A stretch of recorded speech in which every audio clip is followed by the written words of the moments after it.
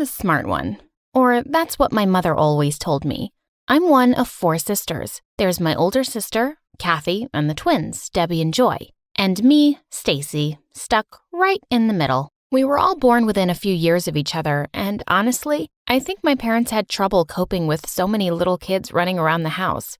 When I was 4 or 5, my mom started to define us, and not in a good way. Kathy was the pretty one, I was the smart one, and the twins were special. As we got older, it only got more intense. My mom would always tell me that the world is harder on smart girls, so I should expect to fight for everything I wanted. You'll be a scientist and make a big discovery. No, Mama, I want to be a pilot one day. That would be a huge waste of time. The world has plenty of pilots. My mom would then predict the absolute opposite future for my sister Kathy. She would tell Kathy over and over how much the world loves a pretty girl. High school years were the worst. Kathy easily fell in with the cool crowd, and everything was working out for her pretty much as my mom had said. But not for me. Not so much. In the beginning, the smart kids let me hang with them, but after a while, I couldn't keep up. I mean, physics is just not my thing. Dissecting little animals in biology freaked me out, and I had no idea what Shakespeare was talking about most of the time. The smart kids figured out the truth and quit hanging out with me. It turns out that I wasn't any smarter than most of the kids in my class. I had to study really hard to ace a test and work long hours into the night on my homework. It didn't help that Kathy told all of her girlfriends that I was the smart one, and they started asking me to do their homework. At first, I said no, but these were mean girls on top of being popular girls, and they spread a nasty rumor about me.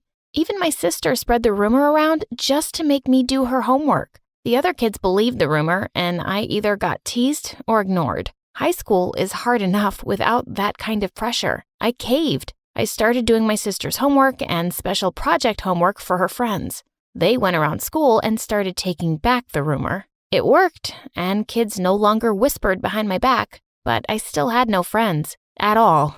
It made me think that my mom had been right. My life was hard, and Kathy's was pretty sweet. But it also confused me because I wasn't off the charts smart, just your normal above-average student. The truly crazy smart kids weren't having a hard life. They were all looking at futures with fancy colleges and great jobs. I would just sit in my room and just get so angry about how unfair everything seemed. I tried. I really tried to be happy, but I wasn't. I was just lonely and overwhelmed. I tried to talk to my mother about it. I explained that I didn't feel that smart, and yet everyone was expecting me to perform at this really high academic level. I asked her if we couldn't bring those expectations down a notch because I felt like I was drowning. My mom barely heard me, and she certainly didn't understand. Oh, Stacy, I told you that your life would be hard because of your intellect. Just be patient. Things will get better when you're a grown-up. Don't you get it? I'm not super smart. The future you keep talking about isn't mine. Her eyes narrowed. She got really angry and grounded me for 2 weeks because I raised my voice. I never tried to talk to her about my troubles again, but I had to do something. My sister and her friends kept loading their homework onto my pile. I felt like I never slept, and I had big, dark bags under my eyes to prove it. To make matters even worse, my twin sisters were now in high school with Kathy and me. Whenever they got stuck on something in their homework, they'd go to Mom and ask for her help. Go ask Stacy to help you. She's the smart one.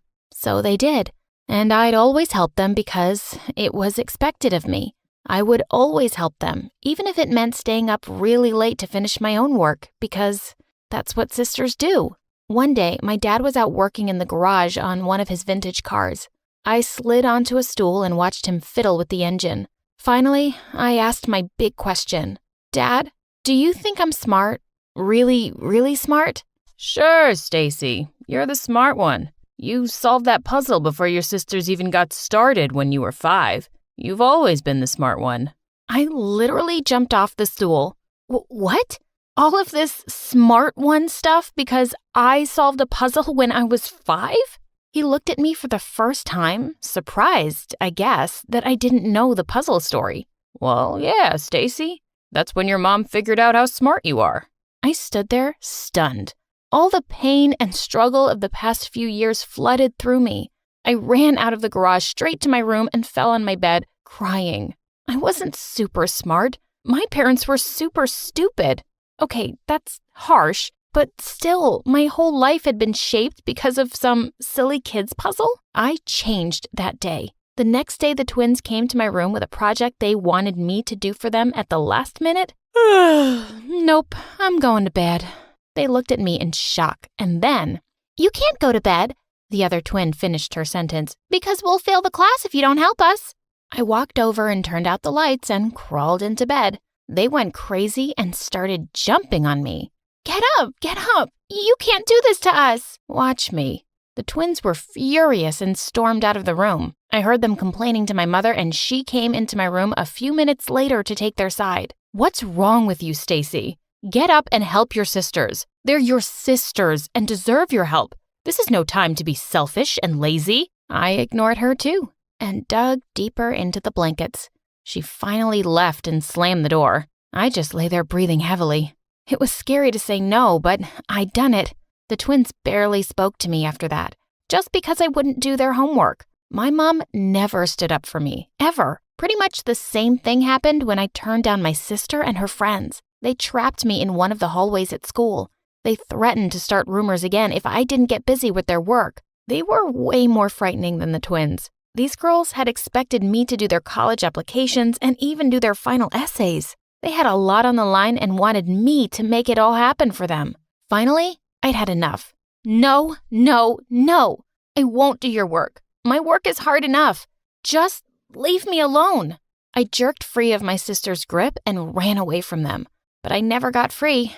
They did start telling horrible stories about me at school, and my sister was the worst of them. My whole time in high school was lonely and pretty horrible.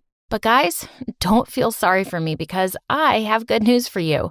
My Story Animated will give $1,000 to one who will subscribe in the next 7 days. Tell your friends, tell your sister, brother, and mom to subscribe now. When I got to college, I had a chance to make a fresh start. I made sure not to act too smart around anyone. Whenever the professor asked me a question in class, I always answered, "I don't know." But I ran into a big problem.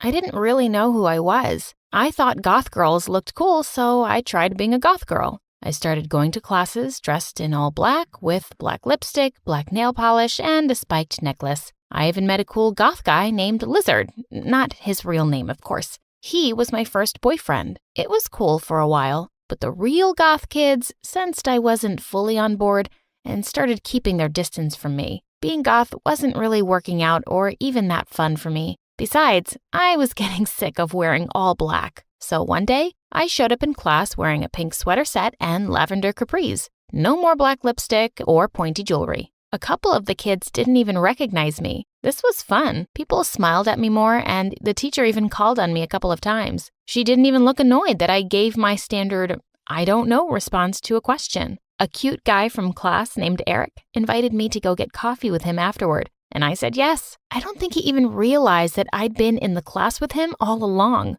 We had a great time talking about how hard the class was and just general life things. He asked me out to dinner, and I almost said yes until I remembered that I had a date that night with Lizard. I suggested another night, and we made a plan. All of a sudden, I was dating 2 guys. Of course, there was a catch. I dressed as a goth when I had a date with Lizard, and a preppy girl when I was out with Eric. It got a little crazy around my dorm room. One time, I was all dressed in my goth gear when I got a text from Eric saying that he was running a few minutes late. Oh my gosh, I thought the date was with Lizard. I had to change everything. I crazy fast switched my clothes, hair, and makeup and was literally out of breath when Eric arrived at the door 15 minutes later. It all came to a head when I was out at the club with Eric. We were dancing and having a fun time when I see Lizard come through the door. I freaked out and tried to stay out of Lizard's sight without Eric noticing that I was trying to hide behind him. For a while, it seemed to work. Lizard hung out with his friends and didn't really notice me. I almost had Eric convinced that I had a headache and we should leave the club when Lizard appeared in front of us. "You are the most fake girl I've ever met." I stood there not knowing what to say. Eric jumped to my defense. "Don't talk to my girlfriend that way." "Well, when she's my girlfriend, she dresses goth." Is this true? Wait a minute. Are you the goth girl that used to be in class? I'm still in class. Look, I apologize for not being totally honest with both of you. Too late. Too embarrassed to even look at Eric, I reached out for his hand and he jerked back. Stay away from me. I don't even know you. I ran to the bathroom and sobbed. They were right. I had become a fake. When I finally came out and made my way to the door, I felt people staring at me and saw them whispering behind their hands. The next time I went to class, I wore my old jeans and a t-shirt. When the professor called on me, I knew the answer, and so I just said it. I tracked down a small flight school and finally took my first flying lesson. It was magical and I was finally free. I finished college and kept up my training until I actually got my license to fly helicopters. All my mom could say was, "What a waste." I took a deep breath and just smiled at her. She'll never change, but I can. Now I fly rescue and recovery because I know how it feels to be lost. Learning how to fly is the smartest thing I've ever done. I had been working as a driver for this rich boy called Brian, and one day, while I was sitting at the side of the pool outside their mansion, he and his friends jumped in, splashing water all over me. At first, I was mad. But then, more people joined the pool party, and among them was the Juliet to my Romeo. Her name was Victoria, and she was just so perfect. She turned to me and smiled before jumping into the pool, and I swear I felt my heart jump out of my chest. Suddenly, she screamed in pain, and the water around her started turning red. Hi, my name is Caleb. Before I continue with the story, please like and subscribe. If you don't, your crush will ignore you. Forever. So, back to the story. Victoria was screaming as everyone else around her laughed. Those jerks. I immediately dove into the pool. While I checked for injuries, I asked if she was okay. But Brian and the others were still laughing. Brian said, "It was just a prank for her TikTok, loser. Relax." I turned to Victoria and saw she was smiling with one eyebrow raised. She said, "That was attractive, but stay away from me, idiot." Feeling embarrassed, I walked away. Brian wanted to drive Victoria home, and during the ride, I stole a glance at her through the rearview mirror, only to see that she was also looking right at me and smiling. Suddenly, Brian moved closer and whispered, "Wake up, dummy. If I see you looking at her like that again, I swear." I tried to concentrate on the road instead. That night when I got home, I was shocked to see my little sister Candace sleeping on the top of the fridge. My mom told me she won't come down unless I give her ice cream, but we don't have the money for any. My heart broke. I checked my wallet and realized that I only had a few dollars left. I decided I'd find an evening job soon. Mom couldn't work after her accident, so it was all up to me now, and it drove me to work harder. One night, I drove Brian and Victoria to a party, and Brian told me to wait in the car. An hour had passed when I saw her coming out of the door with a guy, and I noticed she looked uncomfortable. Suddenly, the jerk started pulling her hand and trying to kiss her. I got out of the car and ran towards them. I pulled Victoria away and shouted, "Get off her, man!" The guy yelled back, "Who the hell do you think you are?" Victoria tried to calm me down. "Caleb, don't!" But I was furious. The dimwit then shoved me to the ground, making me scrape my elbow. I got up and was about to punch him, but Rachel and the others came out and stopped me. I stormed off and got back into the car. Victoria joined me a little later and started helping me with my small scratch on my elbow. She said, "You didn't have to do that, Caleb," but I wasn't listening to her. All I could hear was the loud beating of my heart as I stared at her beautiful face up close. I looked away when our eyes met. I had to stop this dream before it was too late. For the next several months, I ignored Victoria whenever she hung out with Brian. One day, I went home to our landlord screaming at my mom. He was throwing her things outside. My mom begged him, "Please, give us 2 more weeks." He replied, "I already gave you a month." I ran to hug my mom and desperately asked for another extension. When he finally agreed, I was forced to get another job as a part-time janitor at McDonald's. One afternoon, while I was mopping the floor, Brian, Victoria, and their other friends came in. After ordering, Rachel, Victoria's best friend, asked, "Hey Brian, we didn't know that your driver was a janitor too." I waited for Victoria to say something, but she avoided eye contact with me. Brian then called me over. "Hey loser, clean this up!" He started pouring all of their drinks on the floor. They were all laughing at me as I mopped the floor, except for Victoria, who kept herself busy on her phone. I felt like I'd been stabbed in the chest. She was so cold. Everyone suddenly fell silent as someone approached their table. It was my boss, Brian's dad, and he looked mad. He told them, "I don't think that's how we treat people." Brian bowed his head in shame, while the others looked guilty. He then apologized to me privately and promised to arrange a scholarship program for me at Brian's school, which he actually owned. I immediately told Mom the good news. I was finally going back to school to finish my final year. Brian and Victoria were shocked a month later when I was introduced as a new student to their class. While walking to my locker, I heard some students talking. What is he doing here? He was Brian's driver, right? I wanted to tell them that I wasn't Brian's driver anymore. Jeez, I had a name. I suddenly bumped into Victoria, and before I could react, she shoved me into a janitor's closet and joined me in there. I asked, What are you doing? She ignored my question and instead said, "And now we're even closer, and you can't ignore me anymore." I had never been so confused in my whole life. I asked, "What do you mean?" She gave me a half smile, and before leaving the closet, she kissed me on the cheek. I couldn't get that kiss out of my mind for the next 3 days. It made me so nervous that I had to avoid her because these feelings were scaring me. One day, our science teacher paired me up with Victoria for a project, but to my surprise, Victoria requested a different partner. I was disappointed and relieved at the same time. As I was about to leave the room, she walked up to me and said, "I hate you." What did I do? My heart then skipped a beat when she suddenly leaned in and kissed me on the lips. I was going to kiss her back, but then our teacher saw us and kicked us out. It was so embarrassing. Victoria then held my hand and giggled as we ran out of school. A black limo stopped in front of us, and I gasped when she shoved me inside. I asked, "Am I being kidnapped?" She chuckled, "You're really cute. Now, take me somewhere else." Suddenly, feeling brave, I told her driver to take us to my secret hideout. When we got there, we sat next to each other silently for a while, admiring the view. I said, "You know, Vic, I've always been crazy about you." I finally decided to give in to my heart's desire and kissed her. But then she said she wanted our relationship to be a secret. She promised me that she'd tell everyone soon. Her parents would hate her if they found out, and she wasn't ready for the backlash in school yet. I tried my best to make her happy, but whenever she was around her squad, especially with Brian, she treated me like I didn't exist. One time, she got angry with me because I wasn't answering her calls. I told her my phone was broken. She turned up with the latest iPhone, which came with a bonus, a key to a Porsche. She said, "Tell everyone that it's yours. You also need brand clothes, bags, watches. We have to go shopping later." I told her that I didn't want all that stuff, but she insisted and said, "Do it for me."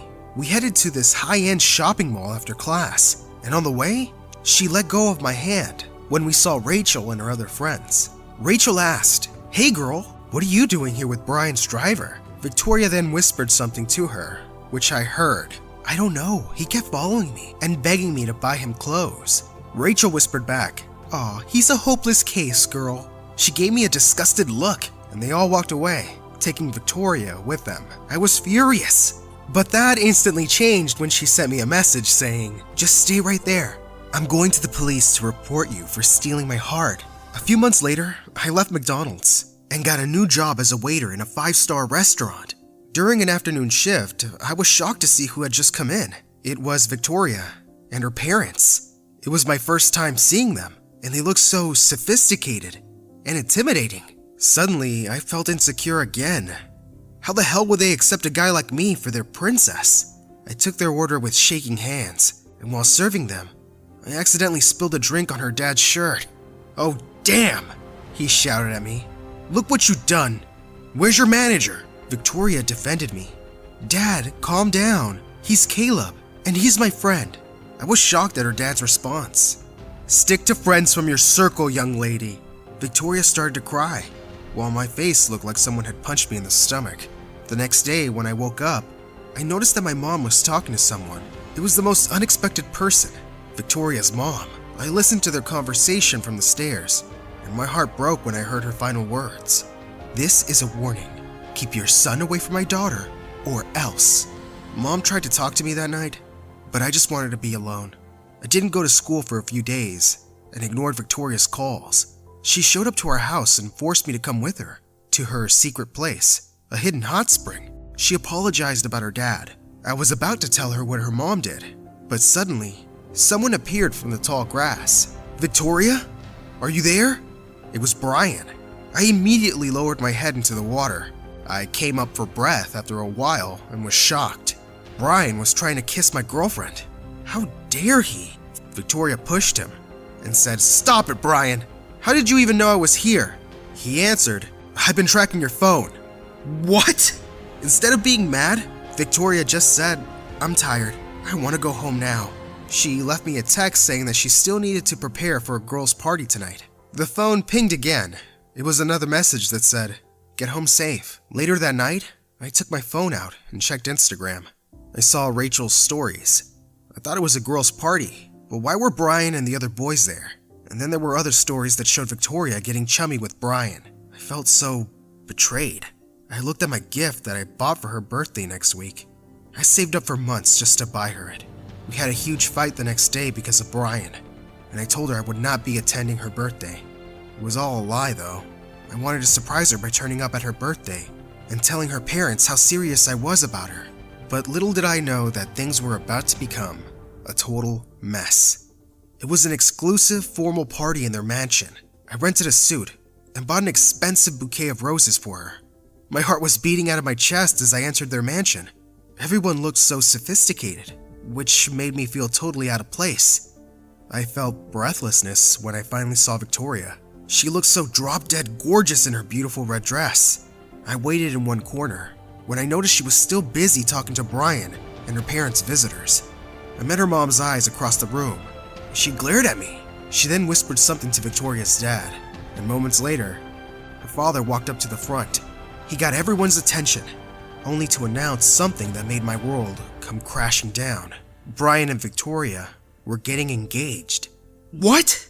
I waited for Victoria to say something, but she just stood there with tears in her eyes while looking at Brian. Heck, she didn't even know I was there. I silently left with a broken heart. The next day, everyone was talking about the newly engaged couple. I went to the library to calm myself by reading a book. Suddenly, Victoria appeared and dragged me to the back of the bookshelf and said that she missed me. She tried to kiss me, but I pulled away. She asked, "What's the matter? You're going to prom with me, right?" I smiled bitterly. "Why don't you ask Brian instead?" Looking guilty, she answered, "Babe, don't believe the rumors. It's not true." The blood drained from her face when I told her that I had actually been there at her birthday party last night. She suddenly stepped away from me when some other students appeared. How could I love a person who was ashamed of me? It felt like there was a stone in my chest. I walked away and ran out of the building. I just wanted to be away from her. She called after me and asked me to stop. I said, "I can't do this anymore, Victoria. I'm sorry." She looked shocked. "What do you mean?" I answered with a cracked voice, "You deserve someone better. Someone who can give you the whole world. I can't do that. Brian can, and your parents know that." She said, "I don't care about all that. I love you, Caleb. I just need you to trust me and give me more time." It hurt to hear her cry as I walked away. I really believed that I had done the right thing, but after graduation, I was utterly miserable. Victoria and I hadn't seen each other since that day. I got another job as a bartender downtown, and one night, when we were about to close, I noticed a familiar guy slouching at the bar counter. I asked him for his order, but I was shocked when he lifted his face. It was Brian. He told me that he'd come because he wanted to talk to me. He revealed, "I love her so much, bro," and I thought she felt the same way. And now, it doesn't feel right, because I think she loves someone else. I froze. He added, "It really hurts a lot, but I'm finally letting her go." He patted me on the back and said, "Take care of her for me, please." That night, I couldn't stop thinking about what Brian had told me. It was already 4 in the morning when I finally decided to pick up my phone and dialed a number. The soft voice answered, "Hello?" With closed eyes, I breathed in and said, "Hello, Victoria."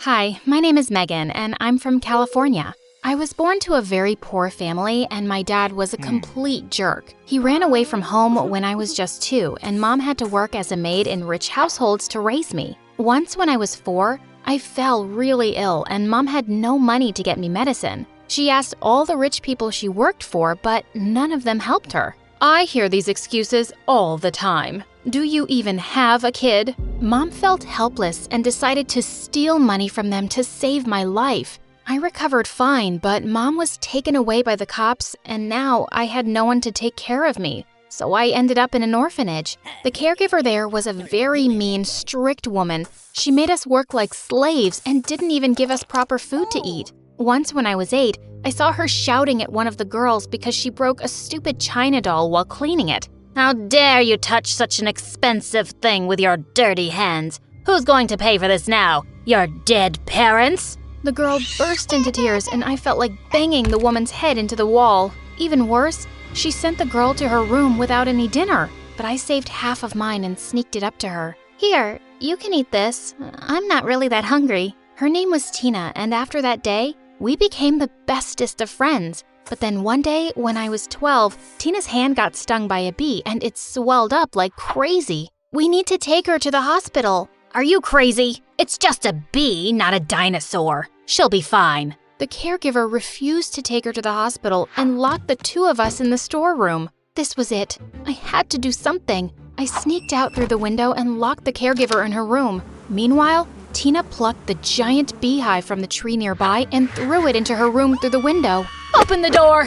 Open the freaking door! There are bees in here! Someone, save me! After that, we freed all the girls from the orphanage and left that place for good. We spent hours running around the streets of California, but then we got really hungry. Let's go to that restaurant. But we don't have any money. They don't know that. We went in and ordered everything on the menu. After we'd eaten up to our necks, it was time to run.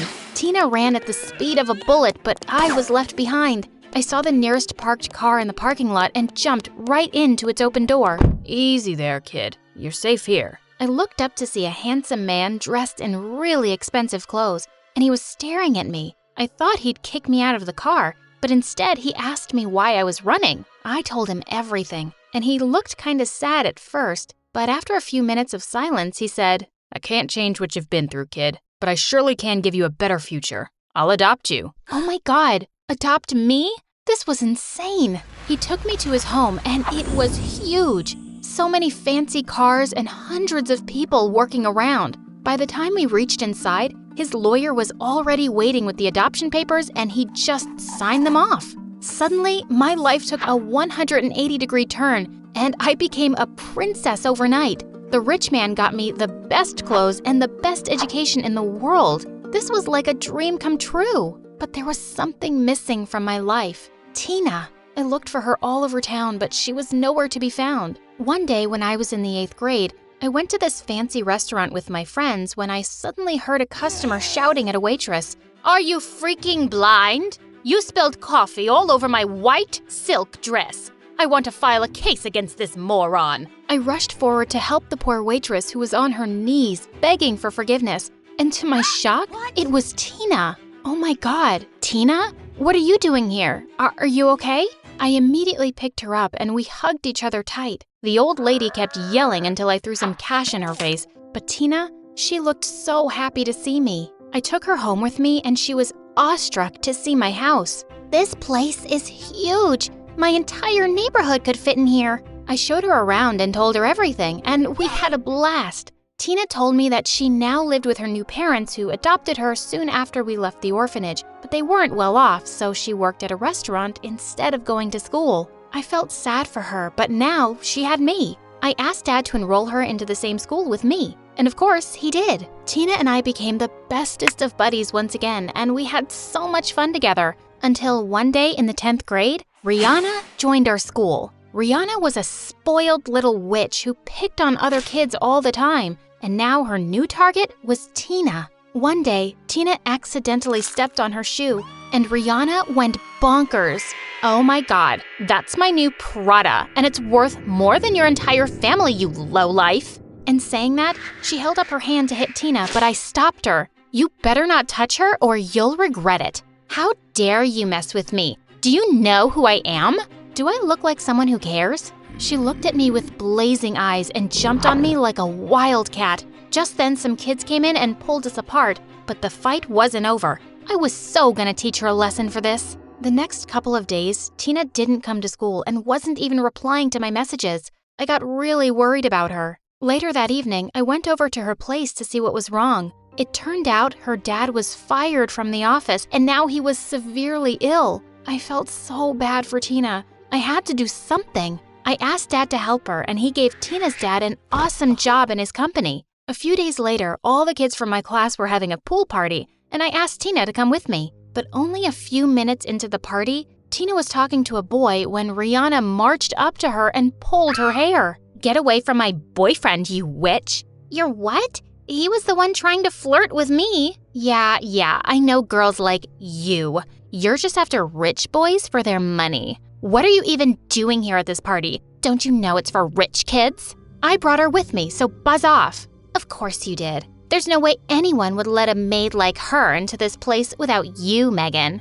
Rihanna, watch your mouth. Oh, but it's true, isn't it? Her dad works for your dad. Doesn't that make her your servant's daughter? That was enough. I picked up a glass of juice and threw it in her face. She ran towards me, but I just moved aside and she fell right into the pool. She came out gasping and screaming. I'm gonna kill you, Megan. And you, Tina. You don't have anything that I might envy for you, except that face. Gosh, that face is too pretty for someone like you. I'll make sure you pay for it as well. I grabbed Tina's hand and left the party. On our way back home, she looked super sad, but I cheered her up with a bit of some ice cream. The next day when I went to school, I opened my locker and a large sealed envelope fell out. When I opened it, I was shocked. It was the question paper for the upcoming math exam. Suddenly, Rihanna turned up out of nowhere and snatched the paper from me. What are you staring at?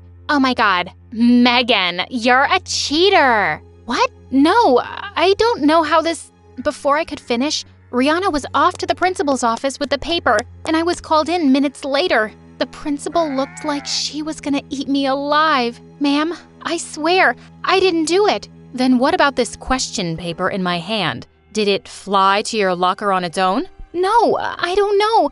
I didn't do any of this. Please, you have to believe me. But she didn't listen to me, and I was suspended for 2 weeks. When I stepped out of her office, I saw Rihanna running away with an evil grin. It was definitely her. I felt so terrible that I almost burst into tears as I told Tina everything, and she hugged me. It's gonna be fine. I know you didn't do it, Megan. I believe you. We'll find some way to prove it. She took me home and tried everything to make me happy, but I was feeling miserable. The next evening, while I was sulking in my room, I received a text message from Tina. Rihanna and her friends have locked me up in the janitor's closet. Please come and get me out of here. I immediately rushed to the school and freed Tina. She hugged me as soon as she saw me. Oh, Megan, thank God you're here. Are you okay? That witch Rihanna is really out of control. We're not letting her get away with this. Just as Tina and I were running down the hallway, we suddenly heard a loud blast. We were shocked to see a giant fire break out in the math teacher's office. I immediately called the fire department and both of us rushed out of there. The next day, I received a call from the principal's office. I didn't know what it was about, but I was really surprised to see Tina there too. And then I got the shock of my life. You are being expelled for trying to set the school on fire, Tina. And you too, Megan. What? We didn't set the fire. Stop lying through your teeth, Megan. You were on campus yesterday. You've been caught on camera. I only came to rescue Tina, who'd been locked up by Rihanna in the janitor's closet. If anyone started the fire, it's that psycho. And it looks like she set us up. Then how do you explain this? The principal then showed us the camera footage, and it clearly showed Tina starting a fire in the teacher's office. I couldn't believe my eyes. I was speechless. I grabbed Tina's hand and dragged her out of the office. Tina, are you insane? Why did you do that? And suddenly, Tina looked up at me with pure hatred. To ruin you, of course. I hate this school anyway. I don't care if I'm expelled, but seeing you destroyed is totally worth it. What are you saying? Why would you want to ruin me? You're my best friend. No, I'm not your best friend. I'm just your sidekick, the rich girl's maid. You're this perfect Cinderella girl who went from rags to riches, but me? I got adopted by a poor old couple who couldn't even feed me properly. But I did everything I could for you. Yeah, I'm just your charity case, and I hate it. You're not any better than me, so why did you end up with the better life? I decided to take it all from you. I put the question paper in your locker, and I locked myself in the janitor's closet to frame you for the fire. I couldn't believe my ears. She hated me so much while I loved her the most in the world. I bet no college will want you now. And imagine all the shame you'll bring to your dad. He'll really regret adopting you. I don't feel any regret or shame because of my daughter. It's you who's wrong. What? Dad? I turned around to see Dad and Tina's parents standing behind us. They were called in by the principal too, and they looked like they'd seen a ghost. Is that what you think of us, Tina? After all the love we gave you? Love? Love isn't everything. I need a better life, money, luxuries, everything this witch has. That's enough. I'm sending you to juvenile prison for framing my daughter and trying to burn the school down. You need to learn a lesson, kid. Dad, no. I don't want her to go to prison. I can't believe she did all that, but I've loved her since we were kids.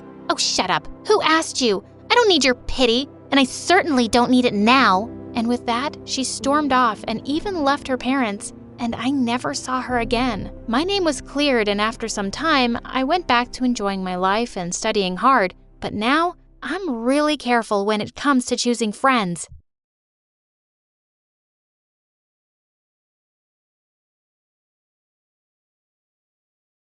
My head was spinning and my heart was pounding as I scanned my dad's inbox. All these emails? All these years? I knew I would never be able to speak to my boyfriend again, and I would never, ever trust my dad. For many years, I thought my dad was an ordinary but admirable man. He raised me alone after my mother was gone. Over the years, Dad became a very overprotective man.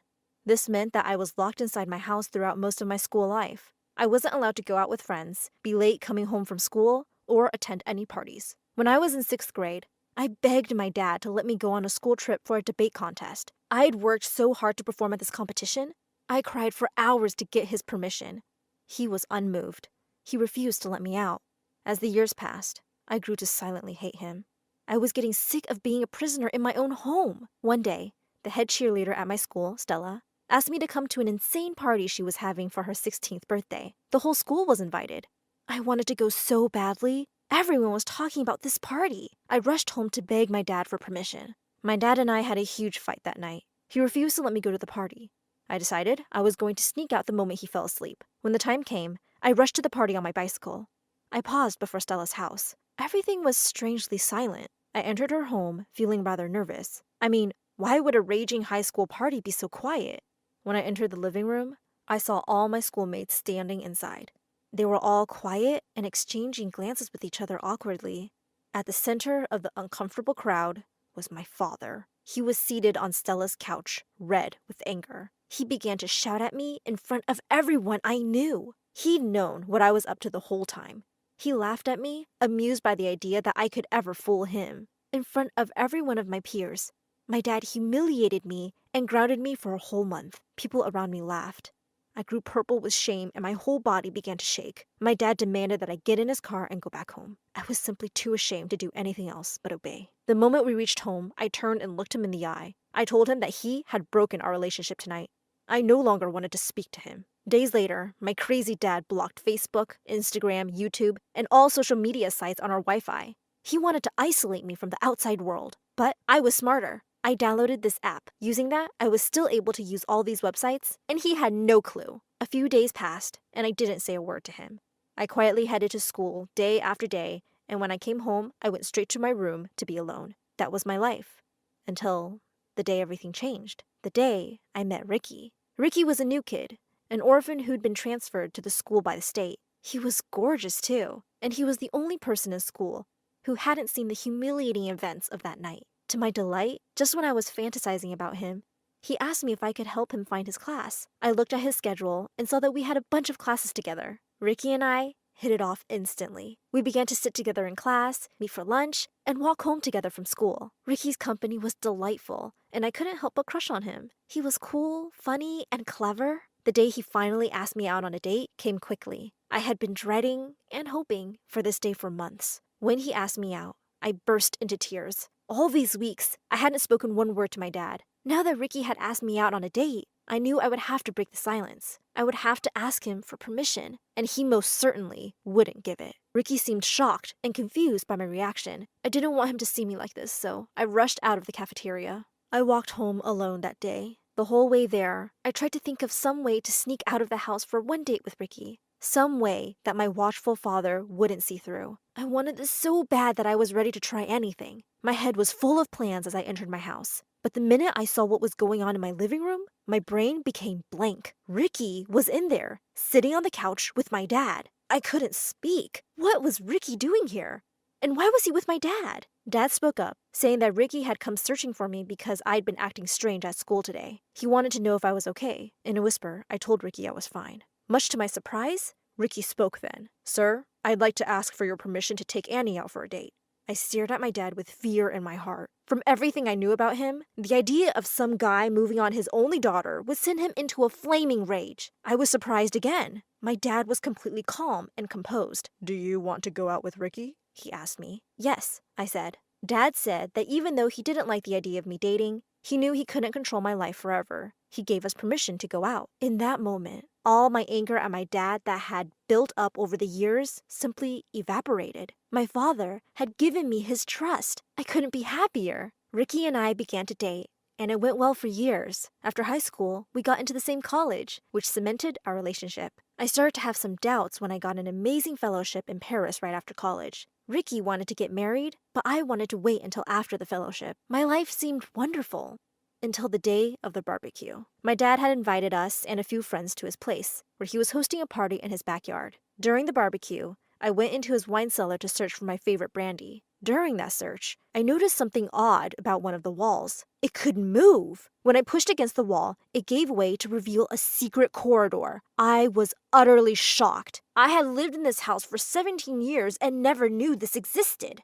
I went down the strange corridor, and it led me to a small, dark room. I turned on the flashlight on my phone to see where I was. The light fell on a picture of my face. At first, I thought I was mistaken, but it was me. I pulled at the picture, but it was stuck to the wall with a thumbtack. I moved back to shed more light on the wall and gasped. Stuck to the wall were the pictures of every person in my life. My coworkers, Ricky, my friends from college, the neighbors that came and went over the years. Red wool traced lines between me and everyone else, with detailed notes about individual relationships and interactions written underneath the lines. I didn't understand. This had to be the work of a madman. Then I saw a laptop on the table. I clicked on a button and the screen lit up, showing several tabs of a web page named Location Tracker. When I saw the details of that page, I felt true horror. This was definitely a page that was tracking someone's location. Mine. A picture of me and a small circle flashed on a map, showing my position in my dad's house. Beside the map was a running log of all the locations I'd visited in the past month. The log stopped at my current location.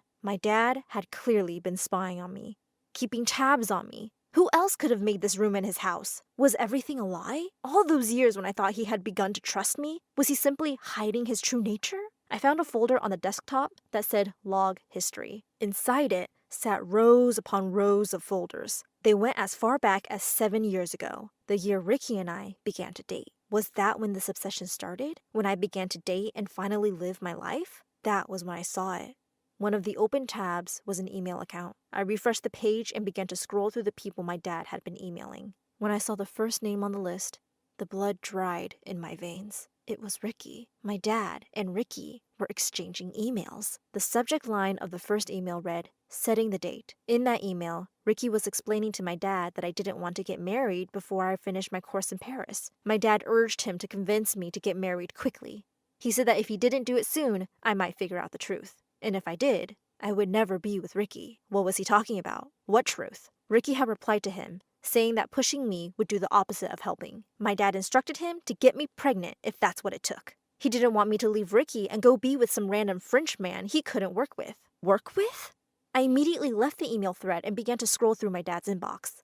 There were hundreds and hundreds of emails here, all sent by Ricky. He'd informed my dad of every single night, every little secret, every hope, dream, or desire I'd shared with him during our time together. Soon, I couldn't bear to open the emails anymore. I felt disgusted. Suddenly, a voice cracked from behind the door. "Who's there?" I froze. Ricky was right outside. He called out my dad's name, asking if he was the one who was inside. He clearly knew about this basement, and he knew that my dad came here sometimes. I said nothing as I waited for him to leave. Much to my horror, he didn't leave. He came down the passage and entered the room. It was small and there was nowhere to hide. He saw me the moment he entered. The second he looked in my eyes, he knew that I knew. Before I could even say a word to him, Ricky ran away from me. I ran out after him, but he was faster than me. He hurried out of the cellar and slammed the door shut. Then he turned the handle and I heard the twist of the lock. I stared at the door in fresh horror. Had he just locked me inside? I tried to open the door, but it didn't budge. Why had Ricky locked me in here? What was he going to do? I pulled out my phone and tried to call my only friend in law enforcement, Stacy. She had been one of my closest friends in college, and she was currently high up in the city police. I was scared for my life right now, and I needed her help. The reception was poor, and I couldn't make a phone call. I decided to call her online. Luckily, I still had that app. I called her on Facebook and told her where I was, and that I was in danger. Just as she assured me that she would come right away, the cellar door swung open. My father stood at the door, with Ricky. I put my phone away fearfully. My father demanded to know what I had found out. "I know about your secret basement," I told him. "I know you've been spying on me." "I've been protecting you," Dad said. "And you've been using Ricky's help? You forced my own boyfriend into this?" I asked. My father tried to tell me I was overreacting, but I wasn't going to listen to his manipulative lies anymore. "I'm going to the cops," I told him. I tried to get out of the basement, but Ricky pulled me back and stood before the closed door. "What's the big deal about me talking to your dad?" he asked me. "You're not talking. You're violating my privacy. Your father is trying to protect you. You should be grateful to him." "You make me sick." "Don't say that," Ricky said. "Just because I've kept this secret doesn't mean I don't love you." He moved to try and hug me, and I slapped him. "You and I are finished, Ricky," I told him. "I'm taking that fellowship in Paris, and I'm leaving." I tried to get to the door, but my father commanded me to stop. I turned around to see him standing with a gun in his hand. It was pointed at me. I stared at him in utter shock. Was this really happening? Was he threatening to shoot me? "Get away from the door," he said. "This is for your own good.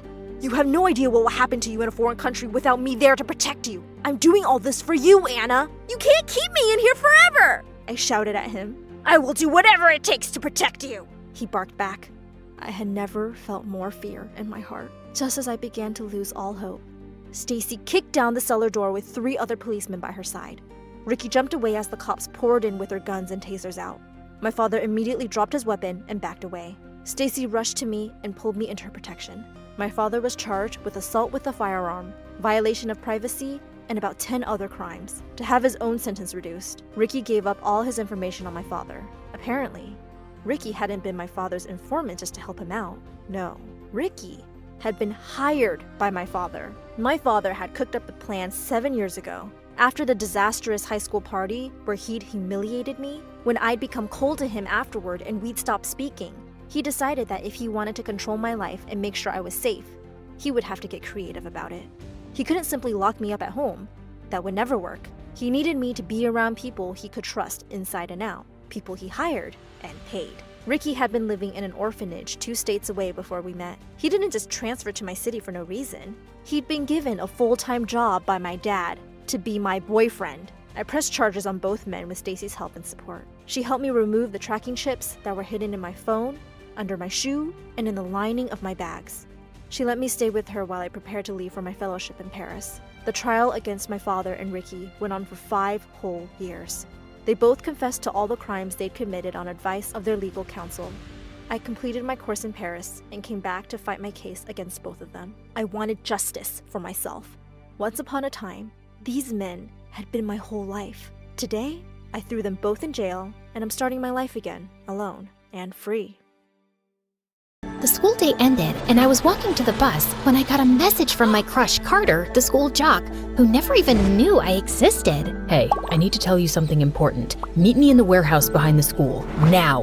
Why would Carter send me something like that? But I told myself, maybe he finally realized how cool I am and decided to ask me out. So, without even hesitating a bit, I ran to that warehouse like I was late to my own wedding. I got there only to find darkness. The warehouse was small, with no windows or anything. I started calling out for Carter when I heard noises behind some shelves. I peeked, and there was Carter, hugging and laughing with his girlfriend Zoe. She was the queen bee and the head cheerleader. She was mean, and everyone was scared of her. But then I wondered why Carter sent me that message. Was it an accident? Of course it was. God, I'm so stupid. I tried to tiptoe out, but the door wouldn't budge. I kept pulling like crazy until I ended up with a knob in my hand. Oh my God, could this get any worse? Yep, because right then, Carter and Zoe noticed me, and she glared at me like she was about to eat me alive. What are you doing here, you freak? Are you stalking us? Did you follow my boyfriend here? I didn't know what to say because she was scary as heck. Hi, my name is Amanda, and this is how I got stuck with my crush and his girlfriend for days, until I discovered a secret that almost cost us our lives. Carter tried to open the door, but it didn't work, so we started calling for help. We pushed and kicked the walls, but no one heard us because it was a faraway warehouse and everyone had already left. And to make matters worse, it was Friday. And to make it even triple worse, it was the last day before winter break, meaning the school would be closed for 2 freaking weeks. And to make it even quadruple worse, oh wait, there's nothing worse than that. Don't worry, guys, I'll call 911. I took out my phone, only for it to die on me. Or, never mind, my phone just died. Can you guys call for help? Oh, we have a genius here. Don't you think we would have if we had our phones on us? Why don't you? Not like we owe you an explanation, but we just wanted some private time, alone without distractions. So we left our phones outside and brought only our bags.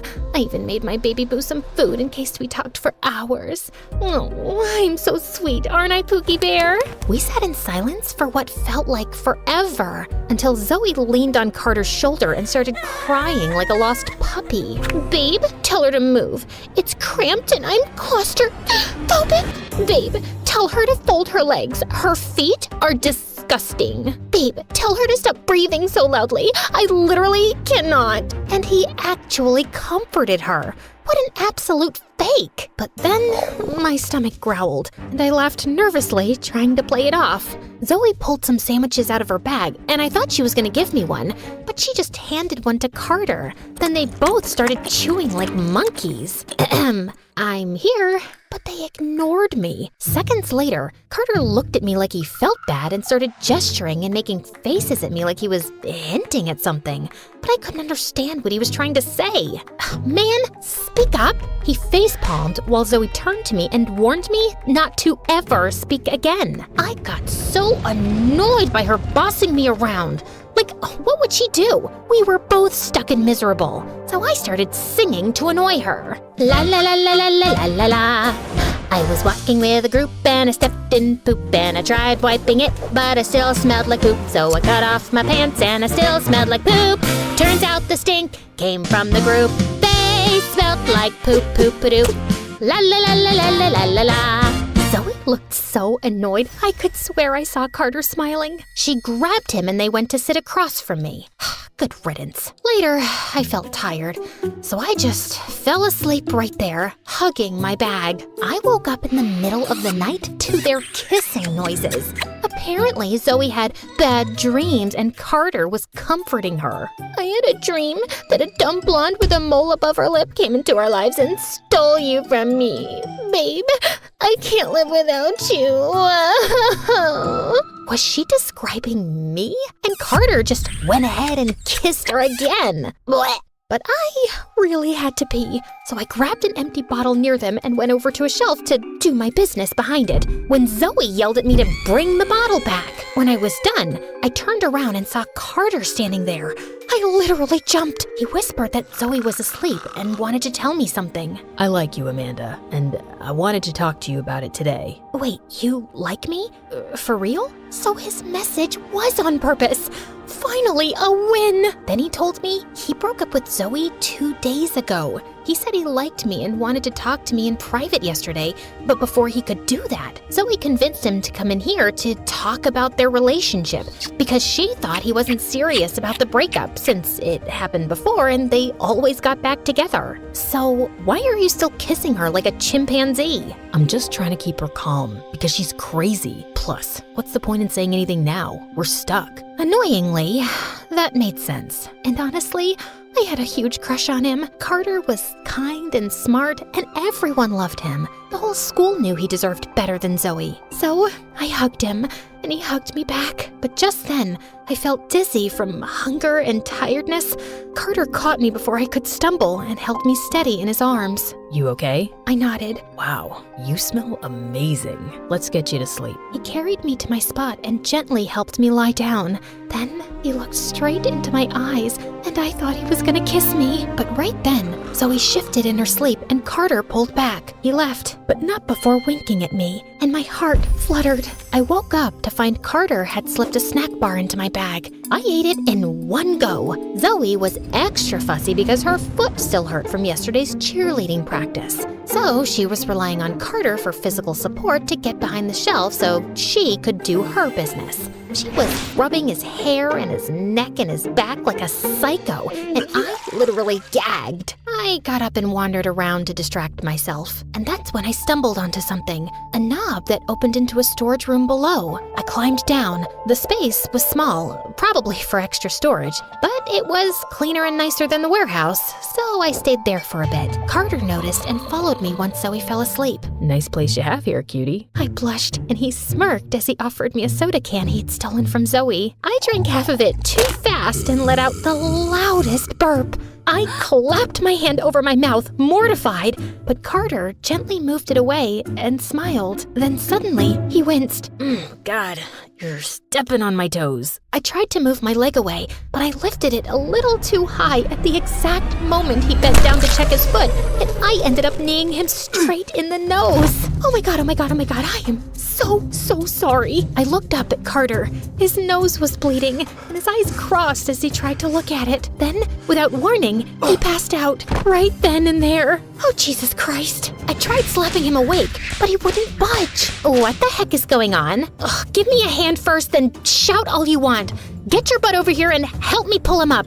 It's too tight in here. So it wasn't too tight when he was awake? Or were you too busy trying to steal him to notice? Oh God, I wanted to yank her hair, but I had to help Carter first. I grabbed him under the arms and tried dragging him up the stairs, and Zoe just stood there watching me. After what felt like 10 minutes of struggling, my arms burned and I was completely exhausted. So I climbed up for air and found Zoe yelling through a hole in the wall. The janitor was on the other side.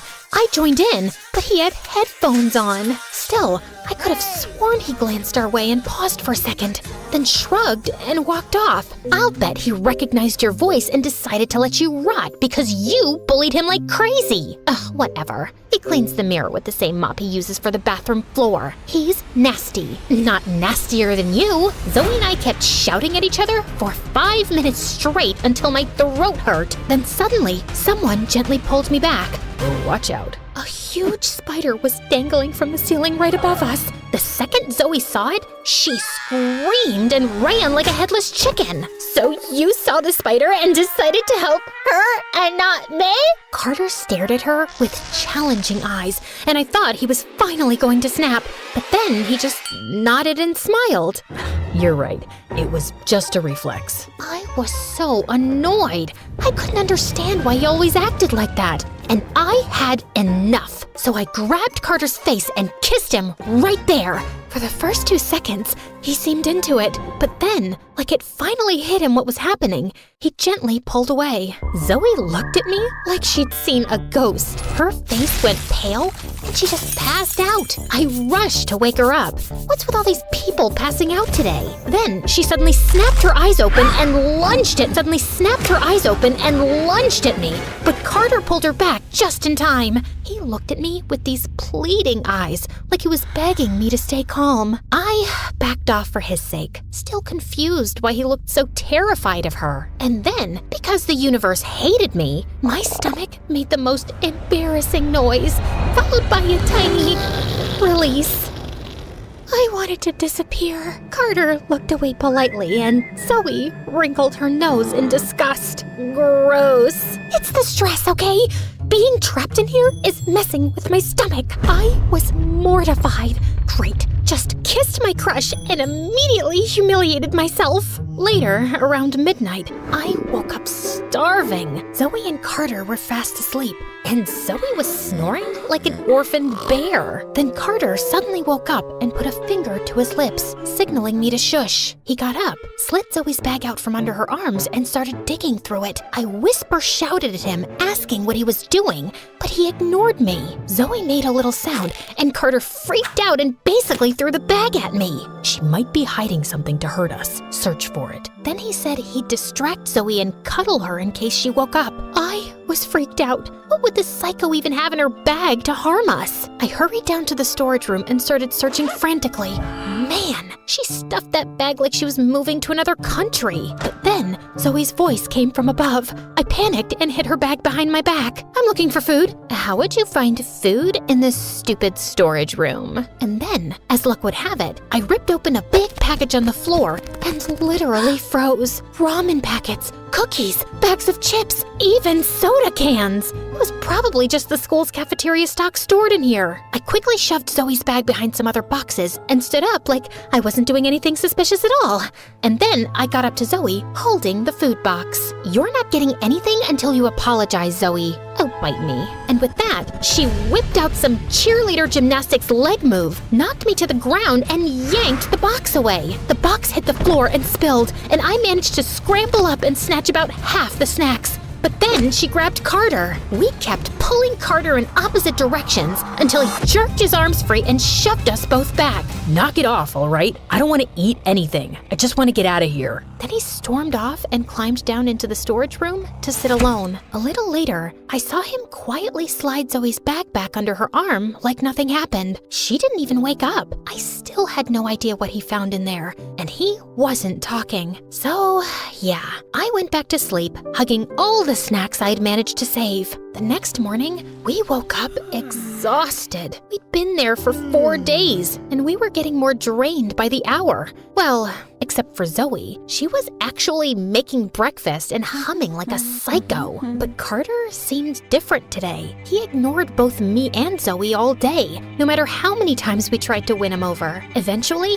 Zoe had enough and snapped. If you don't talk to me, I'll tell everyone your secret. Carter looked at her with tired eyes, then smirked. Go ahead, tell everyone. Oh wait, we're stuck in here, and it's only Amanda. You know what? I'll save you the trouble and tell her myself. Zoe's had a crush on me since the first time she saw me, back when I worked for her family as a gardener. Yep, I was the gardener boy, and she convinced her dad to pay my tuition to this fancy school. It's not a scholarship like everyone thinks. I'm just her charity case. And she's been threatening to cut me off if I ever tried to break up with her. Well, Zoe, I'm sick of you and your games. We're done. Oh, I think you left out a tiny detail, honey. Like the part where you're a thief? Yep, he and his dad stole money from my dad's safe. And don't you dare deny it. We have it on camera. I even begged my dad to forgive you and not call the cops on you. But sure, I'm the bad guy here. Okay, that was intense. And then Carter just cursed her. Straight up. I thought Zoe was gonna lunge at him, but to my surprise, she burst into tears like a little kid. I just want a boyfriend. I never had one. They leave me after the second date. And when I finally found one, I am not letting go just like that. And definitely not because of that freak. She stomped over to the corner and cried while angrily munching on cookies. I looked at Carter, but he wouldn't meet my eyes. He just walked off and went back to the storage room again. Okay, this was officially awkward. But things changed after that. Later that night, Zoe was crying like crazy. I honestly thought she was gonna drown in her own tears. Then she came over to me and sat next to me. Listen, Amanda, Girls like you always get what they want. You're smart, you're funny, you're beautiful. You just need some confidence. I'm just a pretty face, though. My parents spoiled me, handed me everything, and now I don't even know what to do when I can't control something. I know Carter doesn't love me, but my ego can't take it. He breaks up with me. I beg him to come back every time. I'm stuck, okay? And I'm not just stuck in here.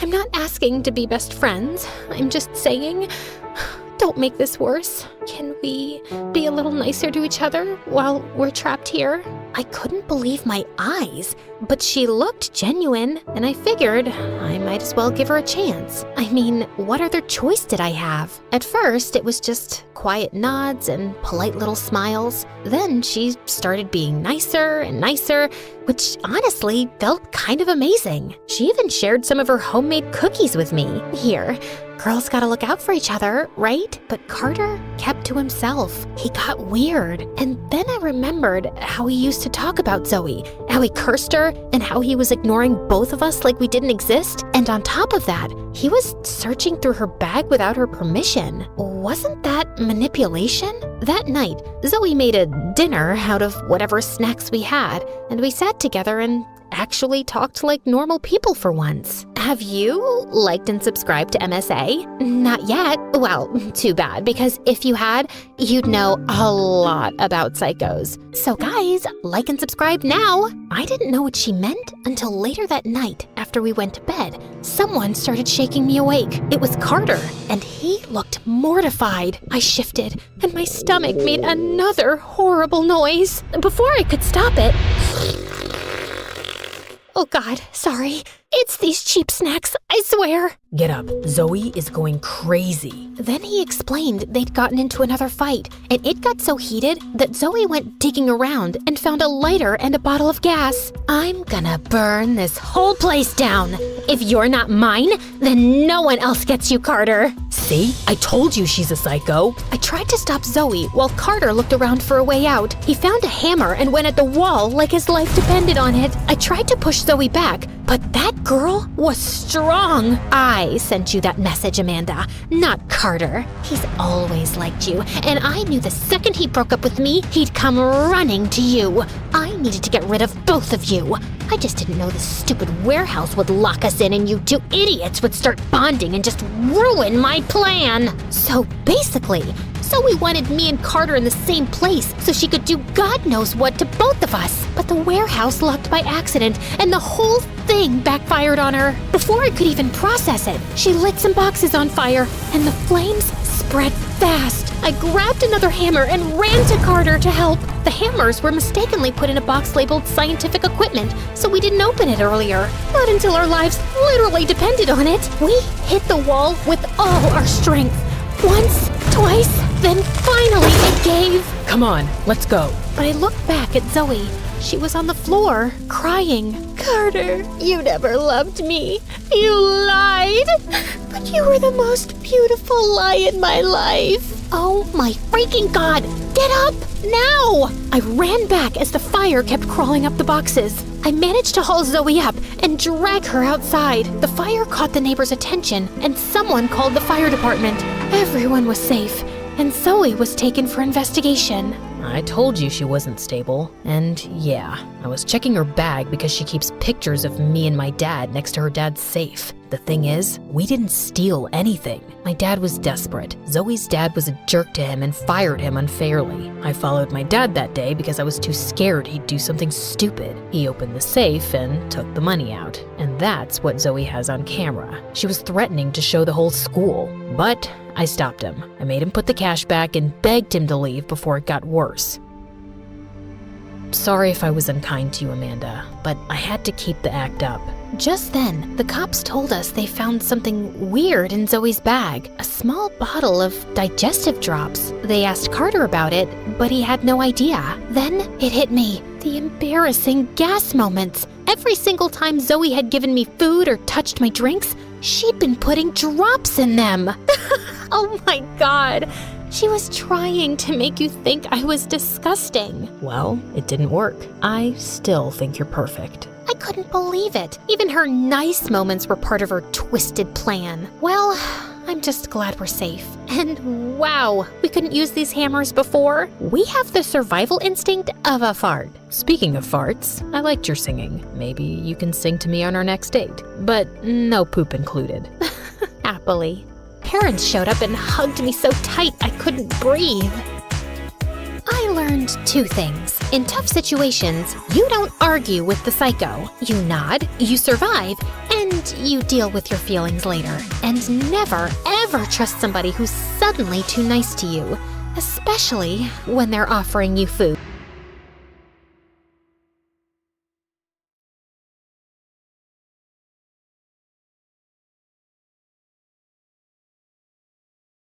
Hi, I'm Gabrielle, but everyone calls me Gabby. But before I continue my story, click like and subscribe. I've been hearing the story of my birth from Mom ever since I can remember. Oh, you were so lazy. You came out 3 weeks after my due date, and you were almost 12 pounds. My arms would hurt after holding you for a minute. You were worth the wait, Gabby. You were just the cutest baby ever. And you still are. Dad adored me, and so did my older twin siblings. I'm sure Mom loved me too, but she had a funny way of showing it. Once when I was 3, everyone was eating pizza for dinner, but Mom just kept popping boiled carrots in my mouth. I suddenly leapt onto the table and bit into her pizza slice. She pulled it away, but I clung onto it like a puppy. What are you doing? Let Gabby have pizza. Come here, sweetie. I'll give you the biggest slice. Mom looked mad. She doesn't need more calories. You're turning my daughter into an elephant.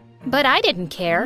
I was eating pizza. Once on Halloween, I went trick-or-treating with my siblings and came home with my bag full. Everyone said I was so cute, and they gave me extra candy. But Mom snatched it from me. That's going to make you fat. Just give them to me and leave. I was really sad that she took it away, but Dad snuck me a few pieces every night. Growing up, Dad and I read lots of books together, and in the 1st grade, I started writing poetry. My teacher entered one of my poems in a school competition, and I won 2nd prize. Dad was so proud, he had it framed for his office. At Thanksgiving dinner, he asked me if I'd recite my poem for everyone, and I was happy to. As everyone clapped for me, grumpy Auntie Polly walked in. Good God, child. You look like you're about to burst out of your clothes. You've gotten so fat. That's the first time I saw Dad get really mad. How dare you say that? She's just a child, and she's perfect. With that, he picked me up and told my family that we were leaving. In the 5th grade, we were at the beach once, and I was going around happily in my new pink bathing suit. I went over to some girls my age and asked if I could make sandcastles with them, but one of them rudely pushed me away. We don't play with fat girls. You're ugly. I burst into tears and ran off, and Dad was furious. I'm gonna tell those girls exactly what I think. Where are their parents? Oh, can you stop creating drama everywhere? I told you not to buy her that ridiculous bathing suit, and she does need to lose weight. Of course people will make fun of her. And that evening, Mom told me I was going on a diet. Your sibling's 16th birthday is coming up in a few months, and I'll buy you an amazing dress if you lose some weight. You'll feel so good about yourself. Later that night, I snuck downstairs to the kitchen and started stuffing my face with crisps and cookies. I had to eat as much as I could before starting Mom's stupid diet. Mom took me to the nutritionist's office the next day, and I instantly disliked Dr. Christine. Come on, chubby. Get on the scale. Yes, you're really overweight. You need to lose at least 20 pounds. Do you think we can manage this by September, doctor? It all depends on Gabrielle. But yes, it can be done. Do you want to lose weight, honey? Do you want to be beautiful for the party? I remembered the mean girl's words at the beach and said, yeah, I want to be beautiful. So the nutritionist made a special diet for me, and we had to buy all these expensive products from her. I had to eat some special toast with special cheese, and it tasted disgusting. As I was making faces at the dinner table, Dad ate some food from my plate and almost threw up. Why are you making Gabby eat this horrible stuff? Just make her some healthy food. She doesn't need to eat rubbish. No, Daddy, I want to eat this rubbish. I want to be pretty. But you already are, sweetheart. It's okay. It's only for a few months. Please? Don't look at me. She wants to be skinny. Dad looked kinda sad, but he didn't say anything after that. I kept doing the awful diet, and I didn't lose an ounce, not an inch. The day of the big party was approaching, and Mom waited until the very last minute to see if I'd lost some weight before she took me shopping. She asked the saleswoman to show us clothes that would look good on me. Oh, I see what you mean. You want her to look skinny. I might just have the right dress. Why don't you try this and this and this?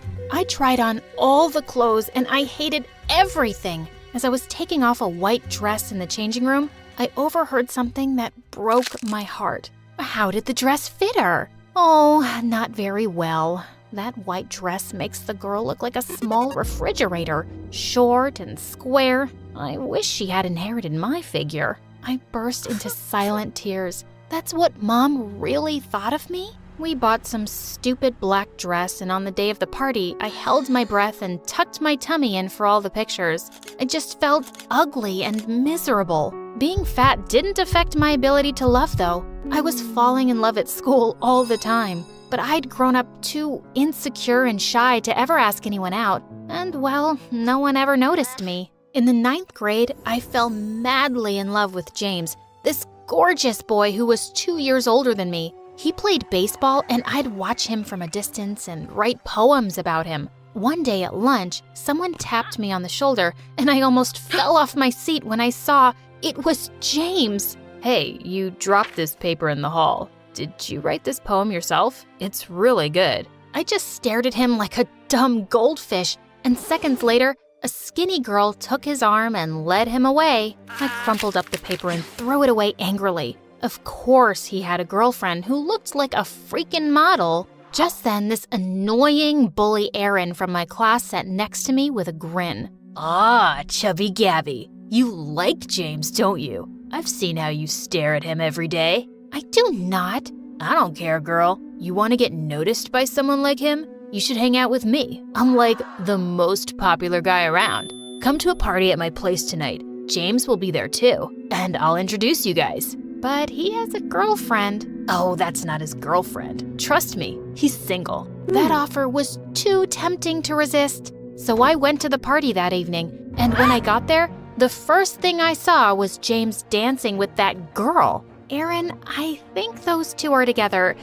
This is stupid. I'm just gonna go home. Oh, poor dummy. You don't know the first thing about guys, do you? Give him something to be jealous about, like this. And suddenly, Aaron pulled me in and kissed me. I immediately shoved him away. What's wrong with you, Gabrielle? You just show up uninvited at my party, begging to kiss me? Does being fat make you needy and desperate for love? I stared at him in horror as I felt everyone's eyes on me. You liar!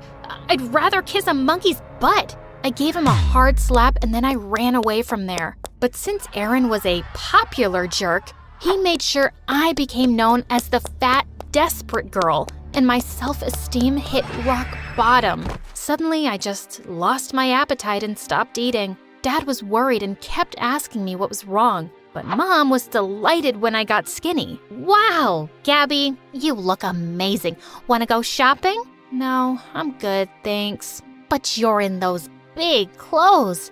Fat clothes, you mean? Why are you talking to me like that? What did I do to you? Nothing, Mom. You're just perfect. When I went off to college, I finally made some friends there. Suddenly, I fit in the clothes. I fit in with others. But then I discovered something. No one here cared about my looks. People were interested in my poetry and the things I had to say, not the way I was on the outside. For the first time, I felt I could breathe. I started relaxing, eating more, and having fun. When I went home for Christmas, I took my coat off and found Mom staring at me like a hawk. Gabby, did you gain weight? I don't know, Mom. I didn't check. But it's such a shame that you're getting fat again, honey. You have to be careful. So what if I get fat? Will I be ugly, useless, worthless? What's wrong with you? Are you upset about something? Mom, I'm mad at you. You made me feel my entire life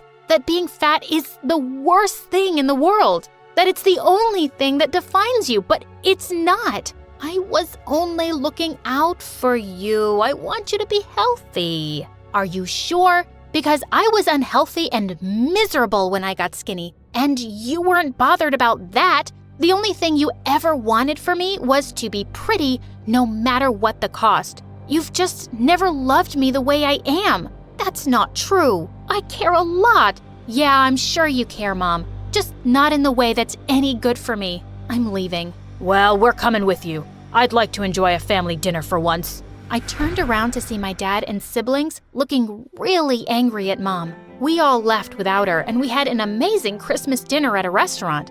As Dad dropped me off at college, he put his hands on my face and said, I'm so proud of how smart and strong you are, and I'm glad you're realizing your own worth. You are and always will be perfect to me. Time passed and I gained and lost weight all the time. And even though my confidence was better, I still had a hard time believing that someone could love me just the way I was. But one day, someone tapped my shoulder at the supermarket. Hey, Gabrielle, right? Oh, yeah, hi. I'm sorry. Who are you? James from school, remember? I think I was your senior. I recognized you because you still have those beautiful eyes. Oh my God, it was James. The James. We went out for coffee the same day and talked for hours over chocolate cake. I even shared the poems I was writing for my first book. It was perfect. And soon after, we started dating. Slowly but surely, I was changing and fixing the damage. My mother still gives opinions about my body all the time, but she no longer affects me. I finally understood that her problem was about her own insecurities. Now I love myself just the way I am, when I'm skinny and when I'm fat. Also, I have this wonderful man next to me who isn't shallow at all. He knows how to love unconditionally. After so much suffering, I now know I am beautiful no matter what.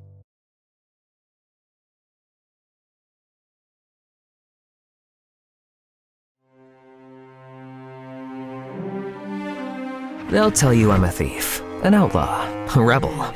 All of it's true. But what they miss is the best part. The part when I met her, Maid Marian. Because before her, I was fighting for a cause, sure. Taking from the rich, giving to the poor, but it was just a fight. Marian didn't just join my cause. She transformed it to a crusade. Our greatest enemy was the sheriff of Nottingham, a man whose unfairly high taxes made life unaffordable for all. I was just a boy when he came for us. My father, a proud and honest farmer, couldn't pay the rent after a season of failed crops. His men banged on the door, then dragged us into the street like animals. I was terrified, but my father stood tall. We've paid our dues every season. A man's worth shouldn't be measured by the gold in his hand, but by his work and his honor. Honor doesn't pay the sheriff his rent. My mother begged and pleaded, but they tossed us out and set fire to the fields. I watched everything my family had worked for turn to ash. I swore that night I'd never let anyone feel that powerless again. In my world, the rich lived in their own bubble of luxury and ignored the poor. I never felt guilty robbing them. The noble women were no different, lost in gossip and gowns, and unaware of the struggles beyond their lavish walls. That's just how it was, until I met Marian. Disguised as a beggar in the bustling marketplace, I kept my head down. The sheriff's men had plastered wanted posters of me everywhere. Amid the usual chaos, a desperate cry caught my attention. A frail old man who had been caught stealing bread was pinned to the ground by one of the sheriff's brutes, ready for the usual harsh public punishment. Just as I prepared to intervene, a confident voice interrupted. Stop that! The crowd parted, and she stepped forward. At first glance, she seemed like any other noblewoman. A public beating of an old man for stealing bread? Have you no mercy? Kindly go about your business, milady. I am Lady Marian of Beaumont, and I will not let this man go. Lord Beaumont was a powerful man, the sheriff's top tax collector and the reason the poor starved. But besides being beautiful, his daughter also had a spark and kindness I'd never seen in a noblewoman before. My heart beat faster than a fiddler's strings. The guard, unsure of what to do, let the beggar go. As she turned to leave, I saw her look at one of my wanted posters. Be warned, he's one of the most dangerous criminals in all of Nottingham. He says he steals from the rich, but the poor pay the price. More guards roam the streets because of him, which means higher taxes and more punishments. He thinks he's helping, but he makes it worse. I watched her go, assuming I would never see her again. It wasn't my place to think of her, for I was betrothed to a woman I didn't love. It was a match arranged for peace between families that my heart had no part in, nor hers. But still, I couldn't help telling my loyal merry men of my encounter with the compelling Lady Marian. You're smitten by someone from the Beaumont family? She might have a sweet face, but her heart and loyalty will always be with her family coin. He's right, my friend. Temptation comes in many forms. She'll lead you to heaven first, and then straight to your doom. Trust me, Robin. I've seen it before. Her world and ours, a distant shore. Despite my friend's warnings, I couldn't shake her from my thoughts. That very night, as fate would have it, I would see her again, and everything would change. It was an ideal night for stealing. The sheriff's grand party would keep the nobles busy, the perfect place to show off their riches. I sneaked through the back of a grand estate into the kitchen and quietly took what I could. But upstairs, as I reached for an ornate necklace, I sensed someone else was in the room. You're Robin Hood, aren't you? The dangerous criminal? I turned slowly and knew exactly who it was. And there she stood, Lady Marian, bow drawn, an arrow pointed at my chest, the same fire in her eyes that I'd seen in the marketplace. I put my hands up. I mean you no harm, and I am no criminal. I steal back what they've already taken from us. I knew you'd come. I was waiting for you or one of your merry men. I knew the banquet would be the perfect distraction. Clever. Well, I hope the reward is worth it. You think that stealing trinkets and silverware is helping your cause? Maybe in the short term, but you need a better, longer plan if you are to win. I don't remember asking for your advice, my lady. Go back to your silks and oysters where you belong. This is not your fight. It's only a matter of time before the sheriff catches you. And then what will the poor do? Ever thought of that? I couldn't believe her cheek. But deep down, I knew she was right. Well, it looks like I've been caught. So you tell me. I don't want to turn you in, Robin. I have a plan. You're stealing from the wrong places. The real wealth isn't in these houses. It's in the vault beneath the castle. The taxes collected from the poor. Now I see it. You're insane. How am I supposed to get into a steel vault? Why, Robin, it's simple. I'll get the key. I was shocked. Her plan was bold, yes, and brilliant. But I was hesitant. And why should I trust you? Because it's my fight too. I've watched my family grow fat while others starve. I've seen food wasted on dogs while people beg for scraps. I've seen the sheriff's men drag families from their homes, beat them for a few missed coins, and I've had enough. But if you get caught, you'd be an outlaw, and your betrayal will never be forgiven. I don't want forgiveness. I want change. Her words struck me hard, as if she had shot me in the heart with her arrow. I saw my own past flash before my eyes, the night my family was thrown out by the sheriff's men. The fields burned, our home reduced to ash. Marian wasn't just a noblewoman playing rebel. She meant every word. Then so be it. Finally, she lowered her bow, and for the first time, we smiled at each other. I was captivated by her, and knew it wasn't just her plan I was falling for. It was her. Together, we could ignite a change far greater than anything I could ever achieve alone. We arranged to meet the next night that night, and I ran straight to the merry men, eager to explain my plan. But they were less trusting. She's not here for the people, Robin. This is just her rebelling against her father. Her heart's burning with anger, not justice. The fire can consume us all if we're not careful. It's a clever plan, I'll grant you, but don't easily place your trust. When it's her or your head, she'll leave you for dust. It took me a while to convince them, and even then, I knew they were placing their faith in me, not Marion. And my heart believed in her, but my mind couldn't silence the doubts. What if it was all a setup? But I decided to brush all negative thoughts away and focus on the task ahead. Marion planned to steal the vault keys from her father and leave them in the sheriff's castle library. We'd sneak in at dusk, steal the treasure, and vanish without a trace. But before I set out that night, I wanted to see my betrothed. It didn't feel right committing to her when I couldn't shake Marion from my mind. I'm sorry, but we can no longer wed. I will ensure your family is provided for. You'll never want for anything, I swear it. But she was outraged. This wasn't about love. It was about pride, the humiliation of being cast aside. I thought I'd done the right thing, but I had no idea what her wrath would lead to. Later, the merry men and I arrived at the estate. We crept through the garden toward the library. My heart pounded in my chest, not just from the risk of the mission, but because I was placing all my trust in Marion. But when we reached the library and looked where she told me to, my heart sank. The keys weren't there. Had something gone wrong? Suddenly, we heard footsteps, voices. We ducked behind a heavy curtain just as the door swung open. It was Marion and her father. I must say, Marion, this is a pleasant surprise. You've never shown much interest in my line of work before. Yes, Father. I thought it was time to understand more about our holdings. See things through your eyes. Was this all part of her plan? Did she need more time? But then, the unmistakable sound of clanking armor echoed down the hall. The door burst open. This time, guards flooded the room. Start the search! We've received word that Robin Hood is in the castle. My heart dropped. I was desperate to believe Marion hadn't betrayed us. But it wasn't long before they ripped back the curtain and found us. I was dragged out in front of Marion and her father. As the guards bound my wrists, I caught her eyes. I begged her silently. Say something. Do something. But she just stood there. Marion, you're witnessing history. The most notorious outlaw in all of Nottingham, finally caught. You'll never have to worry about this scum again once you take over from me. Isn't it magnificent? I held my breath, waiting for Marion to intervene.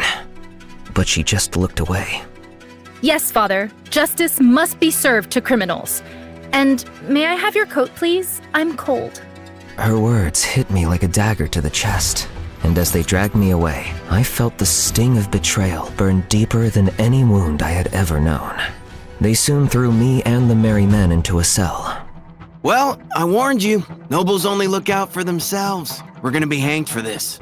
But we'll be together till the end, brother. We are all tested with betrayal, but it is through forgiveness that we find salvation. Pray for strength and for Marion. Our mission will live on, no matter our fate. The people will rise one day. They will not hesitate. I felt like a crushed man in that cold, damp cell. When I heard the sound of footsteps getting closer, I braced myself for the next cruel twist. But there before us stood Marion. Before I could speak, she threw a set of guard uniforms at us and started to let us out. Put these on, now! We all dressed, and the merry men soon fled, disappearing free into the night. My heart was pounding as I followed her down a corridor to follow them out the castle. I thought you handed us over. No, you were followed to the castle. I saw it happening but couldn't warn you. Then I realized you getting caught was the only way to distract them. They'd celebrate your capture and leave the vault unguarded. It's the perfect opportunity. No, Marion. We need to leave now. You'll be free from all this. We came here to take back what belongs to the people, and I have the keys. She lifted the keys she'd taken from her father's coat, the very same she'd asked for warmth in the library. This is our chance, Robin. We can't let them win. But if they catch us... The poor have no one else. Her words pierced my doubt, and I followed her, deeper into the belly of the castle. We reached the underground chamber, which was unguarded just as Marion had said, and she unlocked the door. We walked over to the vault door at the back, and she unlocked that too. I turned its handle, but it wouldn't budge and kept slipping from my grasp. As I struggled, Marion stepped forward and placed her hands over mine. Your hands are trembling. Here, let me help you. Our eyes locked briefly as we pushed down on the handle together, and the door clicked open. We soon filled sacks with coins and gold, our hearts racing. But just as we were about to leave, laughter and voices carried down the hall. And it was none other than Lord Beaumont and the Sheriff of Nottingham. Let us take what we can before the celebrations end. The king won't miss what he doesn't know exists. Only you and I know the amount of cash and gold we really have here. We quickly shoved the bags behind a pillar, but we had nowhere to run. Just then they entered, and Lord Beaumont hastily hid a sack behind his back. Guards, what are you doing inside? Wait! The vault! It's open! Lord Beaumont drew out his sword. Show yourself! I was thinking about how to tackle him and the sheriff when suddenly, Marion stepped forward calmly. I had no idea what she was doing. Then she lifted her visor, and the color drained from her father's face. Marion? What in the world is this madness? What are you doing here? It's obvious, is it not? How dare you steal from the king? Isn't that what you were both about to do? But father, you have it all wrong. I was stopping the robbery. My heart plummeted. Would she really do this to me? But when she pushed me down to my knees and handcuffed me, I knew my fate was sealed. Is that so? But why are you in armor? Looks like a disguise to me. Father, look at how he doubts my loyalty. I knew all the guards would be drunk and busy in celebration, so I came here in armor to do my duty. And I found this thief here in armor too, which he stole from a guard he attacked earlier. You should be thankful I caught him, because it's none other than Robin Hood. Marion pulled off my helmet to reveal my face. The sheriff and Lord Beaumont looked shocked, then started laughing. Marion, I always knew you had the mettle of a true Beaumont. Well done. Excellent work, my girl. You see, Robin Hood, no matter your cunning, you cannot outwit true loyalty. I desperately tried to make eye contact with her, but she didn't meet my gaze. Guards! Guards! Suddenly, Marion kicked my back, and I fell face forward. No need for them, father. Look at how pathetic he is. He's in handcuffs and can do no harm. Why don't you check the vault first and reassure yourselves that everything is in there? I hope I've made you proud. The sheriff and Lord Beaumont walked towards the vault as she quietly unlocked my handcuffs. And the second they were inside, we both rushed to the vault door and pushed all our weight against it, slamming it shut. As we heard the muffled shouts and cries of the two men inside, Marion quickly locked the vault door, and we walked out of there with the bags of riches and big smiles. That was close. You really had me thinking this might fail. It was never meant to fail. Not for me. What do you mean? The vault was empty days ago. What we loaded into these bags? Fake painted rocks. Tonight wasn't about gold. It was a final farewell to my father and my soon-to-be fiancé. The sheriff? So this was... a trap. I knew the sheriff couldn't resist a quiet raid.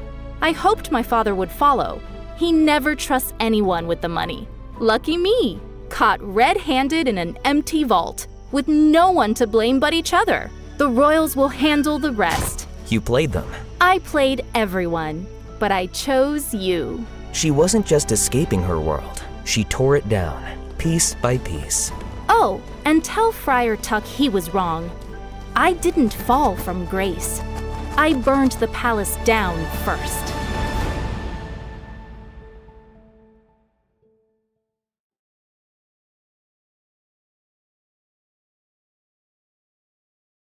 Flying to the other side of the world just to try this steak was totally worth it. Medium rare, juicy and tender. It wasn't just a steak.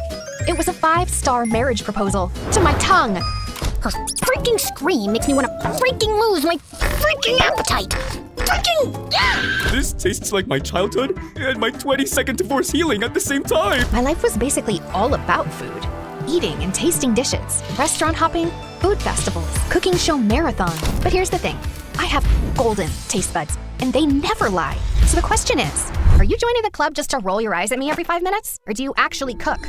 The world doesn't revolve around you and your stupid food cravings, you annoying brat.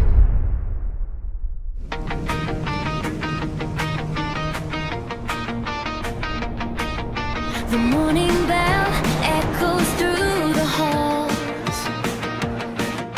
1,000 voices bouncing off the walls. From the quiet corners of the library floor to the laughter leaking through the classroom door, we're walking hallways where the legends grew. But today the ink is fresh and the story's new. A student stares at a blank white screen while an artist paints the things unseen. A scholar's lamp burns through the night. The athlete runs toward the morning light. A teacher sighs, hoping the spark they lit survives, finding the light when the halls get dark. Oh, welcome to the life at MSA.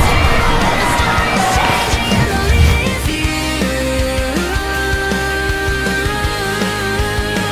So carve your name in the wind, let the legacy breathe. There's a world in the pages that we're starting to weave. Not just a school, but the soul of a story, turning our scars into stars and our grit into glory.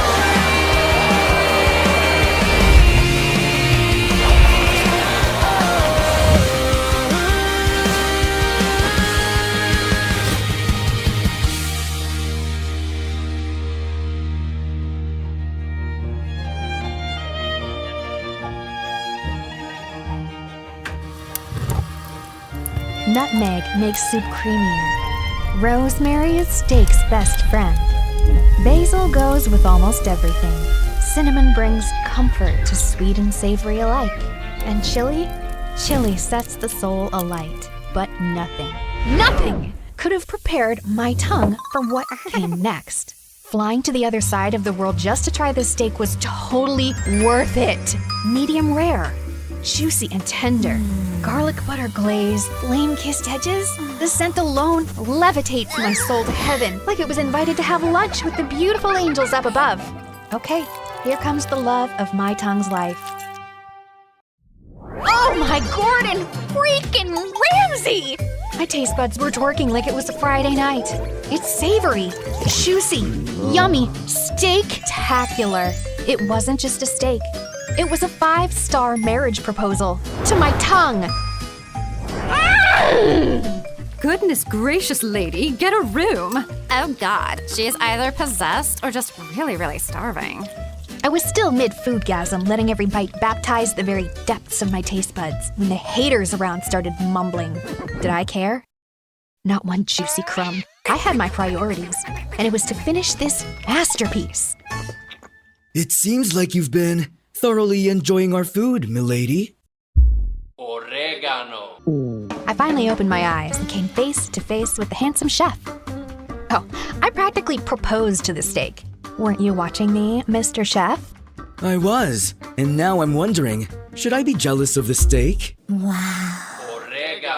Okay, that was my cue to leave before I started flirting back and accidentally dated this man over medium rare beef. I came here for the food. Just the food. Not the flirty chefs with dangerous dimples. Oregano. My life was basically all about food. Eating and tasting dishes, restaurant hopping, food festivals, cooking show marathons, experimenting in my family's restaurant kitchen. Just name it. But here's the thing. I have golden taste buds, and they never lie. So the question is, will your dish make me scream and lose my voice? Or spit it out in disgust and hate you for the rest of my life? Some boys at school have made it their life's mission to get option A. And I wasn't complaining. It was literally free food and a little ego boost. Try mine first, Taffy.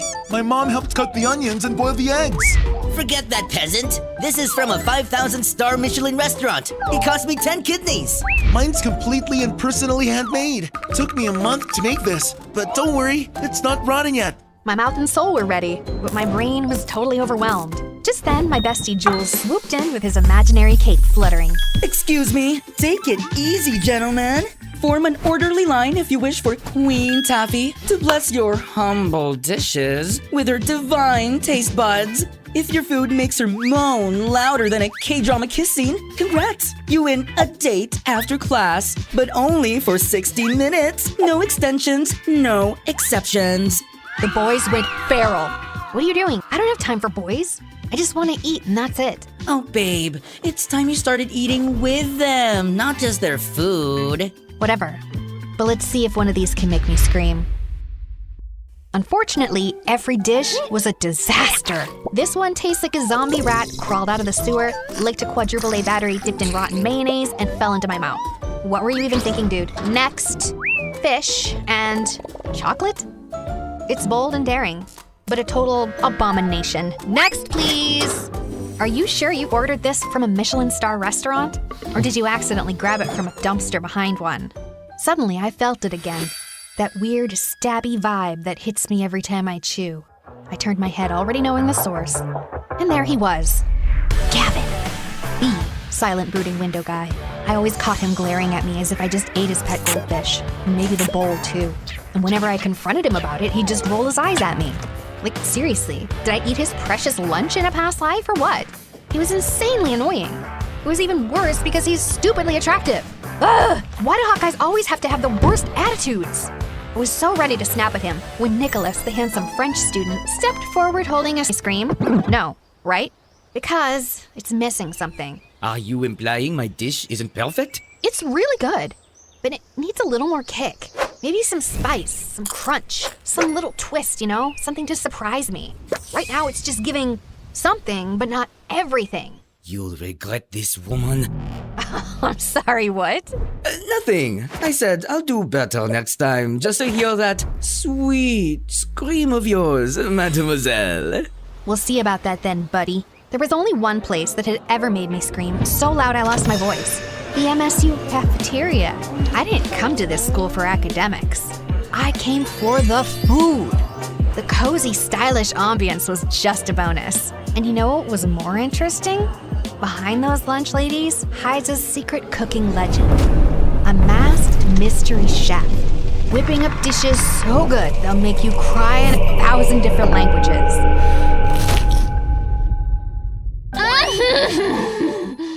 The texture! Oh, the crunch! The glaze! The magic! Ah! There she freaking goes again. Her freaking scream makes me want to freaking lose my freaking appetite. Freaking yeah! She's just a freaking freshman, but she freaking acts like she freaking owns this freaking cafeteria every freaking day. So freaking annoying. I freaking know, right? Girl, you're moaning like a feral sexy cat in heat.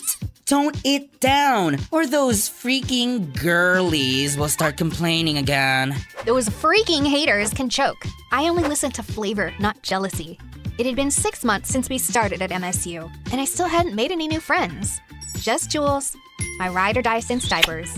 Now slaying here in MSU on a fashion scholarship like he owned the runway. And that's exactly why you don't have friends. You treat food like it's your boyfriend. So what? I've got you. Oh wait, are you getting tired of me? Tired? Never, babe. But let's say I get kidnapped by a cute guy in Milan. What's gonna happen to you then? Are you sure he's the one who'll kidnap you, or is it the other way around? Excuse me, Miss Ma'am. That's a bit rude. Just then my phone buzzed. It was from my older sister Tanya, and my heart leapt when I saw the word emergency. I zoomed out of the school and headed straight to our family restaurant without wasting a second. What's going on? Taffy! Oh, the mayor's here with the whole table of business tycoons, and they asked for a special twist on our signature steak. I tried tweaking the sauce, but the flavor's flat. Oh, something's off. I've added, adjusted, prayed, nothing's working. If we mess this up, we'll be trending for all the wrong reasons, and Dad's gonna kill me. Breathe, okay? Let me see. Too much soy, not enough soul. All right, everyone, I got this.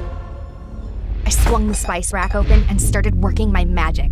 2 pinches of smoked paprika, 1 drizzle of honey, a splash of aged balsamic vinegar for depth, a whisper of garlic, not chopped, grated, 2 drops of lemon juice for a little spark, and a dash of espresso powder. Now, try it. Tanya took a bite, and her eyes went as wide as the earth itself. Oh, Quickly clapped a hand over her mouth before she could scream and alarm the entire restaurant. Now go serve that magic to your VVIPs. Oh, you're a lifesaver, sissy, as always. I assisted her as she served it herself to the VIP table. The mayor took 1 bite and started crying. This tastes like my childhood and my 22nd divorce healing at the same time. I need a moment. This steak just forgave me for all of my sins. Your food is divine.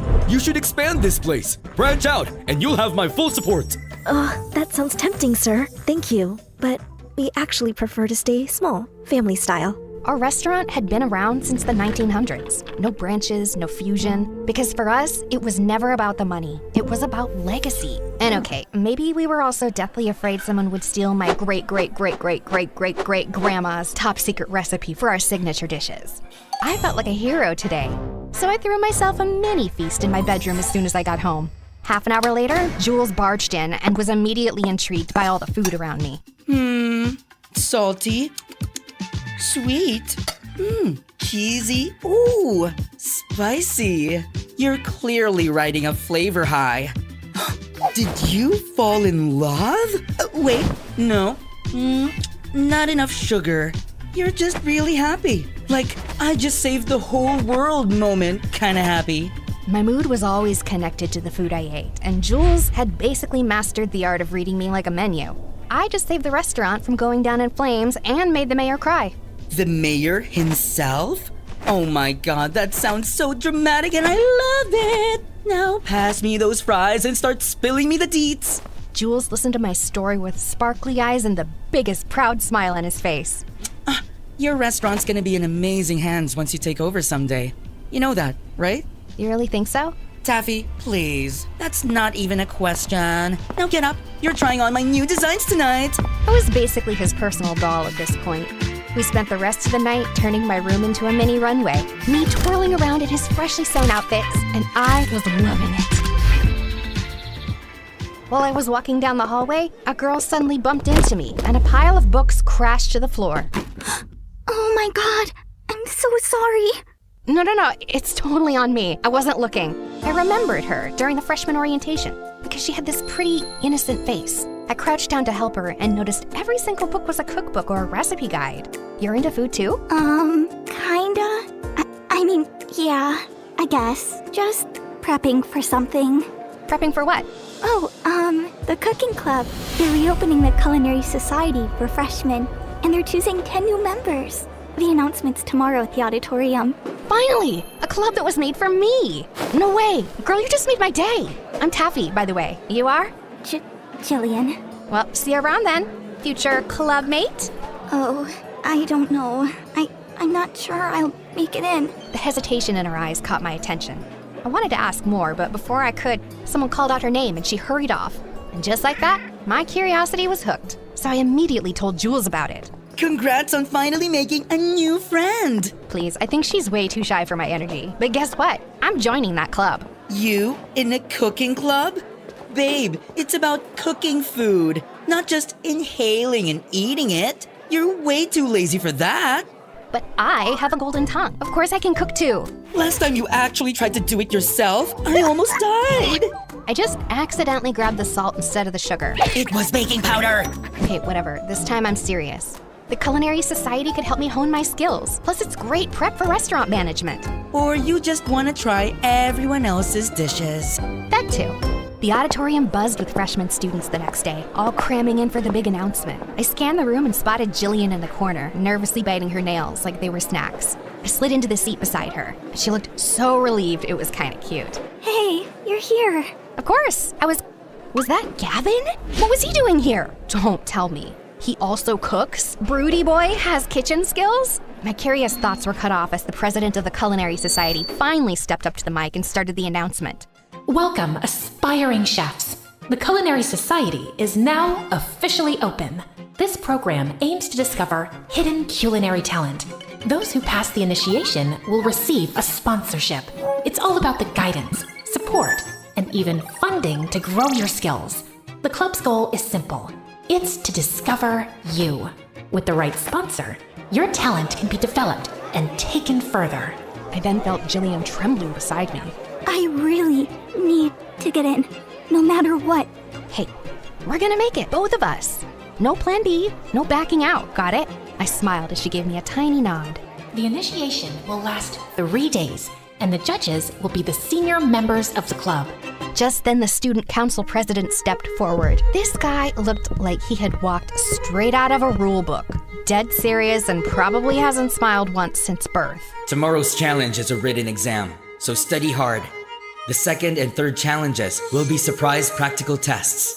Exam venue and time will be posted shortly. You may now return to your classes. Holy spicy sauce explosion. This is gonna be amazing. My foodie heart was on fire.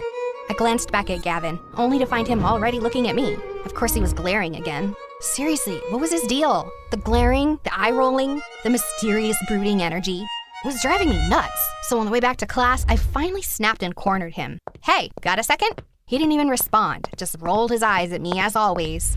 Are you joining the club just to roll your eyes at me every 5 minutes? Or do you actually cook? The world doesn't revolve around you and your stupid food cravings, you annoying brat. Seriously, why are you so mad at me? What did I ever do to you? You exist.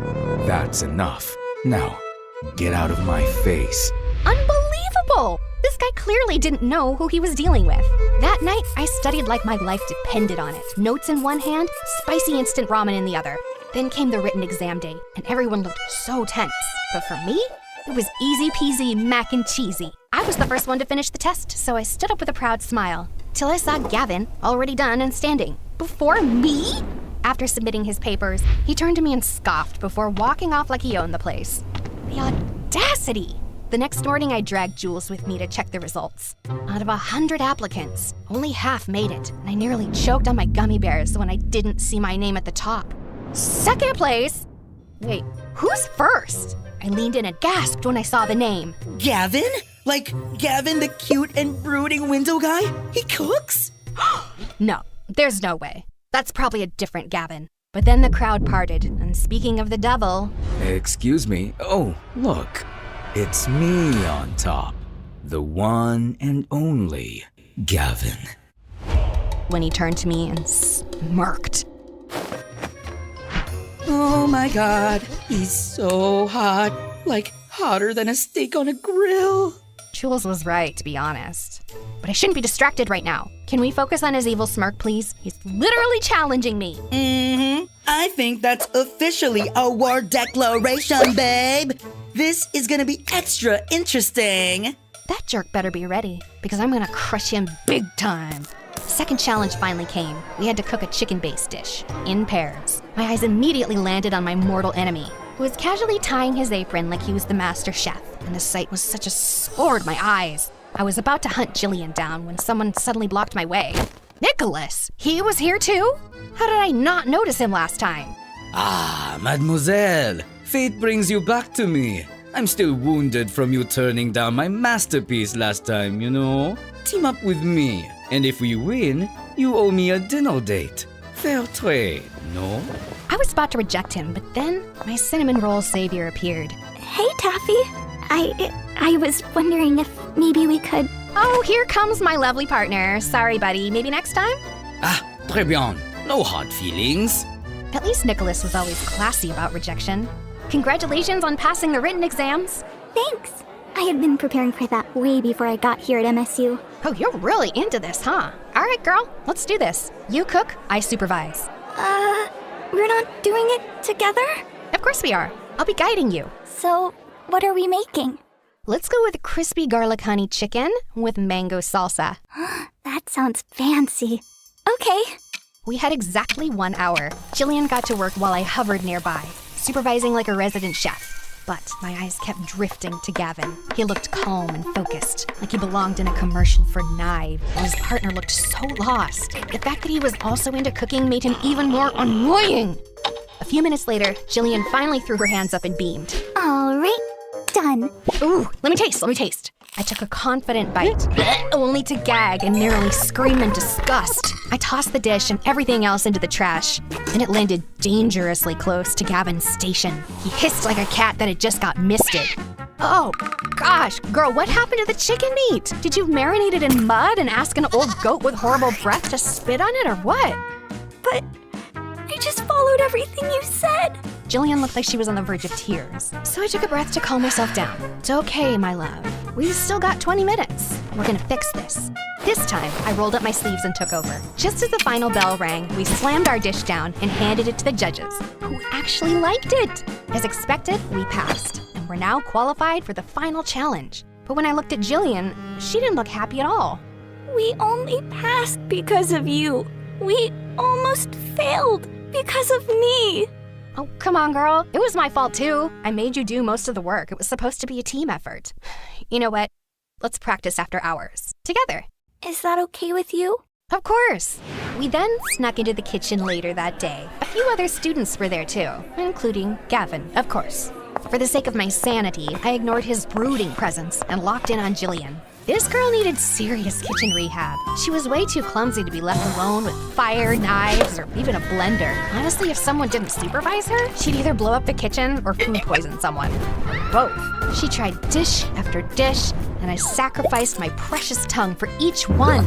Is this supposed to be a hard-boiled egg or a charcoal? The oil is separating from your sauce. Did you forget to stir, or did it walk out on its own?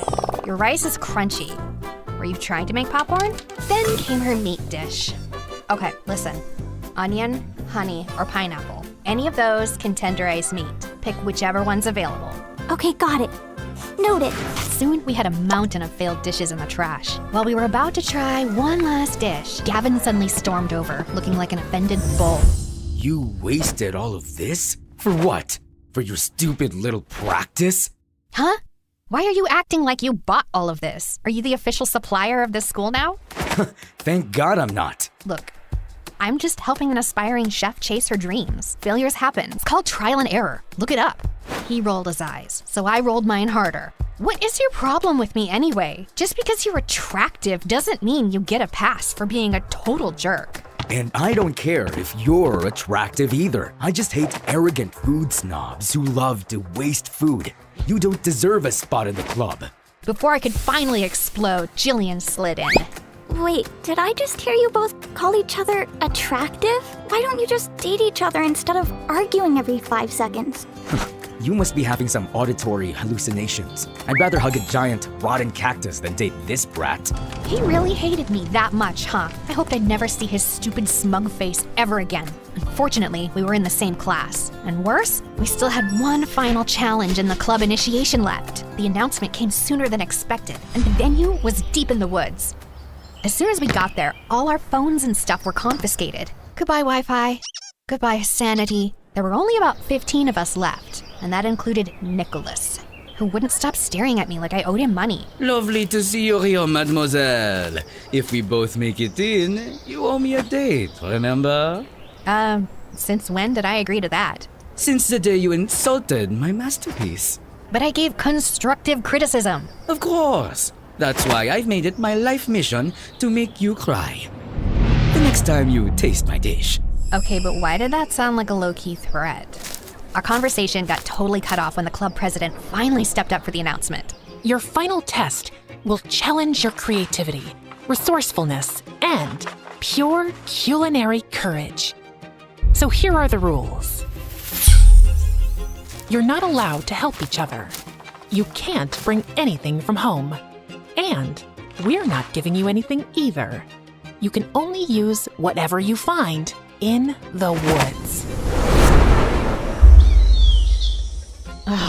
This is gonna be harder than I thought. I didn't even know how to start a fire, or cut stuff without a knife, or build a stove out of sticks. I was meant to taste food, not cook in the wilderness. My brain wasn't braining for this.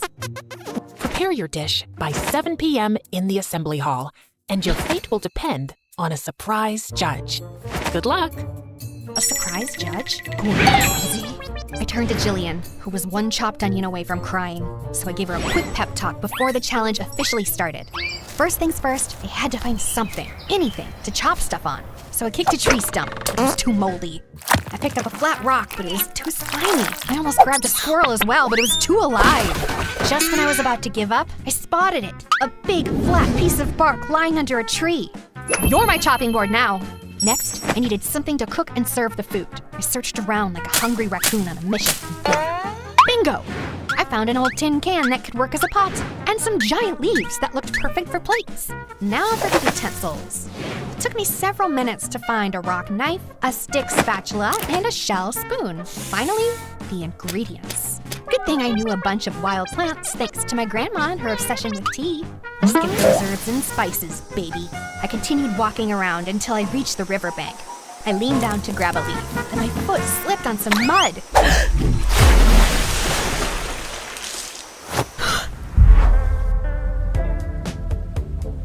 So, you're not just a brat and a snob, you're clumsy too. Do you really have to insult me? I didn't ask for your help anyway. Fine, then I'll take it back. Wait, what? Oh, ew, get off me, tall boy. Huh? You're the one who hugged me like I was a pillow. I ignored him and stomped off like I was totally fine, except I wasn't. Because why the heck did I blush? Oh, no, bad hormones, bad. Focus, Taffy, focus. Half an hour later, I'd gathered enough herbs to open a mini forest restaurant. Now it was time for the protein. But the problem was, I can't fish and hunt. I can't even catch something still. So I did what any desperate girl would do. Target acquired. Eggs. Sorry, Bird Mom. Finally, it was time to build a fire. I really tried, but at this point I was basically just bullying those sticks. Just then, I heard some chopping noises nearby. I walked closer to take a peek and realized that it was Gavin. He was chopping wood. Shirtless! I think my brain just short-circuited at the sight of those magnificent abs. Before I could stop myself, a weird squeaky sound escaped my mouth. I was busted! Are you stalking me? What? No, I was just peacefully trying to cook in my spot over there, and then I heard something, and obviously I had to check it out. Sure. Why are you even shirtless? Why? Does it bother you? Yeah, it's too indecent. Then find another spot? I was here first. You're the one who somehow set up your camp near mine. I was so furious. I huffed and stormed back to my sad little fire pit. I snatched up all my stuff and stomped off to find a new cooking spot, way further from him. I threw all my rage into rubbing those stupid sticks together like my life depended on it. And after what felt like 500 years, a tiny, weak little flame finally popped up. Yes! Wait! No! It suddenly started raining! Are you kidding me right now? I grabbed my stuff, and as I dashed through the rain towards the nearest cover, I spotted Gavin running toward the same place from the other side. We both reached the shade at the same time, soaked and panting. Wow, so the brat can run, huh? What do you think of me? A corn dog? What? Before either of us could say anything else, a soft sob broke through the sound of the rain. We both turned toward it and saw Jillian. She was soaking wet and crying. Jillian? What's wrong, girl? Are you okay? My family doesn't have much, and this was my only chance. But I think I'm too stupid for this, Taffy. As I comforted her, Gavin sat down next to her, pulled a small dry cloth from his bag and handed it to her gently. No attitude, no sarcasm, and he looked so soft like that, like a totally different guy. Ugh, he hated how my heart noticed. Thanks, Gavin. To break the tension, I changed the topic to food and cooking, and somehow it worked. Jillian started to relax and even smiled a little. How about you, Gavin? Why do you love cooking? My ears perked up at her question. Gavin didn't answer right away. Instead, he stared out at the rain, silent, like he was watching a memory unfold in the distance. Tragedy struck me since I could remember, and I was homeless for a long time. Parked, no judgment, no pity. Just asked if I wanted a job and a place to stay. That's how it started. That tiny kitchen saved my life, but also I found passion. But the rest of the staff, they didn't see me as one of them. Just a stray they took in, a charity case with no pedigree, no past. I worked twice as hard to prove I deserved to be there. And I came to MSU to prove that I belong in the kitchen, to find a sponsor who actually believes in what I can do. You wasted all of this? For what? For your stupid little practice?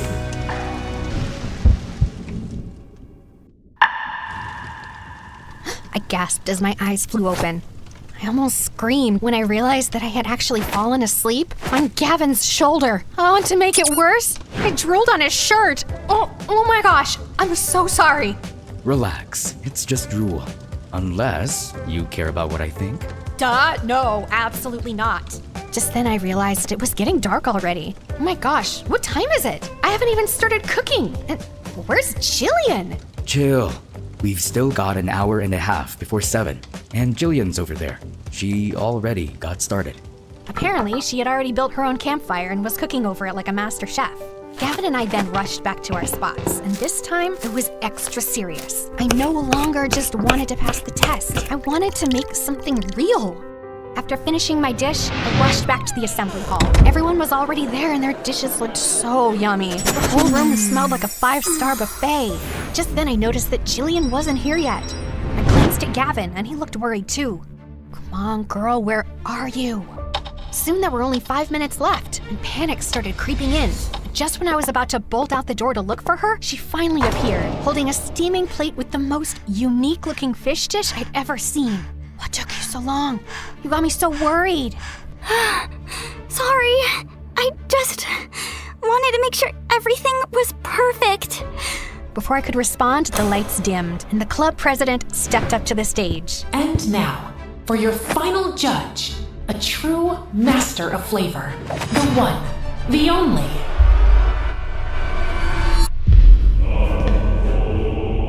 The masked cafeteria chef. The legend behind the lunch trays. We all lined up in front of him, clutching our plates like newborn babies. He was just sitting at the table, silently tasting each dish one by one, but his presence commanded attention. Then it was my turn.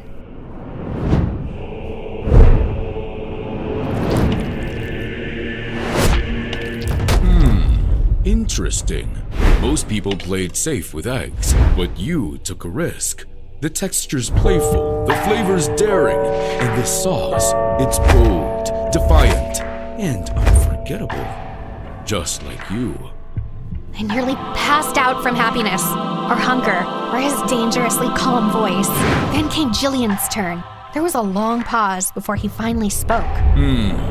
This is not perfect, but passionate. I like it. Oh, Jillian was finally able to breathe. The judging ended. Then came the moment we'd all been sweating for. The announcement of the top 10. The official new members of the Culinary Society. As expected, Gavin and I made the list. My name flashed on the screen and I nearly screamed. Then, the final spot. Jillian was trembling as she gripped my hand. We all held our breath. And the last spot goes to Jillian. She instantly burst into tears. As we celebrated, I noticed someone storming out of the venue looking furious. Nicholas! Wait, he didn't make it? That actually surprised me.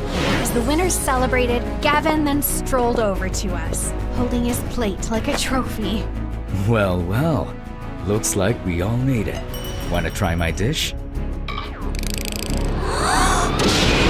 Taffy, you have to try this. Careful. She might scream loud enough to summon the forest spirits. Oh, please. My golden tongue has standards.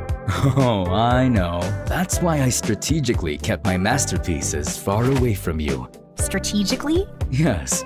I knew the moment you tasted my food, you'd scream your lungs out and fall hopelessly in love. I'm gonna throw this plate at your face. But not before you taste it. Fine. One bite. I took a bite and instantly exploded. Oh my freaking goodness! This is... In the middle of my foodgasm, I saw him smirking, so I immediately stopped myself from praising his dish. I knew it. One bite and there goes your dignity. Shut up! He kept teasing me all the way home on the bus. But of course I had to stay strong for my pride. I will never admit it, ever. Unfortunately, I couldn't stop thinking about him and his cooking skills that night, so I stuffed my face with sugar to distract myself. That was when Jules barged into my room. Girl, why are you blushing and inhaling candy like you just caught feelings? Are you in love or something? I'm not blushing, and no, I'm not in love. Got it, miss. Totally not in love. Anyway, why is your voice all scratchy? He was never finding out my voice died because of Gavin's food. He'd never let me live it down. It's the rain. My vocal cords got water damage. Sure. The next day at school, my voice was completely gone. And Jules wouldn't let it go. Are you sure it was because of the rain and not because of screaming over a certain someone's cooking? I glared at him in silence, and just then, because the universe hates me, Gavin walked by looking extra smug, like his ego had its own stupid fan club. Oh no, please, not now. Don't say it, don't. Lost your voice, huh? Told you my dish was too good. Jules nearly choked from laughing. Since then, things just got weird. Gavin and I started getting closer. Before, he used to glare at me all the time, but now, that glare was replaced with a stupid little grin that made my brain malfunction every time. Like that time in the hallway when I opened my locker and a sticky note fell out. Try not to scream over my food next time. Gee. I looked around, and of course, there he was, leaning against the wall with that grin. Ugh, so annoying. During lunch, he started joining us at our table, like he was officially part of our squad. Relax. I'm here for the food, not you. And worse, Jules literally saved him a seat every freaking day. Aww, why do you always walk in like it's a K-drama entrance? My heart can't take this. Nowadays, I just find myself finishing all my food. Clean plate and no crumbs, even if the dish wasn't perfect. And of course, he had a comment about it. The trash bin must be lonely without all the food you used to waste. Seriously, who kidnapped old you? People change, duh, and I didn't do it because of you. Sure you didn't. Can you two stop? I'm getting secondhand butterflies. Shut up. And because of him, the kitchen feels weird now. Am I too conscious of Gavin? He's still him, the broody, annoyingly talented chef in the making. Lately, he's been working way too close to my station, offering help I didn't ask for, smirking whenever I refuse like he's deliberately trying to make me skittish. Ugh. Your knife grip's a little stiff. Don't sneak up on people! Holy broccoli, why is he standing too close? I wasn't sneaking, just helping. I turned back to the cutting board, trying not to imagine how good his voice sounded that close. Taffy, focus, knife, chop, chop, scallions, not his stupid smirk. You really don't have to hover. I'm not gonna murder the soup. I wasn't worried about the soup. My heart skipped. What was that supposed to mean? Geez, are you just gonna stand there and silently judge me all afternoon? Just observing. You're interesting when you're flustered. What? What? I'm not flustered. Ah!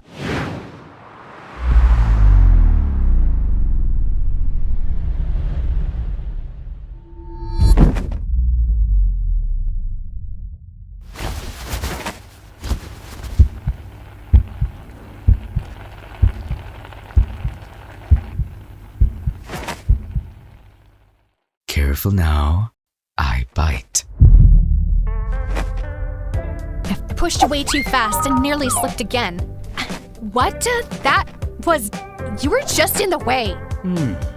Gavin finally stepped back. He looked way too satisfied. I'll try to be more in the way next time. Then he walked past me, as if to tease me more, and my back went straight. I could still feel his heat in the air. That's spicy right there. Oh, what are you even doing here? Rude, but I forgive you. I nearly melted watching you two. The tension, Michelin star level. I groaned, trying to will my face not to combust. But girlie, sorry to pour cold water on your sizzling enemies to maybe lover's arc, but your sister called me. Said there's an emergency family meeting at the restaurant. I blinked as my stomach dropped. Emergency family meetings were never casual. Without a word, I grabbed my bag. Didn't even bother untying my apron. Just ran. Apparently, a new diner around the block had been copying our menu and signature dishes. And it had been a week since our sales had gone down to dangerous levels, as in going bankrupt. I went to check on it and got the shock of my life. when I saw who one of the chefs was. Nicholas! Ah, pleasure to see you here, mademoiselle. Our family decided to branch out and try a new location. This spot is perfect, is it not? Everything on your menu is exactly like ours. This is illegal. You copied ours. If we copied yours, then why do most people flock to ours and keep saying that ours is more delicious and better? His weird behavior ever since I rejected him suddenly made sense now. Is this what you meant by wanting to see me cry? That's what you get for insulting my masterpiece. Now go cry and run back to your little kitchen. The audacity! Keep it. That old recipe is all yours. I can just let my expertise do its magic and make something so good, it'll make yours taste like reheated kitchen scraps. And when the tears come, make sure they don't water down your salty little ego. I then marched out of this stupid restaurant without looking back. I went back to our restaurant and saw Tanya and the rest of the staff reviewing the security footage. We all then froze when we realized that a shady-looking guy had been snapping photos of our restaurant from every angle for several days. And if that wasn't bad enough, he even disguised himself as one of our staff. They didn't just steal ideas. They cloned our entire concept and turned it into a fancier, more Instagrammable version. The audacity! We decided to temporarily close our restaurant while I cooked up some new ideas for the menu. Later that day, while brainstorming, I noticed a few hungry street kids outside. Their eyes weren't begging, they were just watching, like food was something distant, almost like a dream. I remembered Gavin and just found myself opening the door. I'm not serving anything fancy as of this moment, but if you're hungry, come in.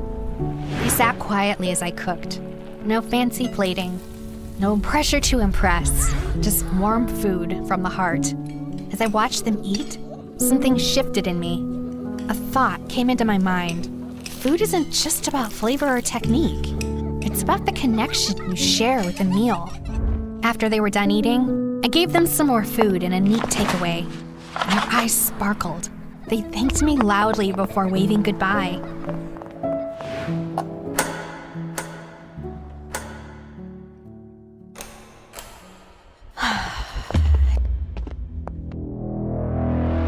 Think about some charity project and look for some volunteers to feed those kids again. Oh my God!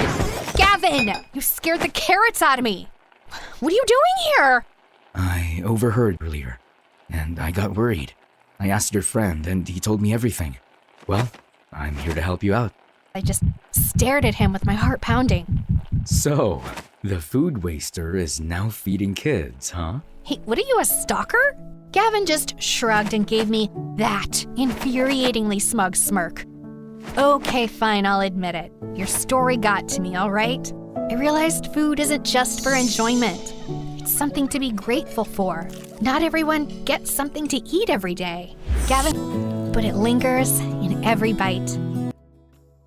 Hi there, I'm Ellie, and I've got a story that'll make you laugh, cry, maybe even question your own sanity. But hey, don't we all need that from time to time? So like and subscribe and strap in, because this roller coaster is about to take off. You see, I was born with a slight anger problem, the kind that made me want to karate chop a stuffed animal when I was just 5. Yep, I had anger issues. On a sunny day at the park, 5-year-old me just wanted to have fun on the swings and slides, but things took a different turn. I'm gonna slide like a penguin. Move it. I'm going first. Hey, no cutting. That's not nice. Do I look like I care? The bully pushed past me, smirking. Feeling furious, I climbed the ladder fast with my juice box in hand. You'll be sorry, mister. I squeezed the box hard, squirting juice straight into the bully's eyes. Then I slapped him and pushed him down the slide, and his nose started bleeding. He started crying like a baby, and his dad came running over. What is wrong with you? Behaving like a monster? You should be ashamed of yourself. I picked up a pebble and threw it at him, but it missed him by an inch.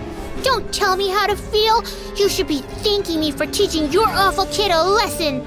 I threw another pebble at him and then ran away. Mom and Dad yelled at me all the way back home. I cried and said sorry. Then I jumped onto my parents and smothered them with kisses till they forgave me. Yeah, I think I'm a kind person in general. I mean, as long as I'm not angry. Fast forward to first grade, and there I was, little Ellie, eager to make friends at school. One day during recess, I spotted a group of girls playing hopscotch, and I approached them. Hey you, I think we should be friends. No thanks, I already have friends. Well, that didn't go as planned, but I wasn't giving up so easily. Oh yeah? Well, you haven't met a friend like me. I started shouting and spinning with my arms spread out like a wild little windmill. I even threw my sandwich on the ground. I'm fun, I'm cool, and I'll bring snacks to share. So why wouldn't you want to be my friend? Say yes, or you'll regret it. Say it. The girl hesitated, then let out a sigh. Okay, fine, I'll be your friend. Please, just stop yelling at me. And just like that, I made a new friend. Her name was Lucy, and she was the best. 2 years later in 3rd grade, my family told me one day that we had to move for Dad's job. Scared of losing Lucy, I got really angry. I won't leave Lucy. She's my best friend, and I'm not going anywhere. I protested by staying in our backyard treehouse, and I refused to come down till my parents changed their mind. We know you're upset, but we have to think about what's good for the family. But when I didn't budge, my parents caved after a few days. I was so happy, I finally climbed down from the treehouse, and I learned that standing up for what matters can make a difference, and that my anger was the best thing I had. It gave me whatever I wanted. What I didn't realize back then, though, was that Lucy eventually figured she could take advantage of my anger issues to get her way too. If she wanted something from someone, she'd come up with a sneaky plan to get me all riled up against that person. Yeah, it always made me the bad guy fighting and bullying people, while Lucy looked like she was the nice, calm friend of a monster, but no one got seriously harmed. As we entered middle school, though, Lucy started doing it more frequently and for bigger things, and I began getting into serious trouble. Like one day, Lucy came to me saying that Mrs. Thompson had called her into her office and said she was giving her a C- on her project. You know what else she said?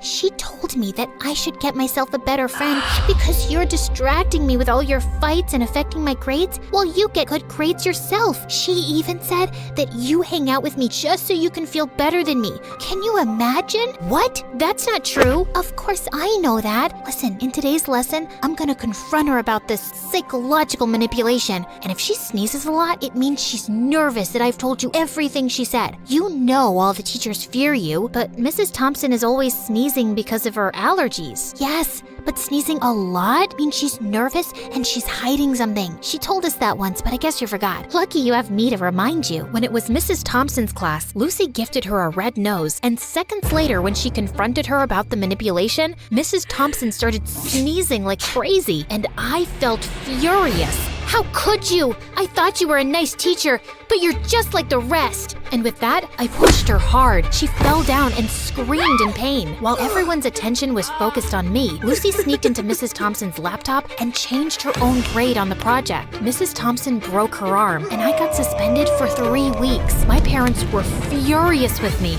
and insisted that I tell them exactly what happened. When I did, Mom said that Lucy was the manipulative witch here. I yelled at her and didn't talk to her for days. How could she say that about my BFF? Days later, I visited Lucy, and her mom opened the door and looked at me like I was some cockroach.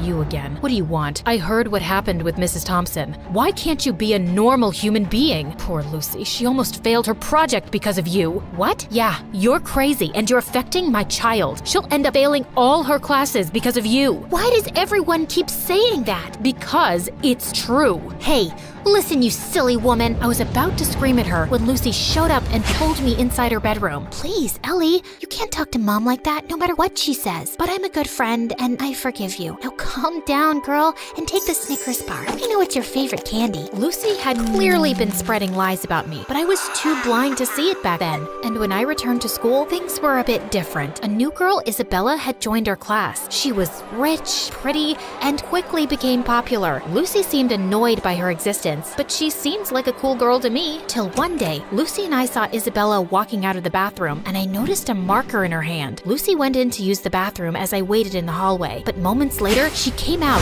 dragging me back into the bathroom with her. OMG, you gotta see this. You won't believe what Isabella wrote about you on the door. It's totally her handwriting. I'm so done with this annoying psycho Ellie. She's always bullying everyone. I want a peaceful, calm school that I can brag about to my rich friends. I offer $1,000 to anyone who can get rid of her. DM me on this Instagram account if you're interested. What a stupid, ugly witch. Furious, I stormed over to Isabella. How dare you write that about me on the bathroom door? I saw you with that marker, so don't you dare lie to me. Ellie, seriously? I had a marker, but I was working on an art project. I didn't write anything about you. Oh yeah? Well, Lucy seems to think it's in your handwriting, and Lucy said that? Okay, you should stop listening to that friend of yours. She's just using you like a puppet. Can't you see it? For some reason, Isabella's words struck a chord with me, like she just said something out loud that I kinda already knew. But I quickly brushed my thoughts away. You don't know anything. Just leave me alone. But Isabella didn't leave me alone. She'd always make an effort to talk to me and waved at me with a smile. I started warming up to her and we got closer. But that drove Lucy crazy. One day during lunch, I was sitting with Isabella, laughing and chatting, when Lucy stomped over angrily. Ellie, how could you ditch me for Isabella? After all we've been through together? Just calm down, will you? I'm not ditching you, just spending time with Isabella. We can all be friends, you know. Are you for real? How dare you replace me? And with that, she pounced on me. I didn't want to fight her, so I just pushed her away, but she grabbed my hair again. Luckily, someone called a teacher and Lucy got detention for 2 weeks. And I swear, those were the best 2 weeks of my life. Things were calm and peaceful, and I didn't have a single fight with anyone. Isabella even convinced me to start getting therapy for my anger issues, and I felt really good about it. Then one day, Isabella told me something. Hey, Ellie, yesterday when I got back from school, I was shocked to find Lucy in my house. I asked her what she was doing there, but before she could reply, her mom showed up. She's our maid. I swear I had no idea. She said she'd brought Lucy over to help her clean the kitchen before Christmas. Oh, yeah, I know that her mom works as a maid for you, but we never talk about it, because I don't want to embarrass her or anything. But I don't have a good feeling about her suddenly being in your house. She might be up to something fishy. So we decided to keep an eye on Lucy that afternoon, and we watched from a safe distance as Lucy's mom gave her instructions to clean. But just a few moments later, after her mom left, we heard a loud crash, followed by Lucy's scream. We rushed to find Lucy lying on the floor with a broken shelf and scattered kitchenware around her. We tried to help her up, but she screamed in pain and couldn't move. Just then, Lucy's mom and Isabella's parents came running too. Oh my God, what happened? Oh, Mom, I was just reaching for something on the shelf, but it was unstable. It just all came crashing down on me. Lucy's mom turned to Isabella's parents furiously. This is all your fault. You knew this shelf was broken and you never bothered to fix it. I told you so many times. Now my daughter is injured because of your negligence. I'm gonna sue you for this. You'll pay for the harm you've caused my daughter. Isabella's parents tried apologizing repeatedly, but Lucy's mom didn't listen to a word and called an ambulance to take Lucy away. I couldn't help feeling sorry for Lucy, although I was almost sure she'd hurt herself on purpose to cause trouble for Isabella and her parents. She probably hadn't expected it to be this bad. And sure enough, the injury was very bad, and Lucy couldn't walk for a few months. A few days later, the teacher planned a visit to Lucy's house for the class to cheer her up. But the moment we entered Lucy's room, she went ballistic, calling me a horrible friend who'd betrayed her and calling Isabella bad names too. I was feeling angrier by the second, but I tried staying calm. Just then, Lucy's mom walked in and she started calling me a bad friend too. Are you here to hurt my Lucy even more, Ellie? You've made it obvious whose friend you really are. But be aware, Isabella, I'm certain she only chose you because you're rich. Ellie has always been a bad, rotten egg. Suddenly, I just snapped. I jumped at Lucy's mom and she fell back and hit her head on the floor.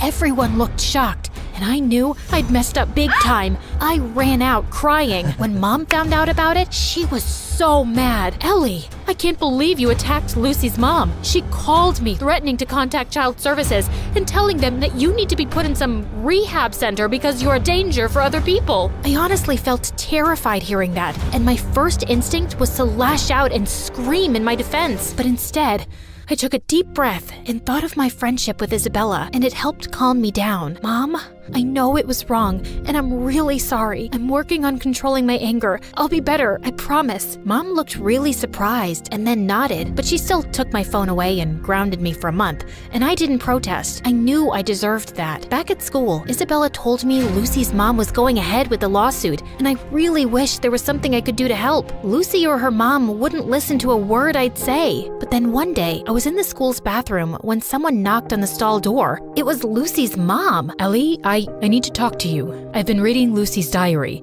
and I've discovered the truth about her actions. She's been using your anger issues to her advantage. I sometimes had a feeling that something was off with Lucy's behavior, but I never knew for sure. Are you still gonna sue Isabella's parents or report me to child services? No, I just wanted to apologize to you, and I won't be causing you or Isabella's parents any more trouble. I'll also get Lucy the help she needs. We might even move to another town and live with my sister if it means Lucy can get better therapy. I'm so sorry for everything, Ellie, and I want to thank you for being a good friend to Lucy, despite everything. With that, she gave me a quick hug and left. I felt tears pricking my eyes. I was kind of sad I wouldn't get to see Lucy again, but I also felt lighter and free. Moments later, Isabella walked in. Ellie, everything's gonna be okay. Isabella hugged me tight, and for the first time in a long while, I felt like everything would be okay.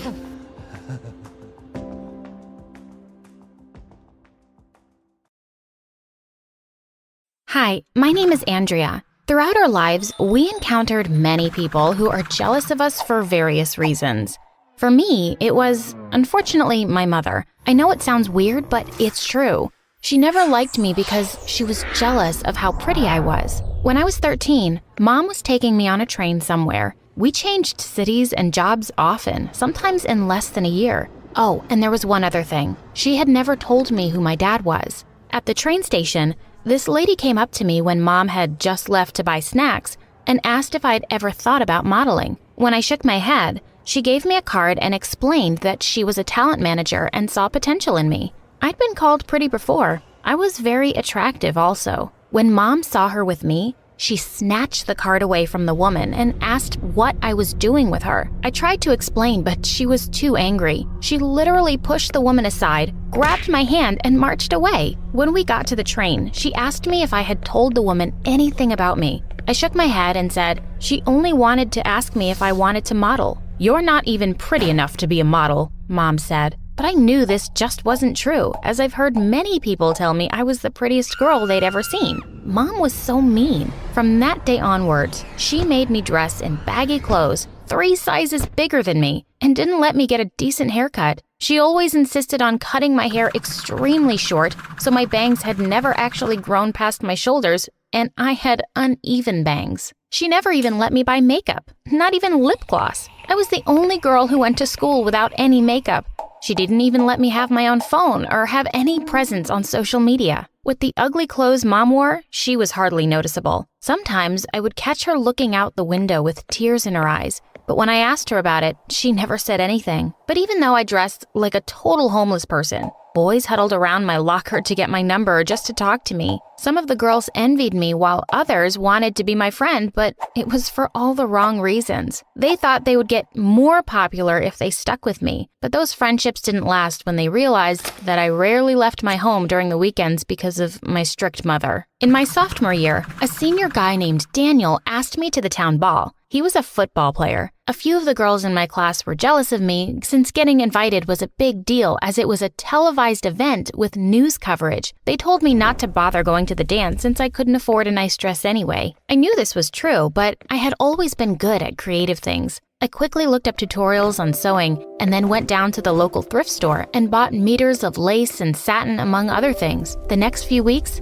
I was cooped up in my room trying to finish my dress. I started daydreaming about it and picturing myself having it on. For once in my life, I would have something pretty to wear. I didn't have appropriate shoes, so I knew I had to borrow one of my mom's. I sneaked up to the attic where I knew she kept her things locked away and started looking for shoes. I picked up what I thought was a shoebox, but inside there were a bunch of photographs, many of them of my mother. I was surprised to see the pictures, as my mom appeared to be around my age, and she looked a lot like me now in those pictures. In some of them, she was with a guy, and I wondered if it was my dad. Over time, her beauty had faded and she did nothing to care for herself either. I kind of figured out why she was jealous of me. I found a pair of silver shoes I liked and wondered how she could manage to buy it as it looked quite expensive. The day of the dance came around and I woke with the biggest smile on my face, but it was replaced by a shriek when I noticed my dress. Someone had cut it in various places. The satin was mangled and torn, and there was no way I could fix this disaster. My beautiful dress was ruined, but I immediately knew who had done it. I went to my mom and demanded answers. She didn't even try to deny it.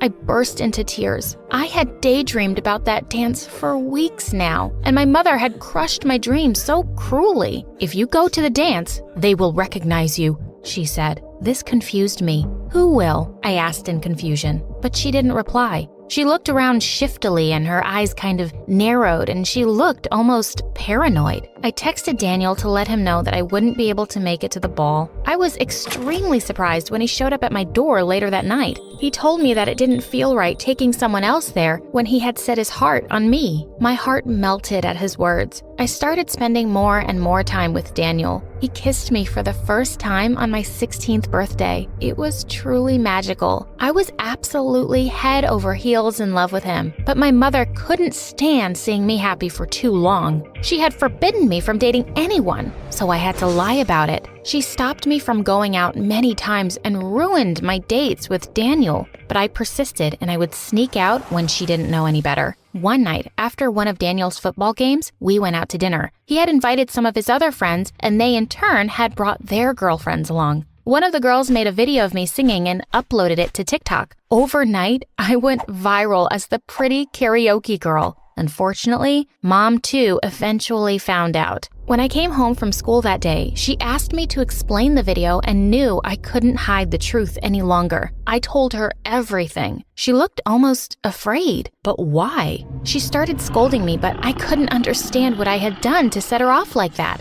Eventually, I just couldn't take it anymore. "Can you not be jealous of me for once?" At that point, she completely shut up and locked herself in her room. That night, I heard her crying from her room. I felt guilty, but I also knew that it was time that I took a stand for myself. I wasn't too bothered to talk to her as school kept me busy. I was getting used to my school life with Daniel becoming a big part of it. But my happiness was quickly cut short when Mom announced that we would be moving away yet again. I begged her countless times not to do it and even deleted the TikTok on her demand. But she refused to listen to me. I had no choice but to leave my old life and Daniel behind. I reluctantly settled into the new town with Mom, but I still missed Daniel. Right then, I decided I would save enough money, and once I was an adult, I will definitely leave Mom. To get my mind off Daniel, Mom allowed me to get a job at the mall. One day when I was working, an older man in an expensive suit walked up to me. He looked familiar for some reason. "Have I seen you somewhere before?" he asked. I shook my head no. He stared at my face for a few minutes before he left the store. The next day, he showed up again. He had kind eyes and a charming smile, but then things took a weird turn as he began to ask more and more personal questions. He asked me where I went to school and where my mom worked and even our house address. I was growing more and more suspicious. I decided to tell Mom about it and she freaked out. She caught me by my arm and said, "What exactly did you tell him?" I said, "Calm down, Mom. Geez, I know better than to trust strangers." As if on cue, there was a knock on the door. Mom and I looked at each other as the knocks became more persistent until someone was literally banging on the door. I had never seen my mother frightened like this. She told me to head upstairs and hide in the bathroom, but instead I stood behind the staircase landing. The door opened, and to my surprise, it was the same man from the store. They spoke for a few moments before the man demanded to see me, but my mother refused. "I have every right to see my daughter. You took her away from me without my consent or knowledge," he yelled. I gasped in shock. After all those years of trying to figure out who my father was, he was actually here. I realized that I had seen his pictures with my mom in the shoebox. I stepped out of my hiding place and Dad smiled at me, asking if I wanted to go with him.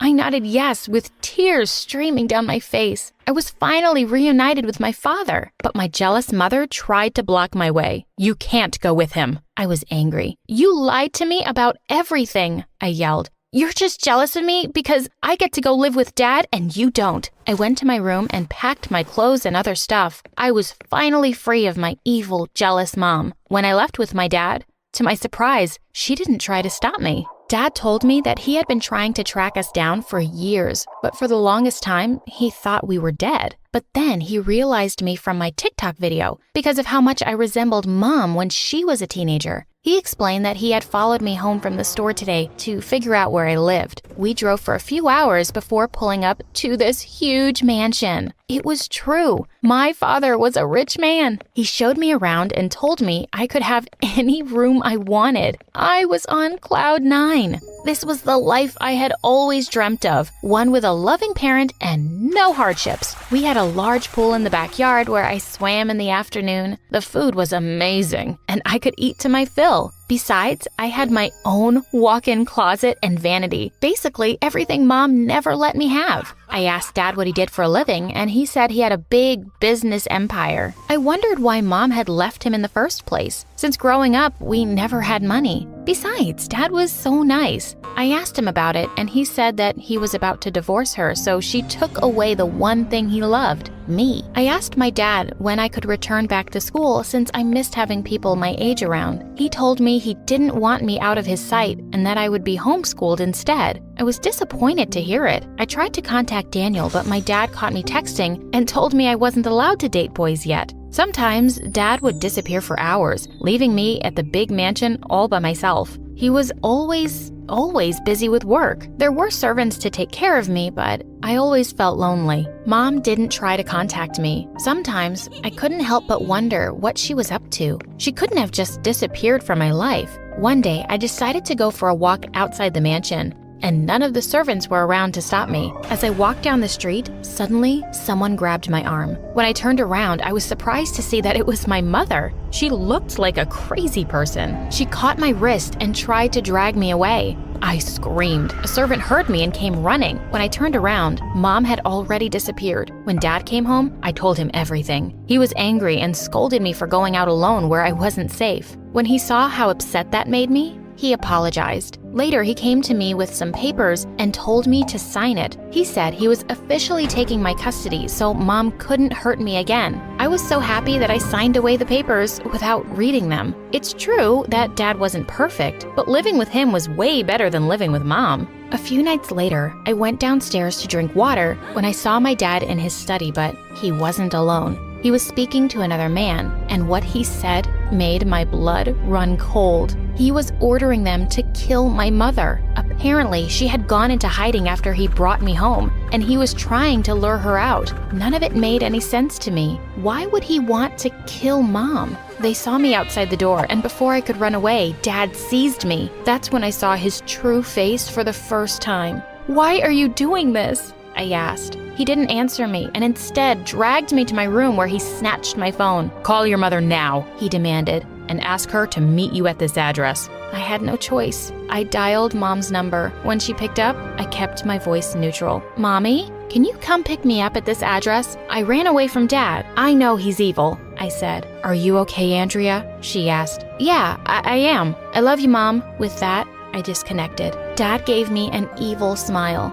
He knew he had won. He locked me in my room while he and his friend left the house. I watched them drive away knowing that they were going to hurt my mom. I waited for hours and hours when finally the door opened. I expected Dad to come in covered in blood, but instead it was Mom. I rushed to her, hoping she wasn't a hallucination. She looked completely fine. "Are you okay, Mommy?" She nodded. "You've never said I love you to me before." That tipped me off that something was wrong. We went downstairs where a police car was waiting outside. Dad and his associate were handcuffed inside. Mom explained everything. She told me that she was the daughter of a rich man, and after she had married my dad, she had found out that he had only married her for her property. He was actually an evil businessman capable of even murder, and he wanted to be done with her as soon as he had the will signed to his name. But it turned out my grandfather had left all the property to me. In fact, that was why Dad had wanted me to sign those papers. Mom knew she had to protect me from Dad, so she ran away with me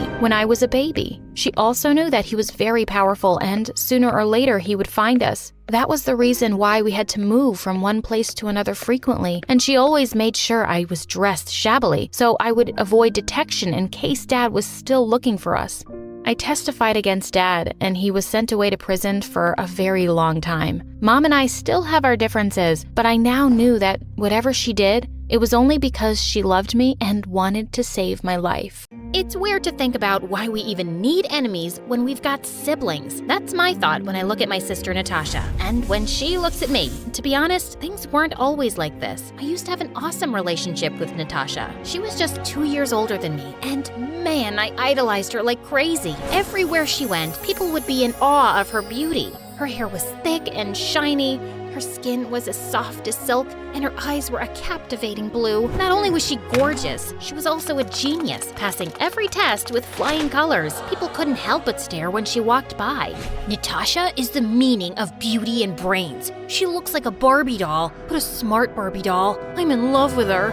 All right, hold your horses. She's my sis, remember? Sometimes I don't believe that. Look at you and look at her. I mean, you're cool, but Nat, she's hot. You might think I'd be all green with envy, but nah, it was because Natasha wasn't just my sis, she was my BFF. I totally admired her. She always pushed me to own my confidence and embrace my true self, no matter what. You are perfect, beautiful, and strong. Always remember that. Got it? Good. Growing up, my favorite thing was to watch Natasha work her makeup magic. She had a YouTube channel where she taught how to put on makeup, and I used to sit there and admire her. Watching her made me so happy. But there was this one time, I was riled up as she got ready. It was my birthday the next day, and so I wanted to chill and watch a movie with Natasha, but instead, she had to go on a stupid date with her jerk boyfriend. Stop with the pouting already. I'll throw you a massive party tomorrow. Ugh, fine. But you promise about the party tomorrow? Pinky promise. I love you. Bye-bye. Once Natasha was gone, I felt so bored because Mom and Dad weren't home either. So I decided to try on Natasha's makeup and even straightened my hair like hers. I looked awesome, but I had no idea that night would change everything. My life, my relationship with my sister, my future. I woke up to a room filled with smoke. Someone was calling my name. It was Natasha. Natasha, help me! I'm coming, Ariel!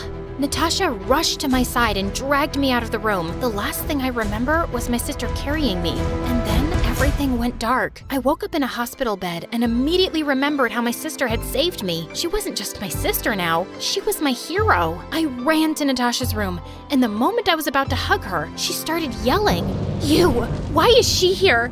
Mom, Dad, take her away! But why? Why is she angry with me? Angry at you? Ariel, you left that straightener on and it caused a fire. In saving you, look what happened to me. It's your fault, Ariel. Look what you did to me. Honey, it was an accident. An accident she caused. Please take her away. Her words hit me hard, but my heart sank seeing how shattered she looked. Once we were home, I realized Natasha's burn scar crushed her confidence. Though it faded with time, she was never the same. She hid it under her hair, ditched school for homeschooling, and even stopped making YouTube videos. She got even sadder when her loser boyfriend dumped her. I knew she blamed me, but still, I was determined to remind her how amazing and beautiful she was, just like she used to remind me. Natasha, I need to talk to you. Don't think about that jerk. He never deserved you, and you're the prettiest girl in town. Shut up. Just shut up, Ariel, and stay out of my room. Just give her some time. She'll come around, honey. She loves you. I love her too, but I miss her. I miss my sister. I wished and hoped that one day Natasha would forgive me and things would go back to normal. Before I knew it, it was my 16th birthday, and I couldn't help but feel a little disappointed. After all, Natasha had promised to make it special 2 years ago, but I knew that wasn't gonna happen. So I grabbed a cupcake and a candle and headed up to the school rooftop, just like I had done the past 2 years. Just as I was about to blow out the candle, I noticed someone else was there. It was Damon, the school's resident heartthrob. He had transferred just a month ago, and all the girls were going crazy over him. He was the biggest flirt and always tried to hit on me, but honestly, I found him to be cringe. Oh, hey, pretty lady. Not this again. Save your cheesy lines for your fan club. Now please leave. Wow, didn't know you owned the school building. Please, I need to hide here. You know that girl I started dating, Amanda? Ashley. Her name's Ashley. Yeah, her. I told her it's me, not you. And it looks like I'm a wanted man now. Fine. Stay, but keep your mouth zipped. So what are you up to? Is it your birthday? You wouldn't want to celebrate alone. How about I be your partner in crime? I'll even sing you happy birthday. No. Okay, fine. Yo, happy birthday, girl. You're turning 16. Time to break free from that boring routine. They say you're dull, but that's a lame disguise. On your special day, let's see you rise. It's your birthday, girl. Time to let loose. No more snooze fest, let's turn up the juice. Forget the haters. Show them how you shine. Get ready, have a blast. It's party time. The moment he was done, I burst out laughing so hard I could barely breathe. We shared the cupcake, and after that, we were best buds. Damon was the friend I always needed, and together, we unleashed the ultimate teenage chaos. We pranked teachers, danced like maniacs in the hallway, and had so much fun together. With him by my side, I was smiling again. But being Damon's friend wasn't all fun and games. The girls at school literally hated me for being his best friend. One time, as Damon and I sat in the lunch area, we overheard some girls gossiping about us. What does he even see in her? She's like a plain Jane. She's not even a size 0 like me. She's a size 10. A 10 is like the new size 18. Plus, her hair, so curly. Damon looked furious, but I stopped him. I knew how to handle this. Psh, whatever. I may be a plain Jane, but you're just jealous of my effortlessly chic style. And you, listen up. Size 10 is where the style and curves have a party. I'm rocking the best of both worlds. And I know you're just jealous of my envy-inducing curls because your hair is full of lice. Yeah, I saw you scratching your head like crazy in the bathroom. Might want to keep your distance, girls. Everyone started to giggle, and her friends left her table in an instant, which made her super pissed. And all of a sudden, she lunged at me like a furious cat. But I pushed her away. Damon grabbed my hand, and we ran out of the cafeteria. Once outside, I looked down to see my shirt had been torn by that witch. Damon suggested I go home and change, so we headed to my place. It was the first time I was taking Damon home. Since the accident, I had never invited anyone to my place. Wait here, I'll be back in 2 minutes. Gotcha. Just as I was done changing, I heard a loud scream. It was Natasha. I ran downstairs, only to find Natasha holding Damon in a chokehold. Ariel, call 911, now! I caught a thief. I won't let him hurt you. Honestly, it felt good to hear her say my name, after what felt like forever. Ariel, who's this cutie? She's my sister. Nat, this is Damon, my friend from school. You can relax. Oh, I am sorry. Since you're out of your room, can I get you something? Can I make you, lunch? Wanna watch a movie together? Wanna go out? Natasha looked at me like I was crazy, and Damon stared at her, completely shocked. He awkwardly offered her his hand, but the moment she did, Natasha covered her scar and sprinted to her room, slamming the door shut. Damon was left there standing completely confused. Did I do something wrong? I shook my head and left the house with Damon. On our way back to school, I told him the entire story. After hearing it all, Damon suggested I keep trying to talk to Natasha. He said she still cared for me, considering she had protected me and thought Damon was a thief. He was right. I shouldn't give up on the love Natasha and I had. I kept trying to make things better between my sister and me. I cooked her favorite meals, baked her favorite treats. I sent her sweet texts and reminded her of all the good times we had together. But nothing. Even Damon tried to help me. He started coming over more and more, and whenever Natasha was out of her room, he'd tell her lame jokes and would try to chat with her. While at the start, she ignored him like he didn't exist. Slowly, I noticed how Natasha started to smile at his jokes and sometimes even spoke to him. I was happy, but to be honest, I couldn't help but feel a tad bit jealous that she'd respond to him and not me. One time, it was Valentine's Day and we had this fun fair at school. Damon came to pick me up, and just as I stepped out of my room, I spotted him outside Natasha's room. What are you doing? Nothing. Doesn't look like nothing to me. Show me. My heart sank when I saw Natasha's name on the box. I didn't know what to think. You can't do this. Nope, you can't give it to her. First, she won't accept it, and second, I don't want you flirting with my sister. She's been hurt in the past too, and I know you, Damon. You're the biggest flirt in school. He tried to protest, but I was having none of it. I felt my head spinning, and the urge to go to the fun fair suddenly disappeared. The next few days were a struggle. I was so mad at Damon and refused to talk to him, but he kept calling. Trying to ignore him, I focused on my college applications. I had applied to a ton of colleges, colleges and was accepted in most of them. I just needed to make a choice about where to go. Just as I was lost in my thoughts, Damon appeared out of nowhere. No, I don't want to talk. You have to, please. Just listen to me. Ariel, I really like your sister. A lot. I wasn't expecting you to be jealous. I'm sorry, I didn't know you had this big fat crush on me. OMG, me having a crush on you? I was mad because I don't want to see Natasha get hurt again. Her ex-boyfriend dumped her when she needed him the most. Damon, you're my buddy, but I know what a big flirt you are. My sister deserves the best. So please, listen, I know I don't have the best reputation when it comes to dating, but I promise I won't hurt her. The few times I have talked to her, I realized what an amazing person she is. I just wish she could see herself the way I see her, the way you see her, beautiful inside out. Damon's words shocked me. The funny guy suddenly showed he cared for Natasha. I had to step back and give my blessings, with a warning to break his bones if he hurt my sister. That night, Natasha came to me and she was fuming. You think I'm some pathetic, lonely girl? You told your friend to ask me out, didn't you?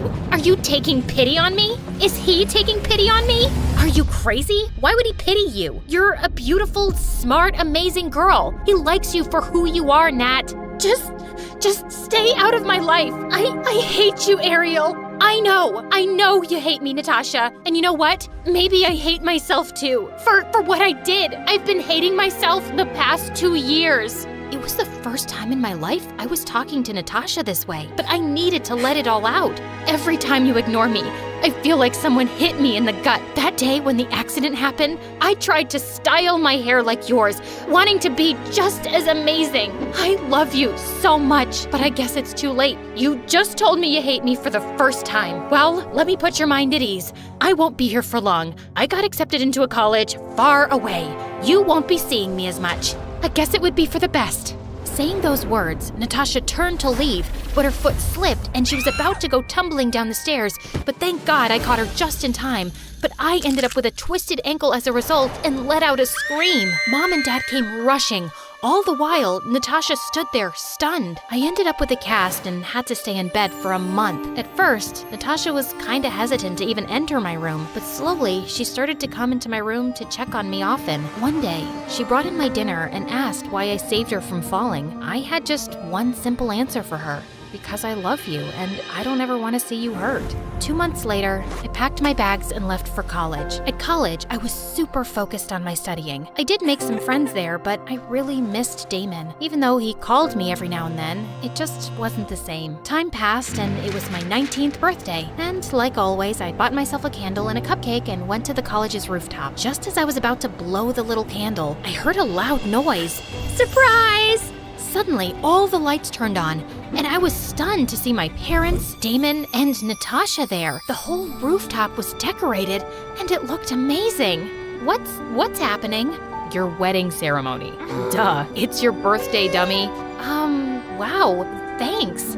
Don't thank me, thank your sister. She was the one who said she needed to keep a promise she made to you. This was her plan. She did everything. I just supported her like the good boyfriend I am. What? Natasha and Damon were a thing now? Wow, a lot had happened back home. Damon told me how happy Natasha made him, and seeing how radiant and confident she looked, I could tell he made her feel the same way. Happy birthday, Ariel. How are you doing? I guess fine. I got admission in a community college, and also got a job, and I'm back on YouTube. Things look bright. You go first.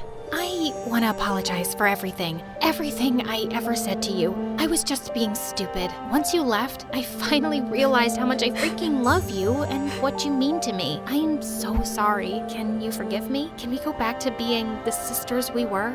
No matter how much we argue or try to keep our distance, you and I are family. Being sisters isn't something we can just choose. It's something we are. We're in this for life, and I wouldn't have it any other way. I am so happy to be stuck with you.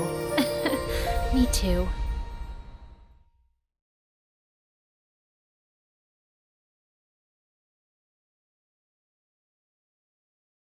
Hi, my name is Irene, and today I'm going to tell you the crazy story of how I lose control of myself and turn into these exciting characters from the movies I see. Unbelievable, right? When I was 3, my parents first took me to see the movie Tarzan. It was amazing. But soon after we got home, I started howling and beating my chest, just like Tarzan. And then I literally swung from the curtains and pillars, crashing into everything that came in my way. Mom couldn't stop laughing, but Dad got super furious. What has gotten into this child? This is not funny. Stop her, now. But that wasn't the end of it. One evening, after we all watched the movie Child's Play on TV, I suddenly got up in the middle of the night and walked to Dad's bedside with googly eyes and a pencil in my hand. Hi, I'm Chucky. Wanna play? Dad screamed like a little girl and dived under the bed. This child is possessed. Take her away from me. She's evil. Mom calmed me down quickly, but Dad always stayed away from me after that. Then one day, Mom and I came home to find a note from him. I can't sleep with that devil child in the house. I'm leaving. Goodbye. And, well, we never saw him again. But unlike Dad, Mom loved me a lot, and life was better with him gone. I also loved going to school and had plenty of friends. That is, until the day everyone found out about my weird quirk. One day in the 6th grade, soon after I'd watched the Lord of the Rings movies at home, a teacher dropped her gold ring on the floor. As I saw it sparkling in the light, I suddenly transformed into Gollum. As I leapt forward to pick up the ring, she got to it first and I went ballistic. The filthy little thieves. Where is it? They stole it from us. My precious. Curse them. We hates them. It's ours. It is. And we wants it. And with that, I attacked my teacher. She shrieked as other kids tried to hold me back, and someone called the principal. I almost got expelled, but Mom was called in and she explained my condition. She decided I wasn't watching any movies for a very long time. But the news had already spread like wildfire in school, and everyone started calling me different names. Clown, loser, psycho, and many, many more. And the school queen bee, Olive, was the meanest of them all. Hold on, Psycho. What are you going to turn into today? Hola, Harry Potteris. Can you fly using the janitor's broom? Cut it out, Olive. Oh, I'm scared. Are you going to turn me into a goblet with your magic? I could smack her with a broom for sure, but I didn't want to upset Mom by causing more trouble, so I kept a low profile, even though the bullying never stopped. In the 9th grade, I decided to join the drama club at school. One afternoon, I was rehearsing alone before auditions for the school play when a handsome guy walked into the drama room. Hi, my name is Drake, and I'm here for the drama auditions. Am I in the right place? Oh, yes, you're in the right place at the right time. But before I could say a word, the Wicked Witch entered the room. Oh, there you are, Drake. Are you here for the role of the prince? Take it from me, babe. That role is made for you, and I'm meant to be your princess. But when everyone saw my acting skills, I got the lead role. Olive got selected for the maid's part, and Drake became my prince. I was loving all the attention I was getting from him, but it was clearly driving Olive crazy. How dare you flirt with Drake? He's mine. Really? I didn't see the owner's name tag on him. Oh, look who finally found her tongue. But hear me loud and clear, freak. You can be his princess in a play, but I'm still his queen in real life. Stay away from Drake or else. Bring it on. Well, she did. During breaks at rehearsals, she was all over him, touching his arm and laughing a little too hard at his jokes. But I wasn't going to just sit back and watch. The next day during costume trials, I walked in wearing a Catwoman costume, and Drake's jaw dropped when he saw me. OMG. Irene, you look meow. How about you curl me closer with that tail of yours? I gave him a wink and sat close to him as Olive turned red with anger and stormed out of the room. But then the next day, that witch came dressed up as Wonder Woman in a costume literally the size of a hanky. Her tactics didn't work though, because one day at rehearsals, Drake asked me out in front of everyone. Of course, I said yes. As I was changing in the dressing room the next day, I nearly jumped out of my skin when I looked up and saw Olive's reflection in the mirror. She was holding up my costume that she'd ripped to shreds. OMG, Olive, you're such a psycho. You just wait and see what I do, Irene. I'm not gonna let a freak like you take away my dream boy. Ugh, she was insane. I pushed her aside and stormed out of the room, wondering what drama would come my way next. I didn't have to wait too long to find out, but it wasn't exactly what I'd expected.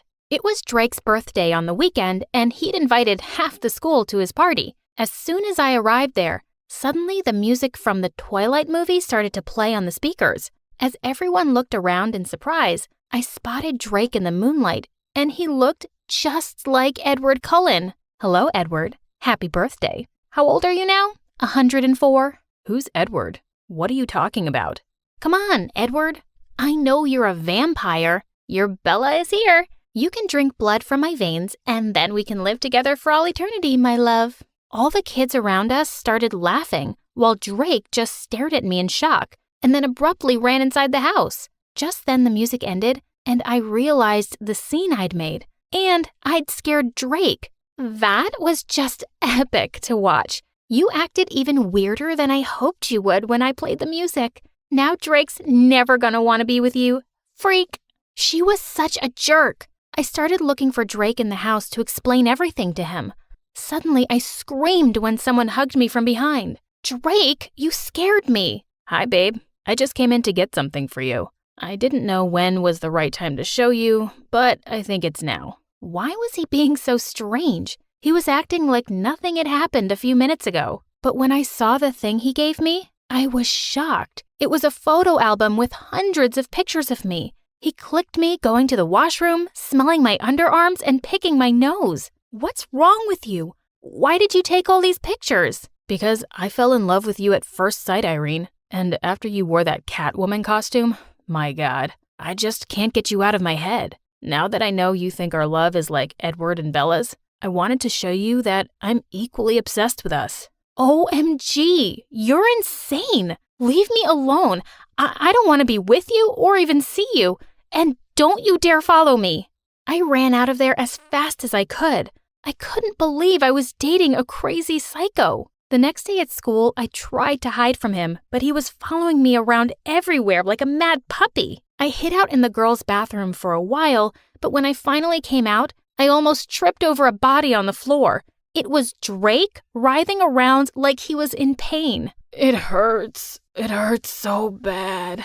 What hurts? Is it your tummy? Your appendix? No, baby girl. It's my heart. Quit playing games and say you love me too. Oh, shut up. You need therapy. I almost kicked him while shaking his hands off my ankle, and I ran away while everyone around us laughed hysterically. Olive called out to me. Wow, girl, he's as crazy as you. He's all yours. Geez, if he kept this up, I was going to need a restraining order. Later that night, as I was sleeping peacefully in my bed, I heard a faint creaking noise, and I turned around and screamed. Drake was standing by my bed. Are you freaking crazy? How do you even know where I live? Never mind, don't answer that. Just get out. Babe, just give me a chance. I have an amazing gift for you. And with that, he started unbuttoning his shirt. Hey, don't! Ew, stop that! Relax, you're gonna love this. He took out an invitation card tucked inside his shirt. Oh, thank God. I know how crazy you are about acting, princess. And you know I would bring the world to your feet. Please, accept this invitation to a party on a cruise ship with Hollywood stars. Wait, what? Are you serious? Yes, babe. As serious as my love for you. I want you to go with me to the party. But how'd you get those passes? Oh, I just stole them from my uncle's table when he wasn't looking. He knows many people in Hollywood. Okay, he was still a crazy psycho, but I couldn't miss this awesome opportunity, right? Meeting Hollywood celebrities would be like a wild dream come true. And Drake wasn't lying one bit. When we got onto the ship, I could feel my heart beating like crazy. I was at a party full of actors and directors I practically worshipped. Just then, I spotted the world-famous director, freaking James Cameron himself, right at the front of the ship. Here was my chance to get discovered. I turned to Drake. How much do you love me? Oh, as much as the depths of the sea, and the width of the sky, and the height of the... Okay, I get it. You love me. You'll do anything for me, right? Anything, babe.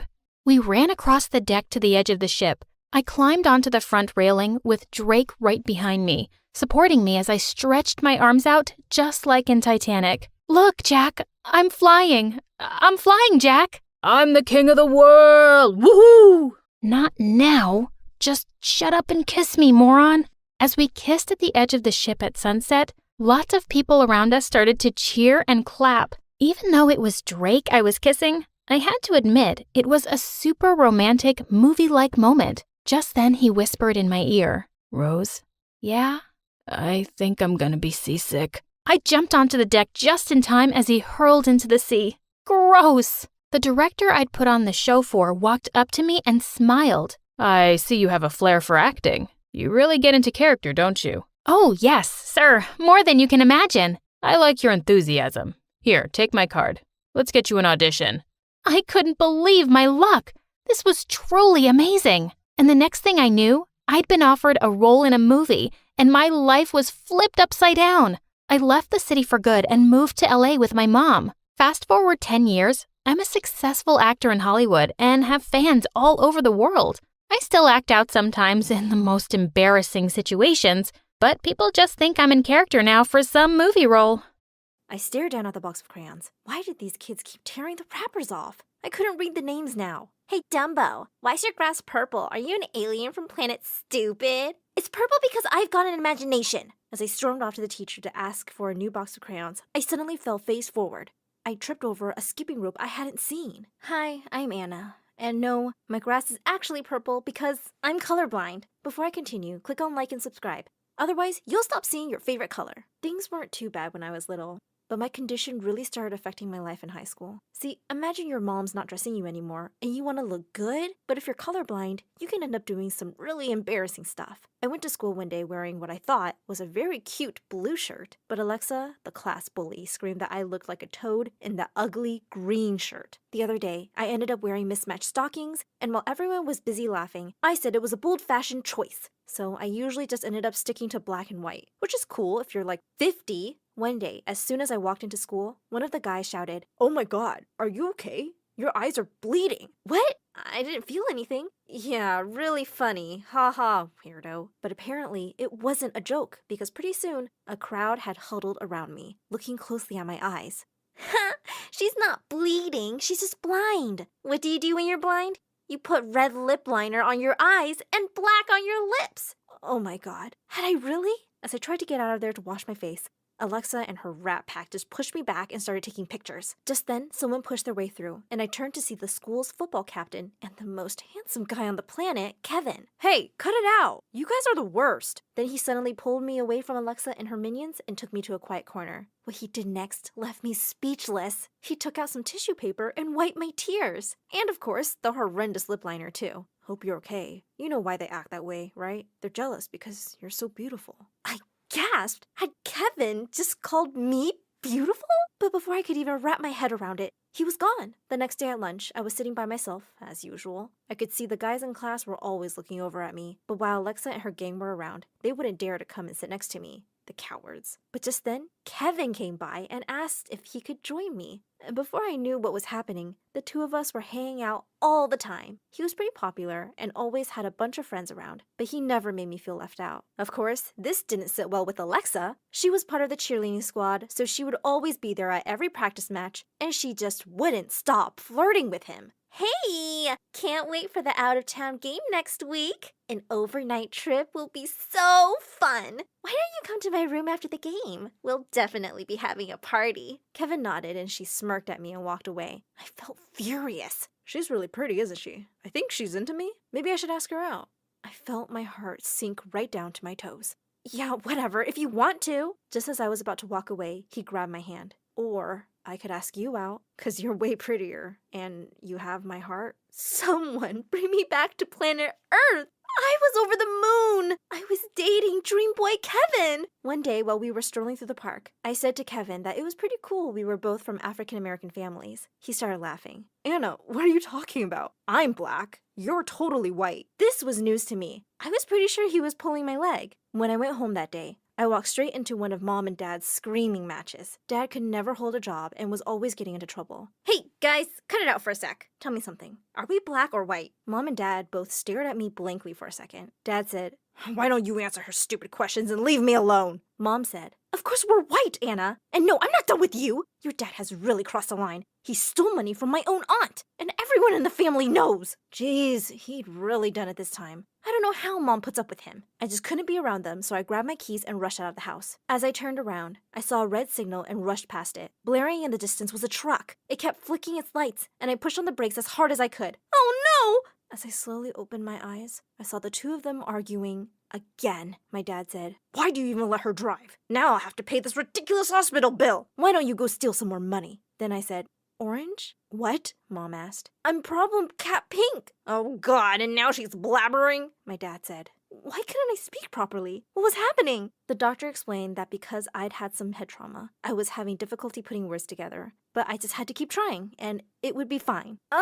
The doctor said it's minor, but I lobster SpongeBob so much. Give us some time, dear. You'll be fine, Mom said. The day I got home from the hospital, Kevin came over to see me. "So, you know how much I love you, right? Well, I want to show you how serious I am about you. I want you to meet my parents." What? Meet Kevin's parents? That's the kind of seriousness every girl is looking for. Oh, Moon, go! Ink so hope. What? Kevin asked. I took out my notebook and wrote. The doctor said I won't be able to put words together properly for some time, and it's worse when I'm excited or anxious. Maybe we should do this later? You'll be fine when you're with me. Don't worry, Kevin assured me. Kevin's smile made all the difference in the world. I was still anxious, though, because there were his parents.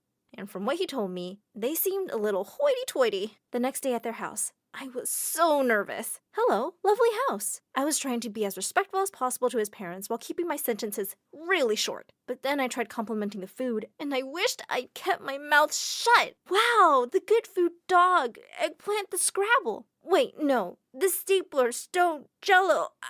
No. Oh, dear God. Then Kevin saved me and said, "You mean you really like the food? Well, thanks, Anna. That's very sweet of you." I just smiled meekly at his parents. No amount of covering up from Kevin was going to make them like me now, and I was right. This is the only girl you could find. She's crazy. This is exactly why we want you to meet Sabrina. She's your dad's business partner's daughter, and she is extremely well-behaved. I could hear Kevin's mom's voice from the kitchen. But, well, there was nothing I could do about it. Over the next week, I noticed my sentences were improving, but Kevin wasn't around for me to tell him. He had the flu, so he wanted to stay in.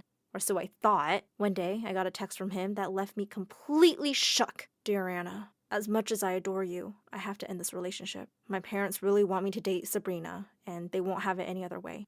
Please forgive me. I hope we can still be friends." What? Was this for real? The guy who claimed to love me was leaving me because I wasn't good enough for his parents? I felt beyond furious and blocked his number. He didn't even have the decency to say all this to my face, and he thought we could be friends? I spent the whole weekend crying over sad movies with tubs of ice cream. I didn't want to go to school and ever see him again. The next day, while I was putting stuff in my locker, that jerk walked up to me. "Hey, I've been trying to get in touch." I slammed the locker door and turned away. "I don't want to hear it, Kevin. Leave me alone." And here I was at lunch again, back to sitting by myself. And I got a C on my math test because I hadn't studied at all. Suddenly, someone snatched the test paper out of my hands. "Not so smart now, are we? What's it like being stupid and blind?" "Alexa, have you ever gotten an A in anything? I'll take that, thanks." Colin, this guy from my class, snatched the paper out of a furious Alexa's hand and came and sat next to me. He'd never spoken to me before. "Hey, you ever need help with math, let me know. I'd be happy to tutor you," Colin said. I was just about to say no thanks when I saw Kevin looking over at us from the corner of my eye. I was hurt and angry, and I wanted him to eat his heart out right now. Yeah, I think I could really use the help.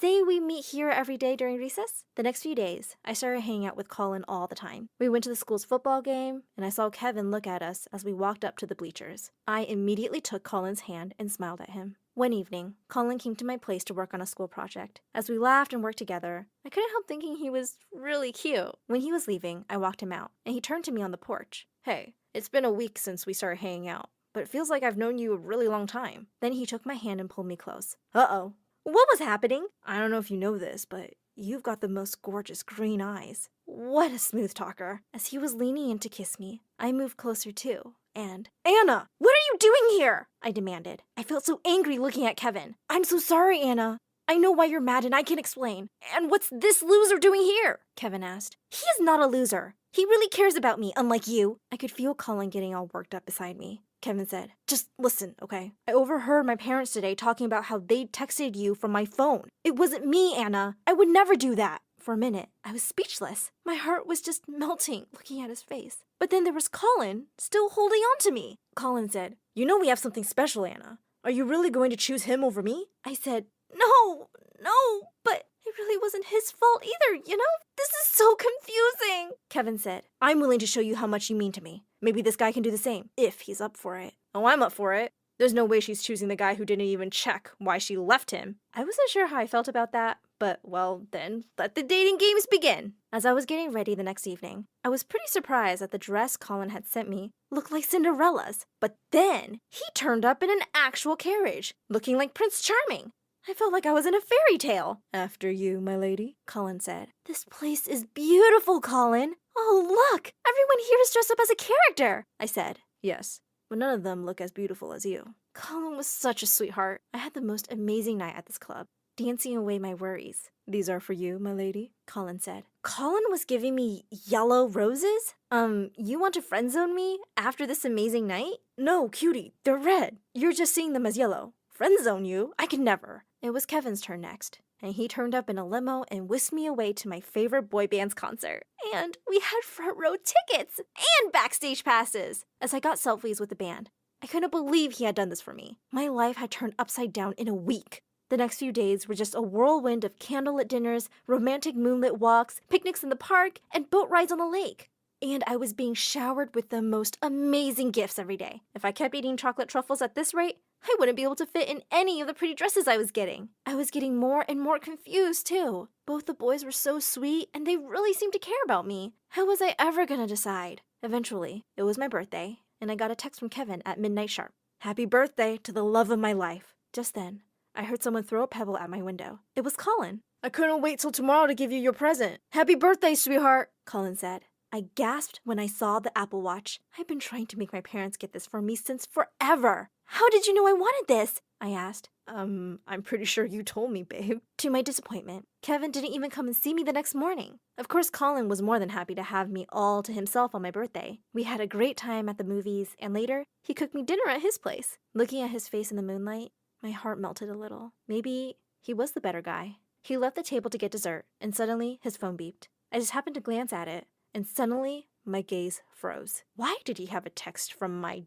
dad? I opened it, and it said, "Told you she'll love the present. Make sure she makes up her mind about you before that boy is back." Colin came back and stopped short when he saw his phone in my hand. "What's all this, Colin?" I asked angrily. He slowly sat down and wouldn't even look at me, as he said he had to tell me something. "Your dad has been paying me to keep you distracted from any thoughts of Kevin. What I didn't know was that I would actually fall in love with you. I'm so sorry, but please know my feelings for you are real." I was shocked and speechless. I felt disgusted by Dad, and I couldn't believe Colin had agreed to trick me like that. I just threw my napkin down and left. As soon as I got back home, I went straight to the lounge where my parents were watching TV. I said, "Mom, you know what this guy did? He paid Colin to play with my feelings and keep my mind off of Kevin." I started crying as I told Mom the whole story. I had never seen her this furious. Mom screamed at Dad. "Why would you do such a thing?" "Oh, jeez. Don't make such a big deal of it. I only did it because Kevin's parents were paying me to keep her away from their son. I knew she would never listen to me if I talked to her, so I thought Colin would be a good distraction. What's the problem? I picked a nice guy for her, and I could use the money to pay off our debts." Mom got up and said, "Not our debts, your debts. Even this house is mine because I pay for the rent. I've had enough. Get out, now." Finally, go Mom! Dad was furious and left. I felt completely betrayed by Colin, and Kevin had just disappeared. I was done with these stupid boys playing with my feelings. I spent the next few days sulking in my room and watching videos on My Story Animated. I came across one where the girl's dad had been paying her boyfriend to spy on her for years. Well, that was believable. Kevin showed up the next morning. I told him I was done with everyone. He said he'd had to go somewhere urgently, and he couldn't get a flight out sooner because of bad weather. I said, "What's so urgent? You had to go to Rome to eat pizza? Your private jet wasn't available?" Kevin said, "Listen, let me make it up to you. Just give me one chance. That's all I'm asking." Reluctantly, I agreed. He blindfolded me and drove me somewhere, refusing to tell me anything. He helped me out of the car, and I could feel the sea breeze on my face. "Kevin, what's the big secret? I've seen the sea a billion times." "Not like this. Just don't open your eyes till I tell you." The blindfold came off, and I felt him placing glasses on my nose. "Now." I opened my eyes, and I gasped. I was seeing colors properly for the first time. I didn't know the sea was that shade of blue. I couldn't get over the sky. And the trees, the sand? Kevin was laughing and recording my reaction. I started crying. I'd been living in a faded world, and it was so much more beautiful and brighter than I could have ever thought possible. Kevin wrapped me in one of his bear hugs. God, I miss these hugs. He said he'd flown over to a place in Europe where a company was making these glasses. They were still in the testing phase, but he wanted to give me the perfect gift. It was at that moment that I knew it was always Kevin, and for the first time, I could really see how beautiful and deep his green eyes were. Kiss me, Kevin. I want you to kiss me. We shared the most magical kiss, and I had fireworks going off in my head of every color.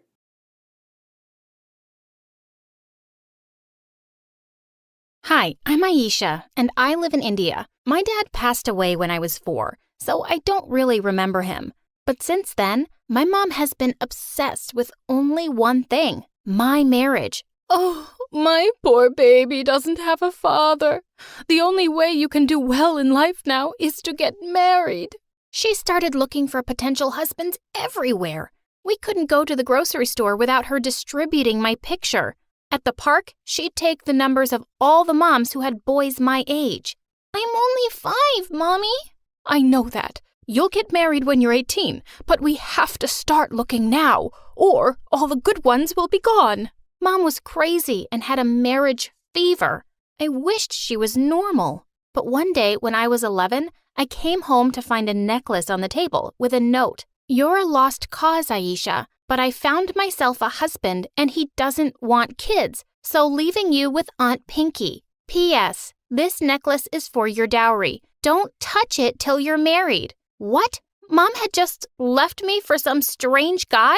I just put the necklace away when suddenly the kitchen door flew open and a woman barged in. I recognized Aunt Pinky because we'd met once. She was my mom's older sister, and I knew she and Mom hated each other. Behind her was my cousin, who came running to me and knelt down on all fours. I'm Maya, remember me? I'll be your sister and we'll be BFFs for life.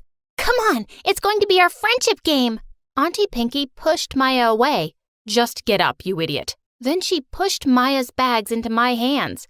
Take these to your room and take your stuff to the attic. And hurry back. I'm hungry. I don't want to move to the attic, and I don't know how to cook. Your mom said you could. Stop lying. Mom, Aisha and I can share her room. Right, sis? Auntie Pinky glared at me and walked away. Phew, at least Maya had my back. Over the next few years, life was horrible. Auntie Pinky was always making me do chores around the house and wouldn't even let me hang out with my friends unless Maya begged for me. This one time, we had to get our school trip permission slips signed by Auntie, but as soon as she signed Maya's, she threw the pen on the ground and clutched her chest. Oh, my poor heart. I can't breathe. I'm dying.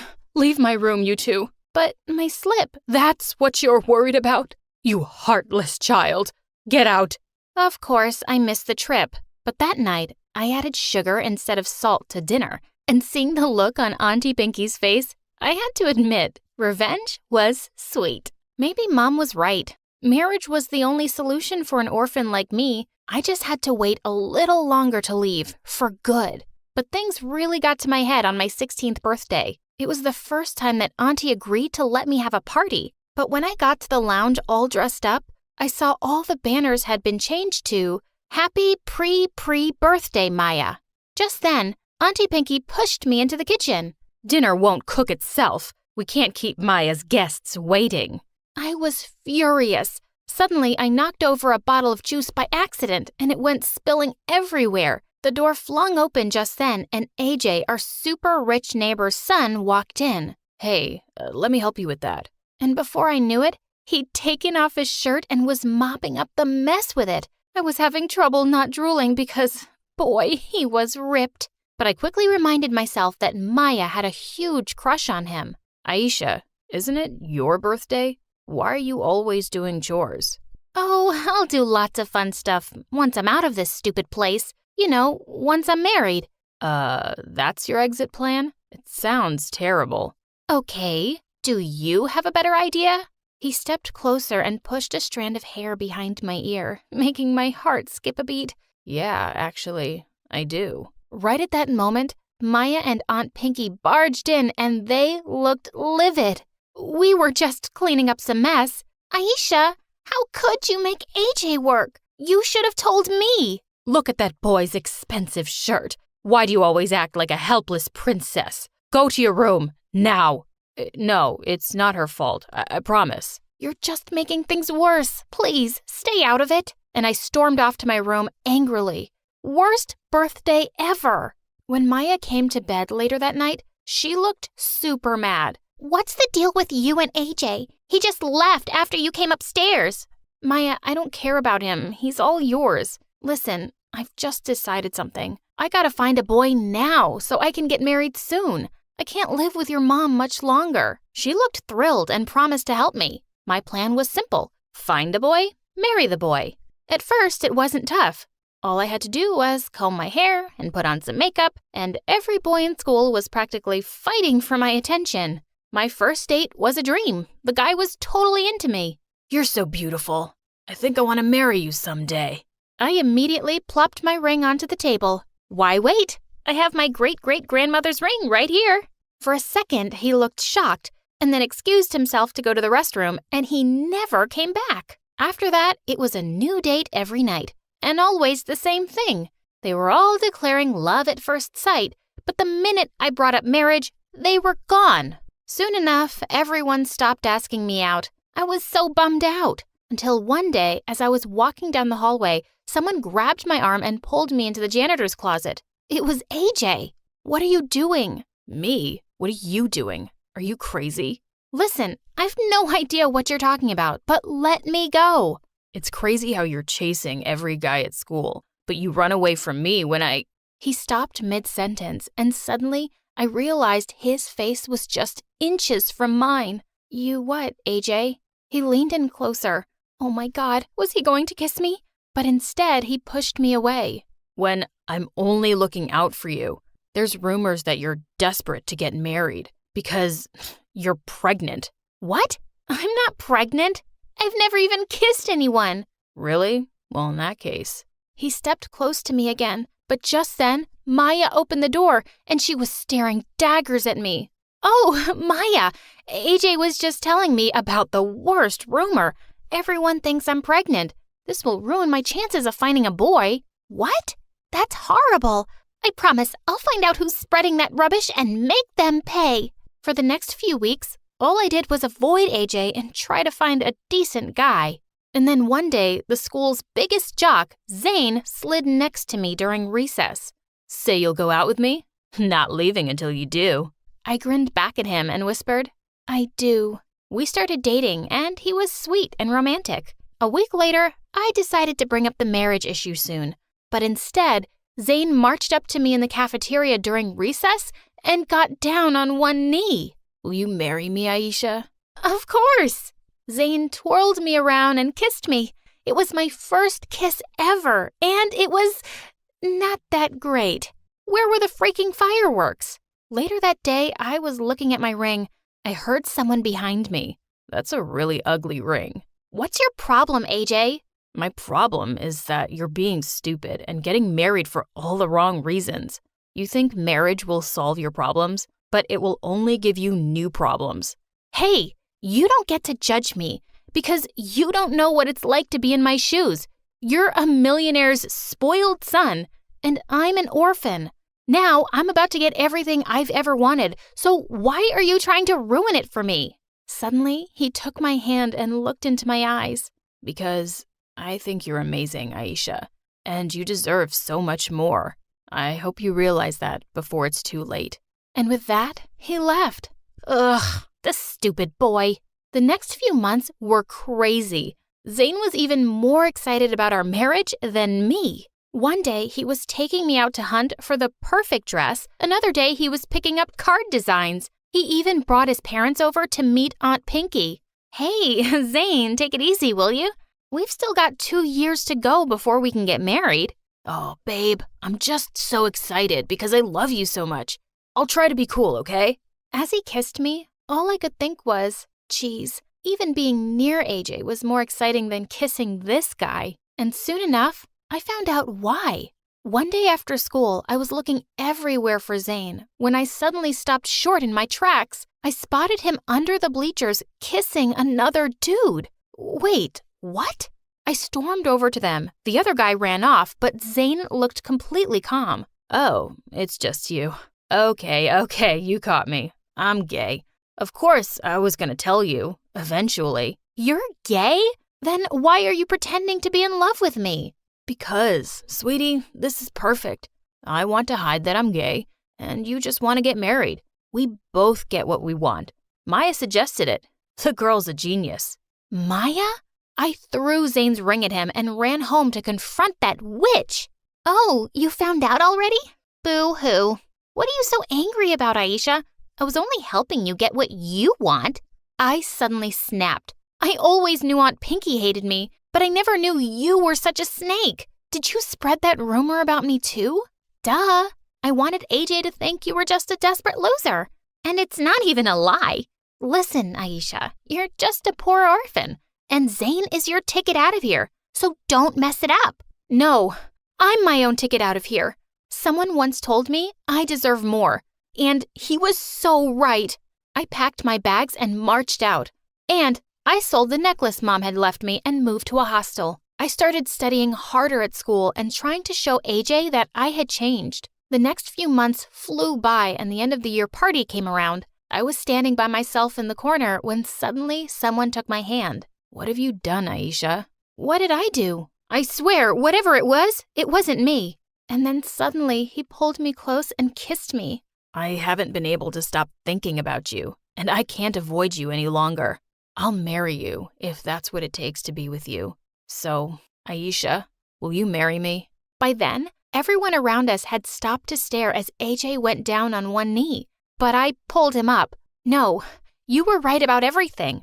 And I'm done with all that silly marriage nonsense. But AJ, will you be my boyfriend? He laughed and twirled me around, and Maya screamed and passed out.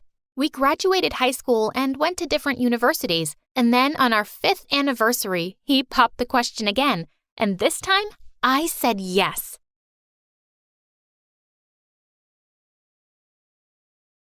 Hi, I'm Sophia from Romania, and I'm here to tell you something you probably aren't aware of. Each one of you has the power to change people, even the jerk ones. But before I continue, like and subscribe because My Story Animated will give $1,000 to one lucky person who subscribes in the next 7 days. Tell your friends, your sister, brother, and mom to subscribe now.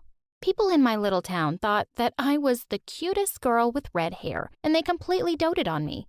Everyone would notice me wherever I went and would start talking and laughing with me. Yes, I enjoyed it, but honestly, sometimes it got overwhelming. One day when I was 3, I was at my neighbor's place and her son put a paper crown on my head and offered me a horseback ride. All hail Sophia, the Queen of Romania. Just then, his jealous little demon sister came running out of nowhere and pushed me off his back. No, she's ugly. Then she squirted glue in my hair. I pushed her and was about to attack her when my mom took me away. All evening, my parents cried and I tried to comfort them. It's okay, Mom, Dad. It will grow back, prettier than before, I promise. Eventually, they just had to cut my hair, and it did grow back all lovely and thick in a few months. When I was 4, Mom started taking me to a small farm 2 hours away from our house just to have my hair washed with goat's milk. That was insane, but being around sheep and goats was fun. I refused to let them wash my hair unless I milked the goat myself.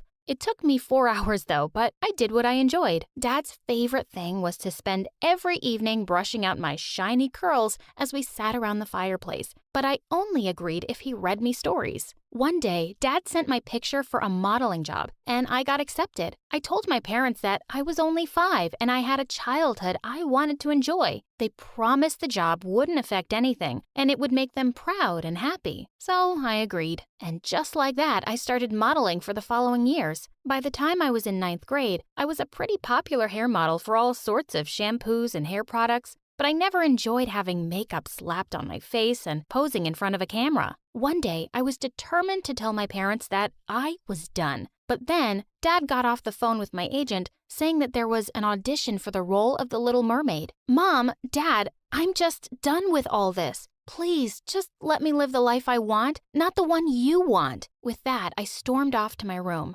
And no, I didn't go to that audition. Months later, Dad said I got an acting job offer in LA. I knew there was no use protesting, but I thought to myself that the States is the land of freedom, and the moment I would arrive there, I would be more free. And just like that, we'd flown across the world and settled in LA. It was really different from anything back home, but all I was thinking about was school. I wanted to do well so I could study law in college. As I walked down the hallway on my first day of school, suddenly someone came rushing straight at me on rollerblades. The only thing I could register was the most beautiful pair of blue eyes before we both rolled onto the floor. For a minute, we gazed into each other's eyes as my heart beat furiously. Someone slammed a locker door somewhere, and we both snapped into reality. He jumped to his feet, and I held out my hand. "Oh, sorry, He smiled and took my hand to help me up. Yeah, I'm sorry too. For not pushing you harder, ketchup head. And with that, he let go, and I fell back on my butt. He just smirked and skated away.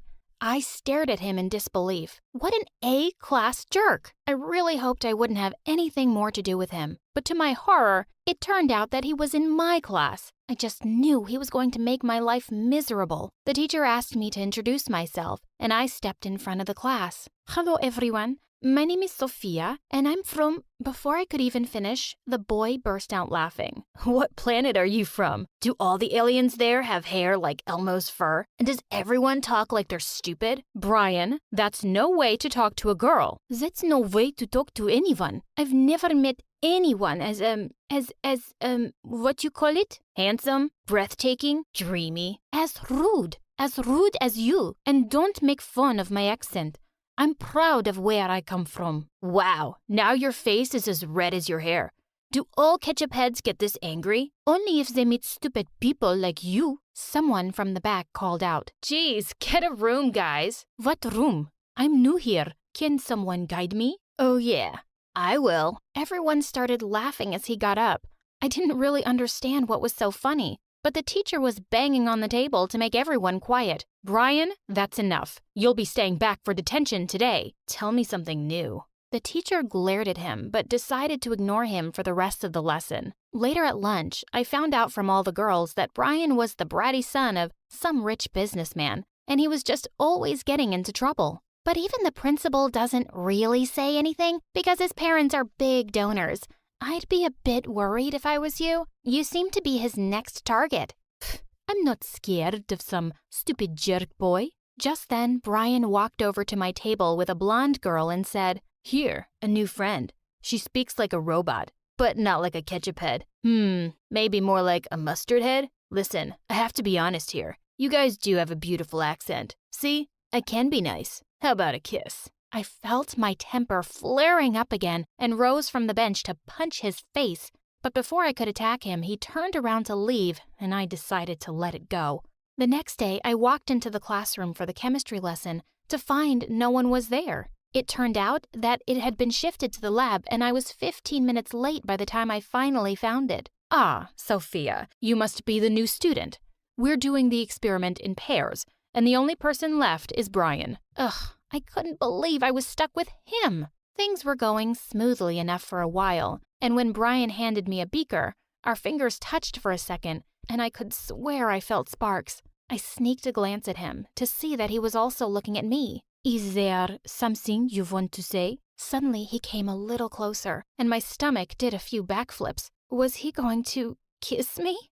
I was just wondering, why do you breathe like a dragon? I can hear your nose whistling. Ugh! Well, I can hear your face joking, so I guess we are even. And with that, I stormed off to the teacher with my lab results. I was just done experimenting with this boy. For the next 2 years of high school, he kept being a jerk to me. He would call me names all the time or pull stupid pranks. I knew he was just trying to get a reaction out of me, and the best way to deal with bullies like him was to pretend he didn't exist. One day when I was in the library, holding my head over a really puzzling math question, someone suddenly pulled my notebook away. "What are you crying over, Tomato Queen? Your sappy diary?"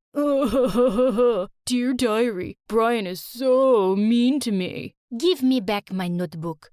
I don't have time for your nonsense." "Seems like you're as stupid as you look. You've done the question all wrong." "Oh yeah? And you're going to tell me how to do it right?" "Since you're practically begging me for help, sure.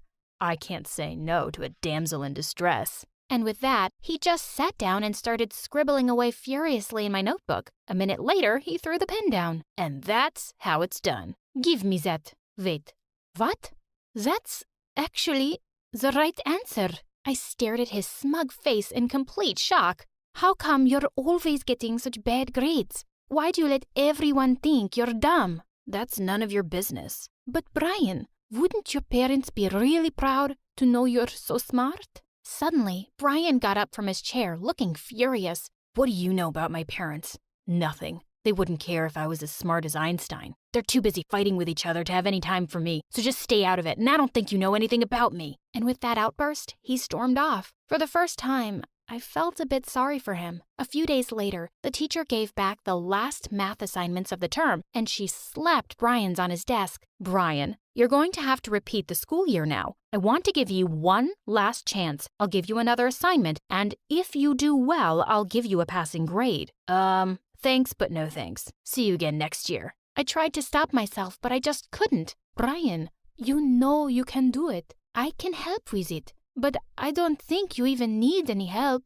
Miss, he's practically a genius. He really doesn't deserve to fail this grade. Everyone was staring at us now, and Brian looked livid. No, I'm not. Who do you think you are, ketchup head, my guardian angel? I just don't want you to be left behind, dude. Why do you care? I don't want a second chance. Stop acting like Mother Teresa. And with that, he stormed out of the room. What a stubborn idiot. When I went home that day, I had some shocking news waiting for me. Dad was really unwell and was given time off work. And to make matters worse, I found out that he'd gotten sick because our immigration status had been under threat for a few months and he'd been trying to deal with it. If we lost the case, we'd have to go back to Romania. I felt devastated. I skipped the next few days of school to help Mom take care of Dad. But when I finally returned, I was taking some stuff out of my locker when I heard Brian behind me. Oh no, you're back? My eyes were feeling so much better because they weren't hurting every day looking at your hair. I started walking away, but he kept following me. Come on, what's the big secret? Where were you? Growing tomatoes? Making ketchup? If you must know, Dad has been working too hard lately, and he fell sick, so I was taking care of him. Oh, I feel so sorry for your dad. Sorry that he has such a dumb, ugly daughter. And he brought her all the way from Romania and worked so hard just so she can have a good life. You made him sick, ketchup head. You make me sick too, actually. He'd really stepped on a nerve, and I snapped. I turned around and gave him a hard slap. You're just a spoiled, ungrateful brat who's been given everything in this world, and you just want to waste it and make others miserable. To think I ever felt sorry for you. I hate you, and don't worry. Soon enough, you won't ever see me again. I stormed off, and this time, he didn't follow me. A few days later, we went to court to fight our immigration case. But to our dismay, the judge ruled against us. Just then, a well-dressed man came running into the courtroom. Your Honor, I'd like to submit an appeal in this family's case. They deserve to stay here. We just stared at the stranger, and he started firing some legal mumbo-jumbo and handed papers to the judge. And to our shock, the judge actually changed his decision, and we won the case. We didn't have to leave. As we hugged each other, we turned to the man and thanked him over and over again. But sir, if I may ask, who are you? I'm your friend Brian's private family lawyer. The boy has been after me non-stop for the past few days to look into your family's case. Oh my God, Brian? Did he really do that? I headed straight for school after that. I looked everywhere and finally found him sitting alone on the bleachers. He looked stunned to see me as I sat down beside him. Brian, why did you do that? I don't know. Maybe because you tried to help me, even though I've been nothing but a complete jerk to you. And maybe because I've had a crush on you from the start. My face broke into a huge grin. I always knew it. You like ketchup head. With that, I pulled him in for a long, steamy kiss. So I have been living in LA for a good long time. I've become a lawyer and mostly deal with people's immigration cases because I want to help others like me. Oh, and I'm married to Brian now, and we have a beautiful daughter, Leah. I'm teaching her both English and Romanian because learning different languages makes you smarter and changes the way you think. As I entered the classroom, I could feel everyone's eyes scanning me from head to toe, and I felt like an alien. Had I walked into New York Fashion Week? All the girls were so dressed up and fancy, and here I was in my farm girl overalls. The teacher asked me to introduce myself, and I pushed my hair back nervously. Hi, my name is Jenny, and I just moved here from Texas. I could see a few kids snickering at my accent. A pretty blonde girl smiled at me and said, "Were you raised on a farm, Jenny? Were you friends with the cows and the horses?" Yeah, actually I was. I really miss my pals already. When I saw more kids laughing, I realized they were just making fun of me. What was so funny about being friends with animals? Let's see how well you guys remember the last lesson. Who can give me the answer for this in 5 minutes? As everyone frantically scribbled away on their notebooks, I raised my hand after 30 seconds. I have the answer, miss. Everyone suddenly turned to look at me. The two numbers are 14 and 5. The teacher looked stunned. Well, that's quite remarkable. Can you please solve it on the board for everyone? As I walked up to the front, I stopped for a second by the blonde girl's table. Just 'cause I talk slow doesn't mean I'm stupid. Hi, I'm Jenny, and I was born and raised on a farm in Texas. And this is the story of how I made the most popular, meanest girl in school beg me to love her. But before I continue, click like and subscribe. Later that day in the cafeteria, I walked around cluelessly with my lunch tray.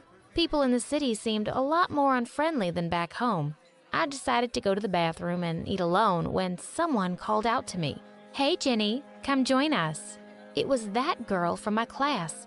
I reluctantly walked over, and she introduced herself as Katie and her friend as Amanda. "I didn't mean to make fun of you, Jenny. I think you're absolutely adorbs, and you should hang out with us. We're the most popular girls in school. We'll help you fit right in." I was really surprised, but also uber grateful that someone wanted to be friends with me. So I started hanging out with them. And she wasn't lying when she said she was the most popular girl in school. Anything Katie wore or did became an instant fashion trend. One day, she came to school wearing a ridiculous hat, saying it was all the rage in Europe. And the next day, everyone was wearing the most abnormal hats I'd ever seen. Another time, she broke the heel of her shoe and was seen walking around the corridor wearing only one. And the next thing I knew, everyone was going around wearing only one shoe. These city people were so weird. Everyone was just nicer to me now that I was by Katie's side. I was getting invited to parties all the time, and I was always getting compliments on my wardrobe, picked out by Katie, of course. I was doing really well in my classes too. In fact, the math teacher put me in the advanced class and urged me to join the mathletes competition. It'll look so good on your college applications. But Katie was horrified when I told her. Ew, that's social suicide, babe. And boys don't ask out nerds.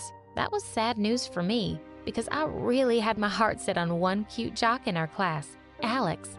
Every time he smiled at me, I had butterflies in my stomach. But I didn't want him to think I was some geek, so I didn't join the mathletes. Besides, with my busy social life and tutoring Katie and Amanda after school, I really didn't have too much time. One afternoon, the two were over at my place and I'd gone downstairs to grab some snacks. When I came back, I heard them saying something that made me stop in my tracks. Ugh, Katie, how long do we have to hang out with this loser? Shut up, Amanda. She's practically doing all of our math assignments right now. Do you want to fail math again? My dad will kill me if I do. We need the lame farm girl. Furious, I flung open the door to my room. I'd rather be a lame farm girl any day than a two-faced, backstabbing city witch. Get out of my room before I kick your skinny little butt. Jenny, come on. We were just kidding. Get out, now. I took all the clothes and shoes she'd picked out for me and dumped them in a large garbage bag. I was so stupid for trying to fit in and being like her. Just then, I noticed that something was missing from my shelf. Oh, no, no, no, no. Feeling panic, I looked for it everywhere. In my drawers, under my pillow, under the bed. I turned my whole room upside down and I couldn't find it. Oh my God, this was the worst thing that could have happened to me. Katie had stolen my diary. I was sweating bullets thinking about what she'd do with it. Just then, I got a message from her with a picture from my diary.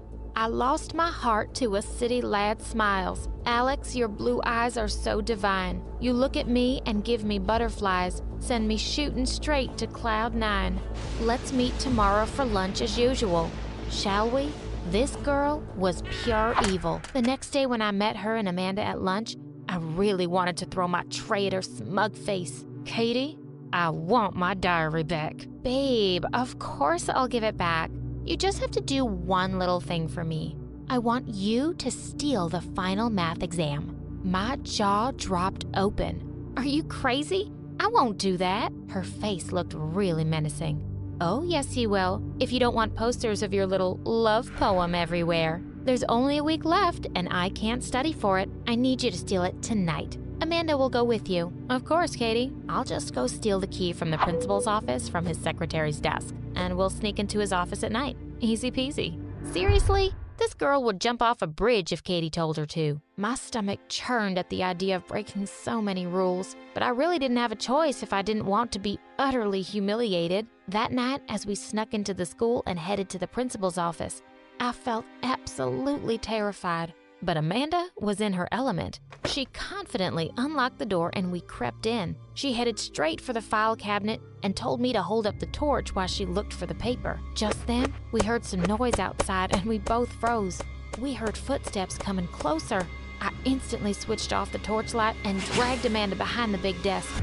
As the door slowly creaked open, I closed my eyes and started praying to all the gods out there. This was it. I would be expelled. My parents would disown me. My life would be ruined. Whoever had opened the door suddenly closed it, and I let out a huge sigh of relief. And then we heard the lock click. Oh my God, I left the key in the door. It's probably that creepy janitor who lives here. What are we gonna do now? I completely lost it. Oh, we're just gonna have to wait till morning for the principal to find us here and expel us. And you know who gets to save her butt? Katie, your best friend is a bully who doesn't care about you or anyone, Amanda. Friends don't get friends into trouble. That's not true. You're just jealous. Oh yeah? Then why didn't she come with us and sent you instead? I'll tell you why. She doesn't care about you. She doesn't care. Amanda stared at me silently for a moment. You're right. Katie really only does care about herself, and she's not even nice to me. I'm such an idiot. Listen to me, Amanda. We're not stealing anything. We have to figure a way out of here, and then we can deal with Katie together, okay? We tried opening the window, but it wouldn't budge. Suddenly, Amanda pulled at my hair. Ow! What was that for? Nothing. I just needed this hairpin. Why didn't you tell me you were wearing one? And with that, she marched towards the door and started tinkering with the lock. That stuff only works in movies. Just then, the lock clicked and the door opened. Amanda turned to me and grinned. Let's get out of here. The next morning, Katie was waiting for us at the bleachers for the math paper, and we certainly had one for her. You see, Amanda and I had spent the whole night making one up. I handed the exam to her and said, "Now can I have my diary back, please?" Not so fast. You're going to help me solve the paper and learn all the answers. You'll get the diary right after the exam. I'd kinda expected that, so it was time for me and Amanda to launch part 2 of our revenge program. She would follow Amanda secretly and find some dirt on her, and she would catch it on camera. I helped her prep for the exam all week, while Amanda hung out with her as usual, acting completely normal. One evening, Amanda turned up at my house looking super excited. I got it. I caught her on camera. I watched the video of Katie sneaking into an empty classroom, and minutes later, a boy showed up. I recognized him as Katie's boyfriend's best friend, and then the two of them started making out. Seriously, this girl was just the worst. On the day of the math exam, just before it was about to start, Katie winked at me. Wish me luck. Not that I need it. I grinned as I got the math paper and started working on it. Oh boy, this was gonna be so much fun. As soon as it ended and we all went out, Katie came charging towards me like a mad bull. She grabbed me by the arm and dragged me to an empty classroom. What did you do? I didn't know a single answer on the exam paper. Are you crazy? You made me fail the final. I'm going to completely ruin you. Not if we ruin you first. We turned around to see Amanda walk in. What are you talking about, stupid? This is your fault too. You couldn't even steal the right exam. Oh yes, I could. I just didn't. And this is what I'm talking about. And she thrust her phone in Katie's hands and played the video. Katie's eyes went wide in horror as she watched herself. Amanda quickly snatched the phone from her before she could smash it into a wall. Give my diary back, Katie, or this video is going to be making all the social media rounds in no time, and everyone will know you're a cheater. Katie screamed in frustration and took the diary out of her bag and threw it at me. Also, you just lost the only real friend you had. Being pretty or fashionable means nothing if you're a jerk on the inside. You're always going to end up alone. And with that, I put an arm through Amanda's and we walked out of the classroom. I decided I was done trying to be anyone but me. I joined the mathletes and actually won the competition for the school for the first time in years. And I'm friends with all the math nerds now. We're a pretty cool bunch. Oh, and on Valentine's Day, I wrote my lame love poem to Alex on a card and asked him out. We've been dating for 2 months now.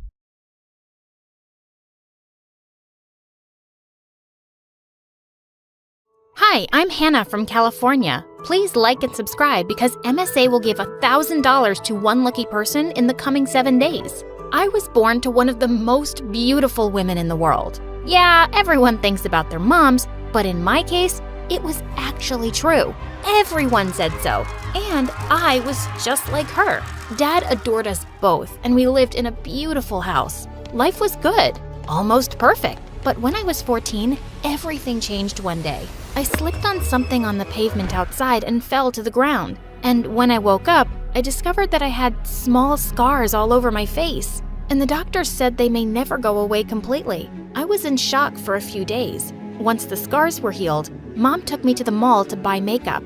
But just putting on some concealer wasn't helping much. You could still see them. The next few days, I spent hours watching YouTube makeup tutorials. I studied the way makeup artists transform their faces with layers of makeup. And once I'd applied it on myself, my parents were stunned. Hannah, I hardly recognize you. But honey, the stuff will rub off when you play outside. True. So I guess I won't be doing that anymore. A week later, my parents sat me down for a talk. Hannah, we have some difficult news. Our company is not doing well, and we'll have to sell the house. While we're taking care of all this, we think it's best that you go to my sister in Seattle for a while. Honestly, it was a lot to take in, but a part of me was relieved. I'd never met my aunt or been to Seattle, but it meant a fresh start where no one knew what I looked like before. 2 days later, I flew to Seattle and a driver picked me up at the airport. Aunt's house was basically a mansion. I knew Aunt owned a skincare company, but I had no idea she was so rich.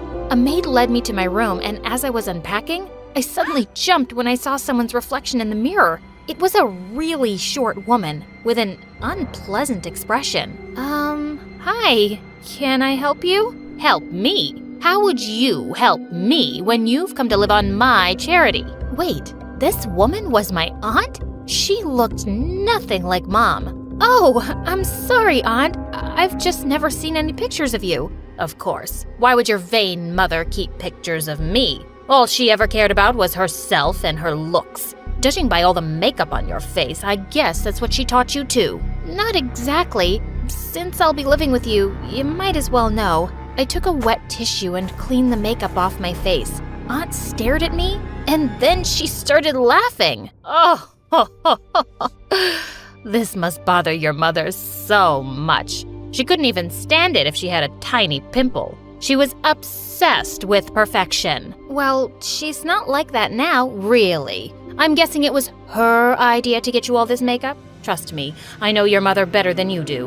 With that, she just turned and left. Well, yeah, Mom had bought me the makeup, but it was what I wanted too. Aunt was just weird. And over the next few days, I realized she was really weird. She'd ask me to do the oddest tasks. I only eat the brown M&Ms, so pick those out and throw the others away. Get me 6 blueberry muffins from the bakery and then pick out all the blueberries. I'm allergic. You have to read me 22 pages every night before I go to sleep. I tried doing whatever she asked, but then one night she woke me up by calling me. I need 3 apples from the tree down the road. You need them now? It's 3 a.m. I'm not going, Aunt. And I hung up, but moments later she appeared in my bedroom. If I were you, I'd do what you're told, Hannah. I've been doing that, but I think you're just enjoying torturing me. You and your parents owe me. They're nearly bankrupt, and I've been sending them money, and also offered to send you to school. So, I want those apples now. I climbed out of bed and went out. I didn't realize my parents were in so much trouble, and I didn't want to add to their stress. I got some relief from her when I started school. I was looking for my class the first day when a boy approached me. Are you new here? You look lost. Yeah, I'm extremely lost. His name was Eric, and he was really nice. He showed me the way to my class, and as we parted, he said, "Hope I get to see you around later." Maybe Seattle would be bearable after all. As I was looking for an empty seat, a gorgeous girl waved at me. "You come and sit right here, new girl. I'm Tracy, and honestly, I'm the only person worth knowing in this class. Everyone else is boring. By the way, I just love your makeup." Wow, this Tracy was definitely full of herself, but she was kind of fun, and soon we started hanging out every day. A few weeks later, she proposed a sleepover, but it had to be at my house. Sure, but be warned, my aunt is weird. The night started off pretty fun, but then Tracy turned to me and said, "I want to know how you do your makeup. Here, use this to take it off and show it to me from the start." Before I could reply, I heard Aunt yelling, "Hannah, I can't find my underwear. Help me find it." When I got to her room, I found her sitting on the bed. Don't show that girl your face without makeup. Ever. Why not? And wait, how did you know what we were talking about? Not important. Now listen to me. I own a skincare company, and I promise everyone perfect, flawless skin. I can't have customers knowing that my own niece is, well, not perfect. It will be bad for my brand. So I'm just supposed to hide my face from my friend? Please, don't make me remind you about everything I'm doing for me and my parents. Yeah, I won't tell anyone. I went back and told Tracy I was tired and wanted to sleep. "You're not gonna take your makeup off first?" "Nope, it'll last me another day." Luckily, Tracy didn't push it, and I was glad to have her as a friend. But the best part about school was Eric. One time, he caught me looking at the track team's flyer. Do you like to run? I think it's something I could like. I love running. Race you to the gym? You're on. Suddenly, he sprinted and I followed, but he was too fast. When I finally caught up with him, he was leaning against the water cooler. Amateur. I didn't say I was a superstar. But you had fun, didn't you? Before I could say yes, I wiped sweat off my forehead and saw my makeup start to run. Oh, no. I gotta go. I ran like crazy and only stopped when I reached the bathroom. I was able to fix my makeup just in time. But when I was leaving for home that day, Eric caught up with me. Hey, why'd you run off like that before? Before I could reply, a car honked loudly, and it was my aunt calling out to me. "Why are you here?" "I can't pick up my favorite niece now." "And who's that boy?" "Just a friend." "You're obviously lying. You like him. Well, don't tell him about your real face if you want him to like you back." "Maybe not everyone's as shallow as you, Aunt." "Oh, yes, they are. Trust me, I know. I got mocked for my appearance all the time. I couldn't change other things, but I could change my skin. And I really did with my creams. But unfortunately, you only have makeup, and that rubs off." She made me so mad. But what if she was right? Maybe Eric wouldn't like me if he knew the truth. But something totally unexpected happened the next day. Tracy had bought some new foundation, and she kept insisting at lunch that I try it. "I told you, I don't want to take my makeup off right now. Can you drop it?" "Why are you like this? It's weird that you never take off your makeup in front of anyone. It's almost pathetic." Suddenly, I felt mad. I'm pathetic? What about you? Is there anything even real about you? I'm more real than you are. Really? Are your eyelashes real? And what about your nose job? Is this even real? I tugged on her hair just for effect, but suddenly half of it ended up in my hands. Oh God, I had no idea Tracy wore hair extensions. Tracy, I am so sorry. You knew, didn't you? Yeah, I'm insecure about my hair. You're insecure about your skin, but I'd never take your makeup off like that. How would I know? I'm sorry. But it was too late. everyone had seen me. They all thought I was a bully now and had exposed Tracy's secret on purpose. I tried to apologize, but Tracy completely ignored me. No one else was talking to me either, and even worse, Eric was being cold to me. Hey, it seems like you've been avoiding me. Well, yeah, I have. That was a really messed up thing you did to Tracy. I promise, I didn't know. I'm not sure I believe that. How could you not know? She's your best friend. You're just not who I thought you were. That hurt me more than anything else. I felt super lonely, so I just started having my lunch in an empty classroom while watching MSA videos on YouTube. It was the only thing that made me feel better.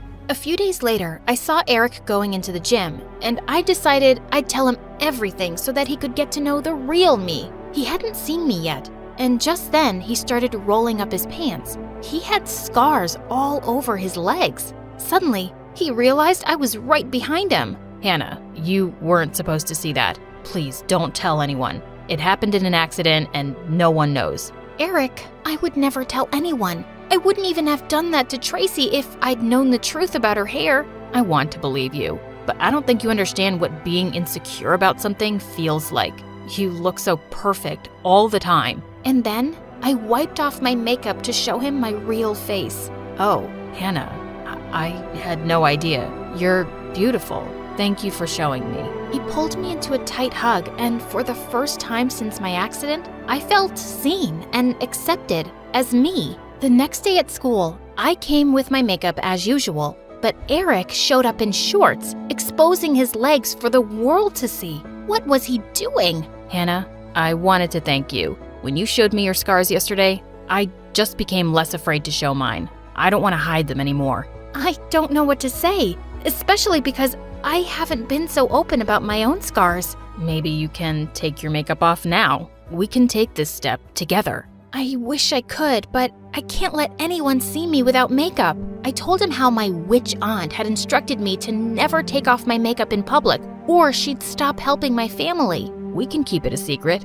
as long as you reapply it before you go home. She won't know, right? At first, most of the kids at school didn't even recognize me without makeup. When they realized who it was, they were stunned. But I was surprised by how many people told me I was brave. Tracy looked shocked when I walked up to her. Here's my secret. Will you believe me now that I would never have let yours out on purpose? Yeah, I suppose you wouldn't. I thought things were finally back to normal, but the next day, I was about to go home when someone told me to check Tracy's Facebook page. She'd posted a picture of me without makeup and a caption that said, "Guess Miss Perfect isn't perfect after all." Wow, so she hadn't forgiven me after all. I was gonna kick her butt the next day. But when I got home, Aunt was waiting for me, looking like a tiny dragon. You want to explain this picture to me? Not really. You were wrong about everyone, Aunt.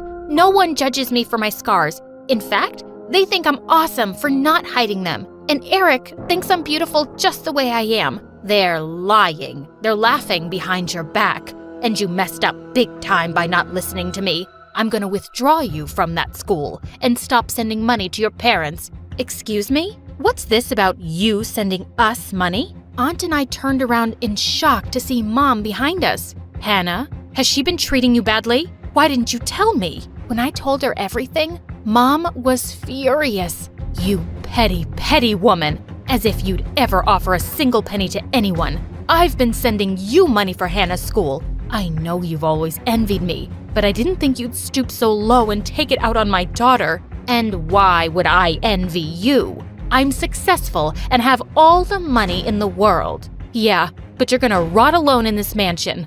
Good luck. Mom took my hand and we left. I was so glad to be out of that house. Honey, our business is doing much better now, and we even found a house. I came to get you so that you could see it before we bought it. I'm so happy things are better, Mom. But do you think we could move to Seattle? I finally feel like I fit in here. Mom looked really surprised. Yeah, I think we can do that. But are you sure? I thought about Eric and smiled. Yeah, I'm sure.